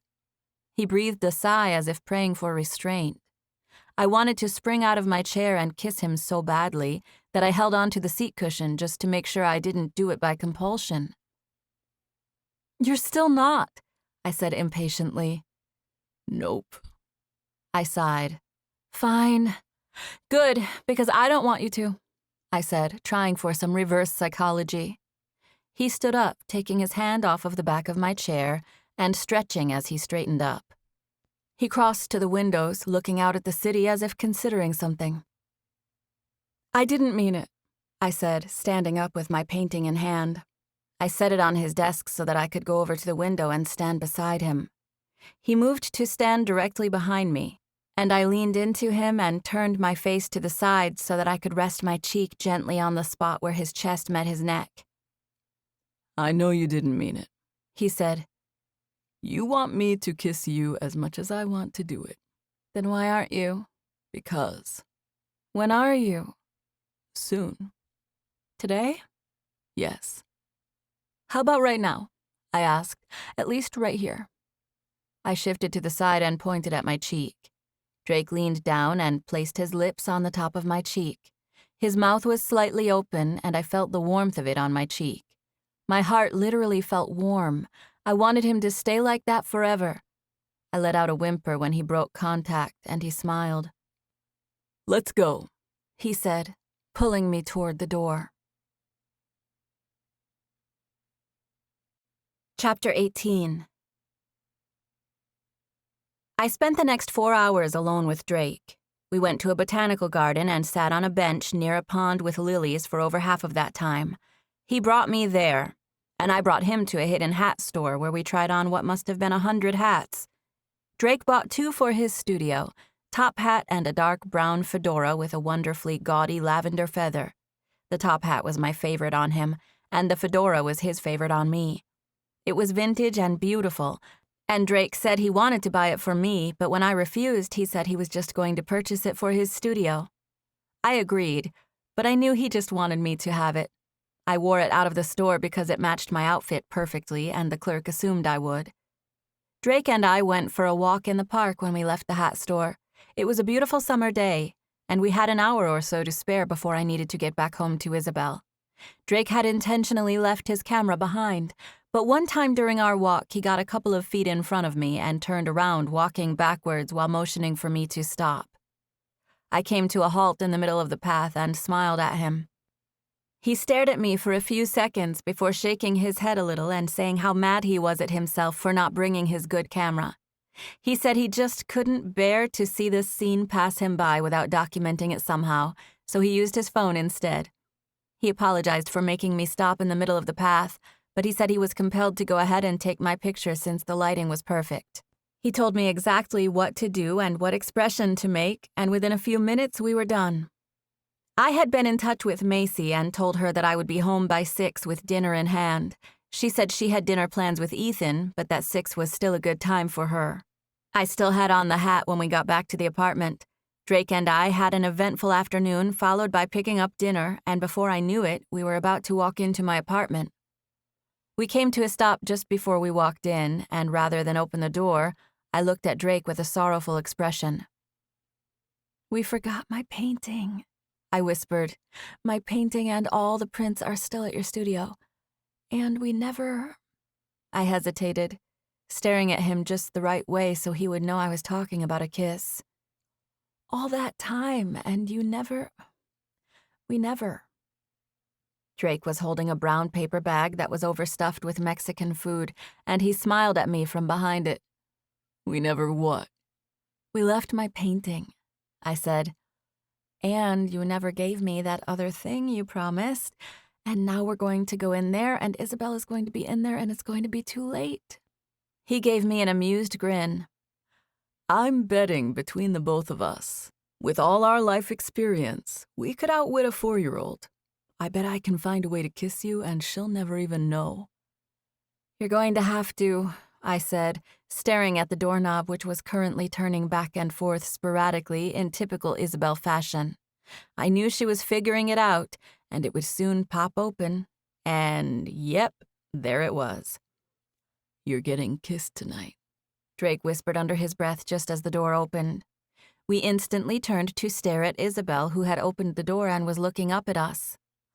"Hey!" she said, mostly to Drake as she opened the door, but then she stared at me, straight at my head. "I love your hat," she said. "Where did you get this hat?" "It's Drake's," I said, coming into the apartment. I had been holding my purse and the bag with the other hat, and I set them both down next to the door. Drake was still holding the bag containing dinner, but he paused with me by the door to kick off his shoes before heading to the kitchen. "Hey," Macy said, coming out of her room with her hair pulled back in a headband. She was holding a makeup compact in one hand and the little spongy applicator in the other. "Iz was out here playing while I got dressed." I passed Macy on my way to the kitchen with Drake, and I kissed her cheek, thanking her again for keeping Isabel. "We brought Mexican," I said. "I think there's a lot if you want some." "Thank you, but we're going out for Mexican, actually," she said.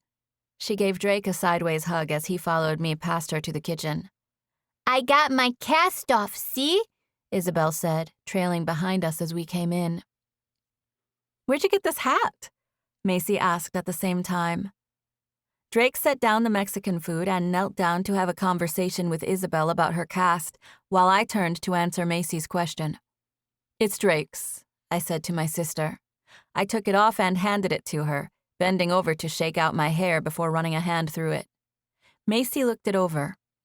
"That's pretty awesome. It looks amazing on you." "It's hers," Drake said, stopping his conversation with Isabel so that he could chime in.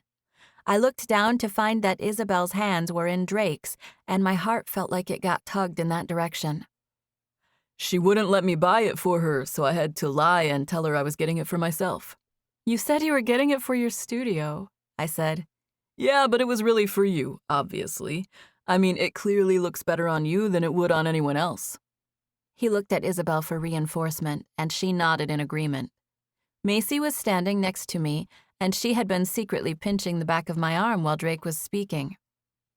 "I'm going to make plates," I said, since I was too nervous to comment about the hat. Drake sat down on the kitchen floor with a huff as if he was super exhausted, and Isabel came to sit right next to him. "I got to babysit a baby bulldog today named Darlene, and she teed on the rug and got in trouble.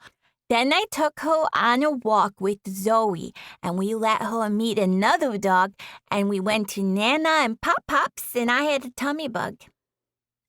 I'm gonna finish getting dressed, Macy interjected, since she wasn't sure when Isabel would stop. Ethan should be here in a few minutes. Drake and Isabel sat on the kitchen floor together and talked about bulldogs and tummy bugs and the joys of a cast-free arm while I portioned out our Mexican food. I asked Drake what he wanted and how he wanted it, but he assured me that he wasn't a picky eater and I could just make his plate however I wanted. Ethan came over, and we talked to him for a little while before he and Macy left for the evening. It was still surreal at times, having a famous actor for a soon-to-be brother-in-law. He stole some chips from Isabel's plate, and I got the oddest sensation at the sight of Dr. Morgan Craig eating my daughter's food. I saw Ethan and Drake standing next to each other, having a conversation, and I realized that I was equally starstruck by both of them, and that I was completely in love with one. Ethan and Macy didn't hang out long, but Drake stuck around after they left. We put together a puzzle with Isabel and watched a little television, and the next thing I knew, it was 9 p.m. I had always tried to keep Isabel on a strict routine, so she knew 9 o'clock was bath time, and she reminded me of it before I even said anything. I was kind of sad when she brought it up because I thought that maybe my time with Drake would be over, like bath time would somehow mark the end of our evening. Drake was sitting on my couch, and I had been sitting on the floor but had inched conveniently close enough to him that my back was touching his legs. It was during this wonderful, magical time that I did not want to end that Isabel reminded me of bath time. "It's bath time," I said, turning to stare at Drake from over my shoulder. Does that pertain to me? He asked with a serious expression. His question made me smile. I don't guess it does. I just assumed you would... I don't know what I assumed. Are there no post-bath visitors? He asked.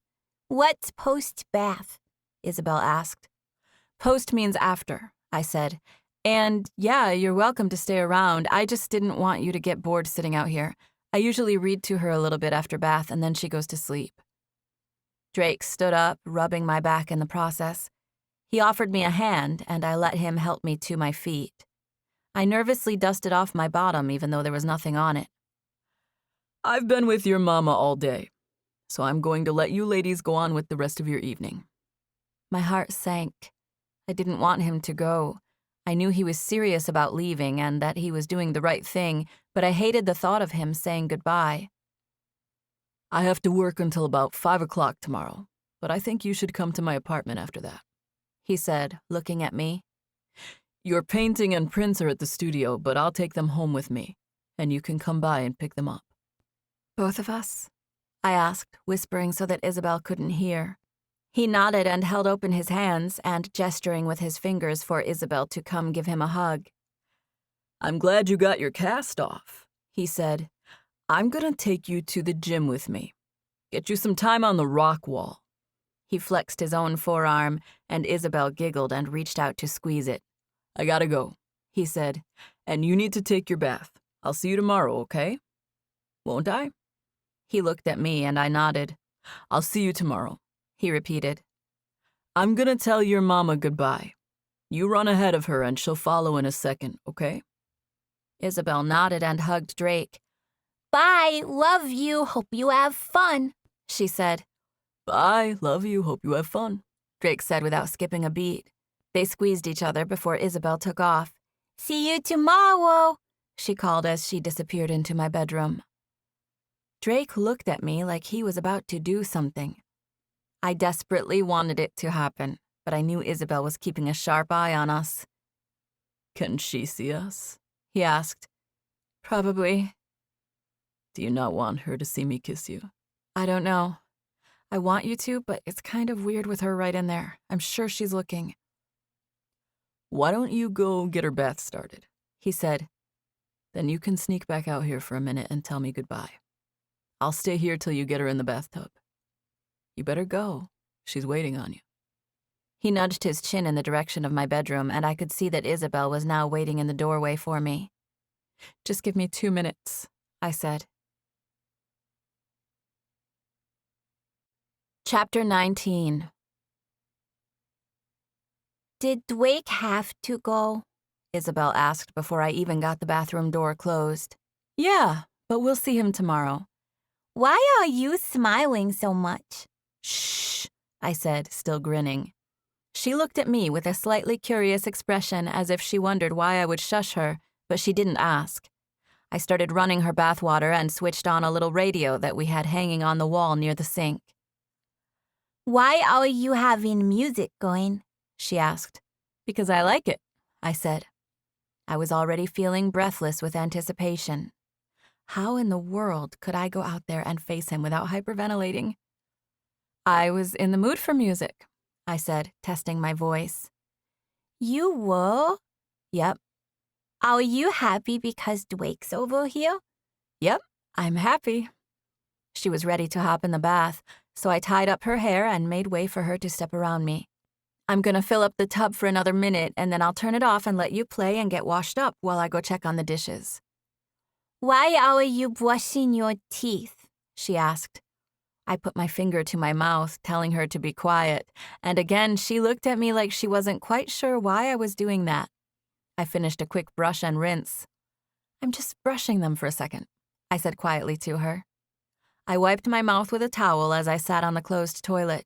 I reached out and turned off the bath water, but music was still playing in the background. It was on a pop radio station, and leaned over and turned it down a little since it seemed loud now that the water was off. I'm gonna be back in just a few minutes, okay? Okay. I'll be able to hear you, so yell if you need me. Okay, She said. She had bathtub toys, and it wasn't uncommon for me to leave her in there for a few minutes. She knew how to swim, and I always kept an ear out for her. I felt like I was sneaking out of my parents' house. I was nervous and giddy, and it took all of my strength not to wear a face-cracking smile as I left the bathroom. I'll be right back, I said. I walked out, leaving the door cracked. It was fairly dark in the bedroom. There was a lamp on near my bed, but it didn't create a whole lot of light in the room, which was why I walked right past Drake without even noticing he was there. He reached out and grabbed my arm. I was taken by surprise, and therefore I toppled, forcing him to catch me. I let out a little gasp, and he pulled me into his arms, holding me tightly. I had been so surprised by the whole maneuver that my arms were still awkwardly blocking our chests from touching. I craned my neck and could see through the crack in the door that Isabel was sitting up and completely preoccupied by her toys. I was so nervous that I took short, shallow breaths. It was a bit as though I'd been running and was now captured.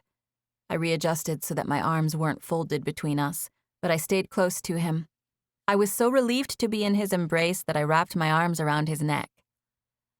I'm nervous, I whispered. It feels like we're under the bleachers. You better not know what it's like to go under the bleachers, He said. I don't, but I imagine it would be scary like this. He stared at me with a grin that was almost predatory. Are you scared? He asked. No, but I'm nervous. Not just about getting caught, either. It's nice that I get to blame it on Isabel being right there, but the truth is, I'm just nervous. He grinned. Why are you nervous? He asked, pulling me closer. Because I just feel really nervous. I feel like I'm about to step on stage and give a recital.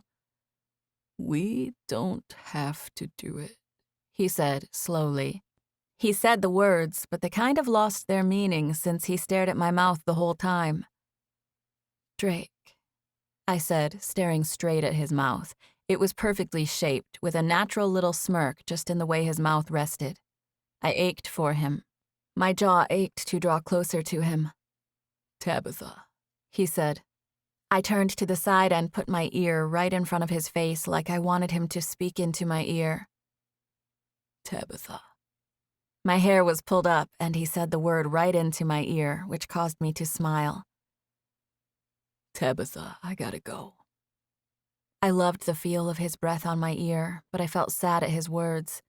My eyes were closed as I stuck my lip out in protest, while nodding to let him know I knew he had to leave. Hey, He said. I opened my eyes and looked directly at him, and in the same instant that I turned, he leaned in and kissed me. He kissed me twice, tender kisses right on the lips. I had fun today, I whispered. I put my hands on the sides of his face, rubbing his cheeks with my thumbs. I stared directly into his gorgeous, bottomless eyes. I did too, He said. He leaned in to kiss me again, and this time I wrapped my fingers through the hair on the back of his head and drew him toward me. That was all the encouragement he needed. He kissed me the way I so desperately wanted to be kissed. I surrendered to his embrace, and he held me tightly as we gave in to all the sensations that come along with sharing a kiss so deep. I let out a reluctant whimper when he finally broke the kiss. I know, he said, sympathizing with me. We have to, I said. Yep. I'll see you tomorrow, okay? Okay. I kissed him again, and it made my stomach flip to do it, so I did it yet again. He smiled, and I did it a third and final tummy-tickling time. I'll see you tomorrow, I said. Okay. He gave my hand a squeeze on his way out, and the next thing I knew, I was heading back into the bathroom to meet Isabel. I was dazed from my encounter with Drake. Hey, Mom, Isabel said. Hey. Are you happy? She asked. I came to sit on the side of the tub, wearing a curious smile. Yes, I am. Are you? I'm really happy, she said. Good, I said. I'm happy too. Do you love Drake? Isabel mostly knew how to say her L's, but sometimes when she was feeling vulnerable, she slipped into mispronouncing them. I don't know if I love him, I said. I think I do, kind of, which is really weird. I don't think it's weird, she said. I love him. You do? Uh-huh, and he loves me 'cause I asked him. You did? Uh-huh. When? Tonight when he was at my house when you was in the kitchen. He said he loves me and you, she said. He did not, I said. Yes, he did, she said, giggling. Why didn't you tell me? I just did, she said, still giggling. I stared absent-mindedly at the bubbles on the surface of the water, feeling happy right down to my toes. It was roughly 2 weeks later when I got an unexpected call from JR.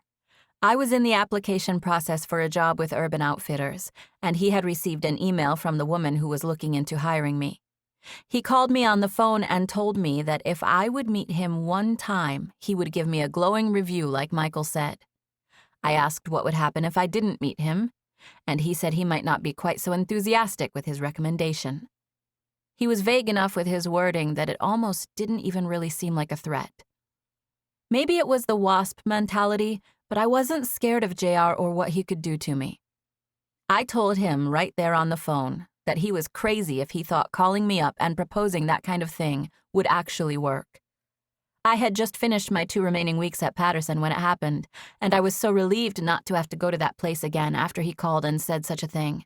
I told Drake about JR's ridiculous phone call, and the next afternoon I got a message from my friend Nikki, who had worked with me. She sent me a text saying that a guy who looked like Drake came up to the store and gave JR a black eye. I called her so she could tell me what happened, but she didn't know much. She said she saw the guy come in. He asked one of the other employees where he could find JR, said he was a friend of his. Then he left 15 minutes later, and when JR came out of the office, he was wearing sunglasses and had a black eye. Drake had been working since I heard from Nikki, so I hadn't talked to him about it yet. To be honest, I didn't even have enough of the story to be certain it had truly happened. Nikki wasn't even 100% positive that it was Drake she had seen. I figured I would have the opportunity to ask him about it once I saw him. I smiled, knowing that would be any second. I knocked on the door of his apartment, and he yelled for us to come in. Go ahead, I said, holding the door for Isabel. She ran in and went directly to Drake, who scooped her up into his arms. They hugged and kissed and said some things to each other that I couldn't hear, and then he set her down. Drake said I can let Mac out of his kennel, she said. I nodded and let her zoom past me toward the other side of the living room where Drake kept the kennel for his new puppy. Zoe had gotten news from a friend who was a dog breeder in Texas that there was a prestigious bulldog for sale in Washington, D.C. She had gotten word of it through some kind of mutual breeders association, and she called Zoe, asking how far D.C. was from her place in New York. The lady asked Zoe if she wanted another dog as a companion for Darlene, because if not, she was thinking about having this male shipped to Texas. Drake happened to be meeting with Lane about taking some photos for the SNS website when Zoe got that call. And on impulse, he told Zoe he wanted the dog. It was mostly for Isabel, obviously, but he had always wanted a bulldog, and it made it even better that this one was so coveted. Mac was the perfect name for this dog. Drake had only had him for about a week, but he had already taken to calling him Mac Daddy, so that's what Isabel called him too. She danced toward the kennel, singing a tune about how she loved the doggy named Mac Daddy. Drake stood in the kitchen, watching her sing and smiling at both of us. I walked right up to him, and he opened his arms, inviting me in. "It smells good in here," I said. "It better. I had to get 20 ingredients to make those things." 20 ingredients, I said. This is going to be gourmet. I opened the oven and took in the lovely sight of whatever pasta dish was baking. There was cheese on top, but upon closer inspection, I could tell it was a dish made with those huge pasta shells. "Are they stuffed?" I asked. "Yes, hence all the ingredients." I closed the oven door and turned around, realizing he was standing right behind me. "This is so gourmet," I said. "I can't wait to eat it." "Thank you," he said. "Thank you." He nudged his chin at me, and I stretched up to kiss him. "Hi," I said. "Hi." "Did you give my boss a black eye today?" He furrowed his eyebrows. "He's not your boss, and I'm not sure what you're talking about." "So you know nothing about a guy with roughly your description going into the office at Patterson and Ray and giving JR a big black eye today?" Drake shrugged. "I don't know, but if it happened, I'm sure he deserved it." "Yep, I'm sure he did," I said. "I just hope whoever did doesn't get in trouble." "He won't," Drake said. "And I hope I never have to see that guy again." "You won't," he promised. Chapter 20. 6 months later. Macy had this group of friends that she went to college with. They were all artists, and some of them went on to live and work at Shower and Shelter Artist Collective. They were good people, but seeing as how I had just moved to New York and I only knew them through Macy, I hadn't really established relationships with any of them. Also, I stayed busy with work and Isabel. It's not that they made me feel like I was an outsider. It's just that they were a group of friends, and I was Macy's sister who had just moved to town. It wasn't that way anymore, though. Through Drake, I had become one of the group. I wasn't just Macy's sister now, I was Drake's girlfriend. It had been 6 months since I started seeing Drake, and we both spent a lot of time at each other's apartments. He helped me with Isabel, and I helped him with Mac. We had fallen into a bit of a routine, one in which we spent a lot of time together. After that whole thing went down with JR and my pending application with Urban Outfitters, Drake helped me get a job with his friend Natalie, who was so in demand as a stylist that she now needed an assistant. I had never considered styling on that level, but I liked fashion, so I took to it naturally. I liked Natalie a lot and was truly enjoying the work. It wasn't quite as steady as a retail job, but it was fun, and sometimes I'd get to work a photo shoot at Drake's studio, and my personal life would get to collide with my work. It had happened 3 times since I took the job with Natalie, and each time, Drake and I snuck in a little PDA in ways that left me breathless. He was in the middle of leaving me breathless at that very moment. We weren't working, though. We were at a Christmas party given by Saul and Rhonda Spicer, and there were so many people that they held it in a ballroom. Saul was the director of a famous television drama, so many of the actors from his show were there. 2 of Saul's children were tied into S&S, which meant there were also quite a few artists present at the party. Drake was asked to take some pictures, but even if he had declined, he would have still been invited to the party just from his association with Sarah and Lou. He agreed to the photos, though, and had taken some earlier in the evening, but he had already put his camera down and now had the rest of the evening off. The ballroom that Saul and Rhonda had rented for the evening was beautifully decorated with couches and seating areas all along the walls. Drake had been talking to some of his friends when I left for the ladies' room, and he was standing in the same vicinity when I returned. We met eyes as I approached, and he smiled and gestured with the flick of his head for me to look at the couch. Lou was sitting there with her new baby on her lap, and next to her was my daughter, who had a baby on her lap as well. I'm holding baby Harper, Isabel announced proudly when I walked up. Sarah and Colin's little girl was named Harper, and I smiled at the sight of Isabel holding her. Isabel was 5 now, but she was so petite that the 4-month-old chubby baby seemed as big as her. Sarah sat close by, making sure Harper stayed balanced on Isabel's lap. Yes, you are, Isabel said in a cooing baby tone, smiling at the baby. She's smiling. Yes, you are. Isabel looked at the baby in Lou's lap. Is baby Jude smiling too? I think baby Jude's sleepy, Lou said. She adjusted Jude so that he was resting on her shoulder, and Isabel looked at him before signaling to the rest of us with a finger over her mouth for us to be quiet. It's okay, Lou said. He's used to the noise. She stood up and began walking around with him, which made him instantly fall fast asleep. Harper isn't tired, are you, little girl? Isabel asked with an over-exaggerated smile. That smile must have made Harper smile because Sarah and Isabel both cracked up at whatever they saw. Drake pulled me into his arms. There was a jazz band playing live music, and he and I knew Isabel was in good hands, so we let ourselves get distracted for a minute. There were a lot of people in the room. There was dancing and singing and talking all around us, so I was just able to collapse into his arms right there in public, and no one even cared. Guess what? He asked. Chicken butt, I said, since that was literally what I said every time someone asked me that question. Drake had come to expect it by now, but it still made him smile when I said it this time. He pulled me closer, and I smiled as I got close to smell his neck. No, he said. Not chicken butt. What then? I was gonna propose to you at this party. He said it so casually that I started to laugh it off, but then I realized I didn't want to laugh it off, so I kind of choked and had to clear my throat. What? I asked. I swallowed hard.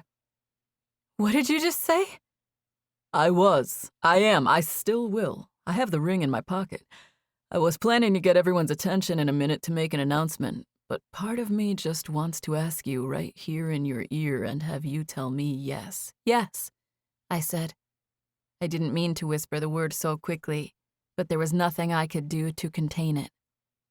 He held me there, barely swaying to the slow rhythm of the jazz. Do you want me to get everyone's attention and make an announcement? He asked. Nope. Is it gonna feel official enough to you? I pulled back so that I could stare at his face. I smiled. If you tell me it's official, it's official. Then it's official, he said. I've got the ring in my pocket and everything. You do? He nodded. Is it that one you showed me? I asked. He smiled. Similar. Did that give it away? I don't really care if it did or not, I said. I just wanted you to do it, and I wanted to say yes. That's what we just did, he said. All that while we're standing right here? I said. I glanced around at all the chaos that was going on at the party, taking in the moment for what it was.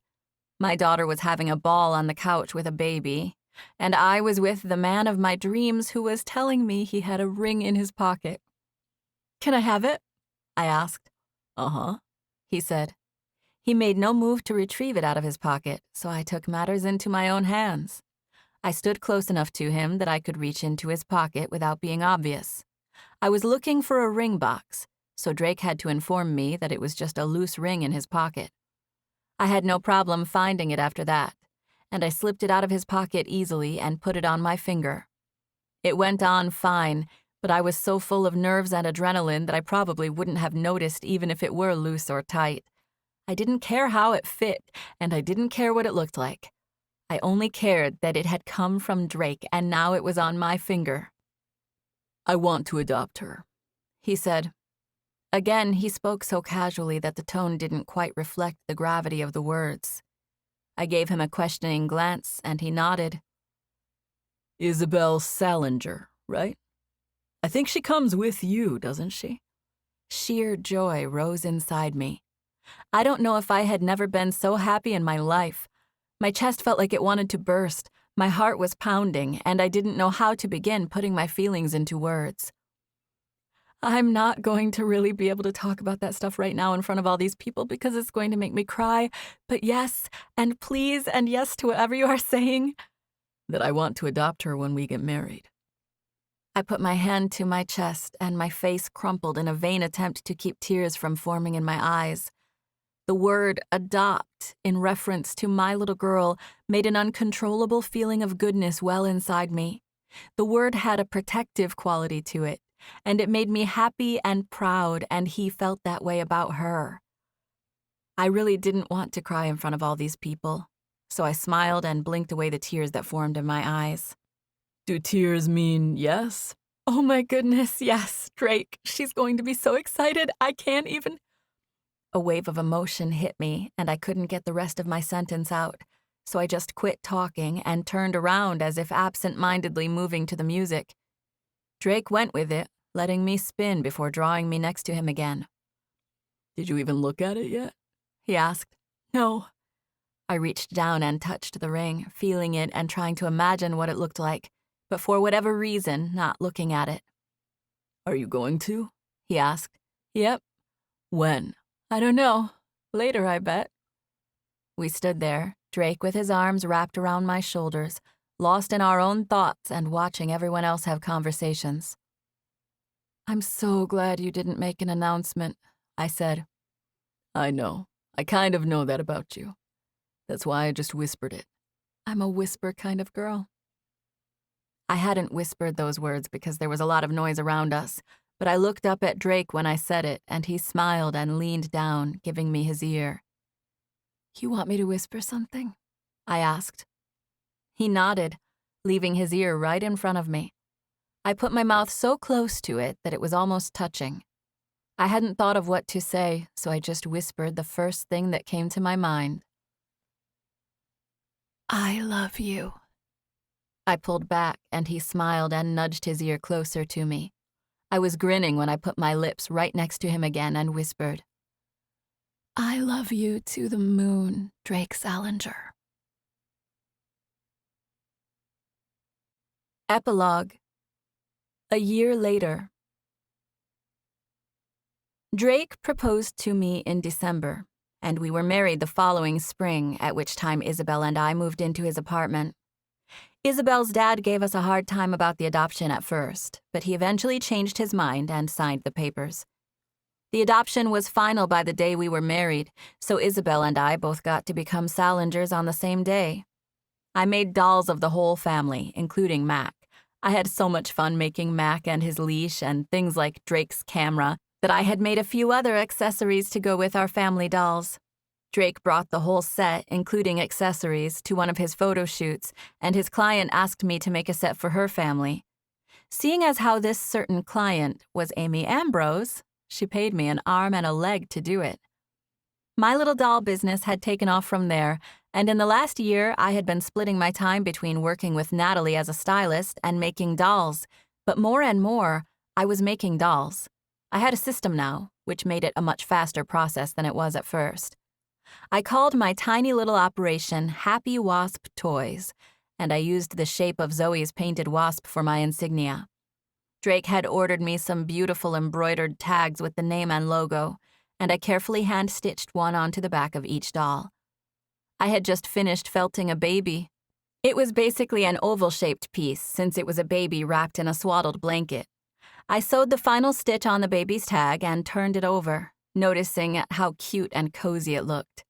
I had given it chubby cheeks, and I smiled at it as I set it in the mama doll's arms. It was just then that I heard the apartment door open. "Hello?" I called. Hey, Drake said. I heard him, but I hadn't yet seen him. I had a little workshop area set up in the dining room, and I couldn't see the door from where I was standing. Drake rounded the corner wearing a smile, and I walked straight into his arms. "How was your day?" I asked. Good. You?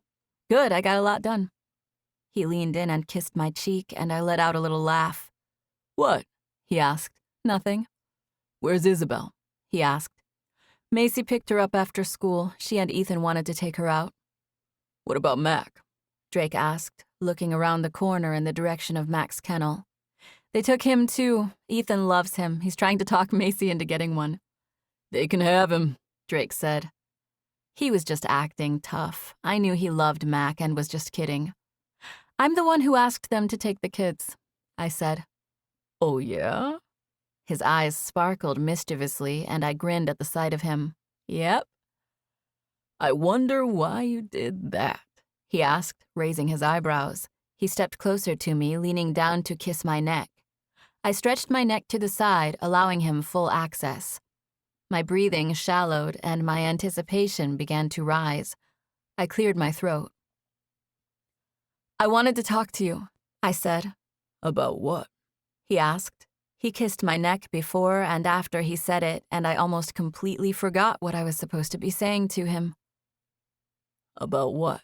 He asked again. Oh, I finished a doll. I was going to tell you about a doll I finished. He kissed my neck again and then my cheek. What doll? He glanced around my little workshop area as if searching for it. I gestured at the area where our family dolls were set up. They were on a shelf that was lower than the rest so that Isabel could get to them. Those are ours, he said. I know, but I was about to finish my sentence, but he cut me off. What is that? Who is that? Who made that? What is it? Drake stepped around me so that he could get closer to the little dolls. He reached out and picked up the little oval-shaped ball of wool. It was totally obvious that it was a baby, but he still looked at me with a perplexed expression and said, What is this? It's a baby, I said. Whose baby is it? He asked. Yours, I said. Mine? I nodded, and Drake stared down at the toy with a completely unreadable expression. He set it down carefully, and then he stared directly at my stomach before looking at me. Is there a baby in there? I smiled and nodded. Mine? I narrowed my eyes at him, which made us both laugh. Is my baby in there? Drake asked, coming closer and closer to me. I nodded, and he carefully dropped to his knees in front of me. Are you in there? He whispered directly at my tummy. Uh-huh, I agreed in a tiny, high-pitched voice since I couldn't bear to leave Drake hanging. Drake looked at me with a smile before picking up my shirt and placing a kiss on the bare skin of my stomach. Are you sure? He asked. I'm about 8 tests sure. And they all said there's a... I nodded, so he trailed off. I love you, he said. And I love Isabel and this baby. Me too, I said. It was 2 hours later when Macy and Ethan brought Isabel and Mac back to the apartment. I wanted Drake to be the first to know, so none of them knew that I was expecting. They all came in and told us about their walk. We gave Mac some water and made fun of him for being so worn out. He fell onto the floor, lying on his side and breathing heavily. We all stood and sat around, staring at Mac and laughing. I came to stand near Drake, and he pulled me into his arms. Your mama made a new doll, Drake said. What is it? Isabel said, instantly looking in the direction of my little makeshift workshop. You have to go look, I said. It's with our family. I know what it is, Ethan said without even going over there. I looked at him and his face broke into a grin. I smiled and he chuckled and shook his head at me. I can see it from here, he said, peering at the shelf where our dolls were sitting. It took Isabel and Macy a minute to get over there and put together what was going on. Macy figured it out before Isabel did. Oh my goodness, are you serious? She asked. She reached down and picked up the little baby doll, handing it to Isabel. You know what this is? Macy asked. A baby, Isabel said. I think it's your baby, Macy said. You made this for me? Isabel asked, looking at me. I nodded.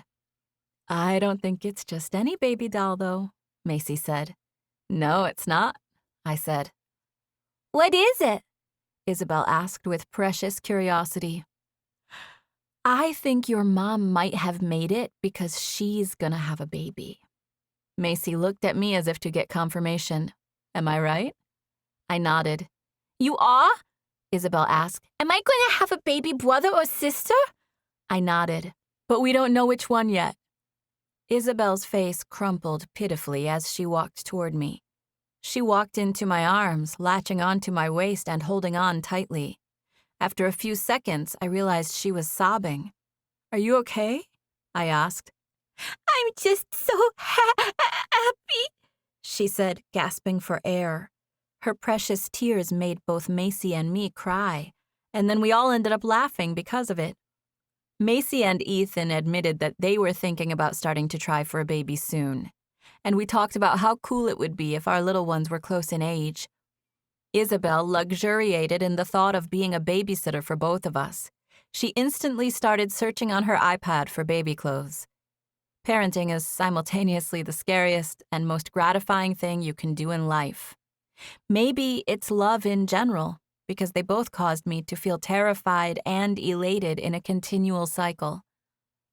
The thing I try to remind myself is that the scary parts aren't really so scary if you look at them just the right way. Sure, maybe there are wasps buzzing around in the world, but how many of them really ever sting you? And even if they do, it will all be okay eventually. As the saying goes, it'll all be okay in the end. If it's not okay, it's not the end. In my case, everything was extremely okay. And coincidentally, it was also the end. At least for now. This is Kate Rudd. We hope you have enjoyed our presentation of Love Stung by Brooke St. James. Text copyright 2017 by Brooke St. James. Production copyright 2018 by Brooke St. James. All rights reserved. Thank you for listening.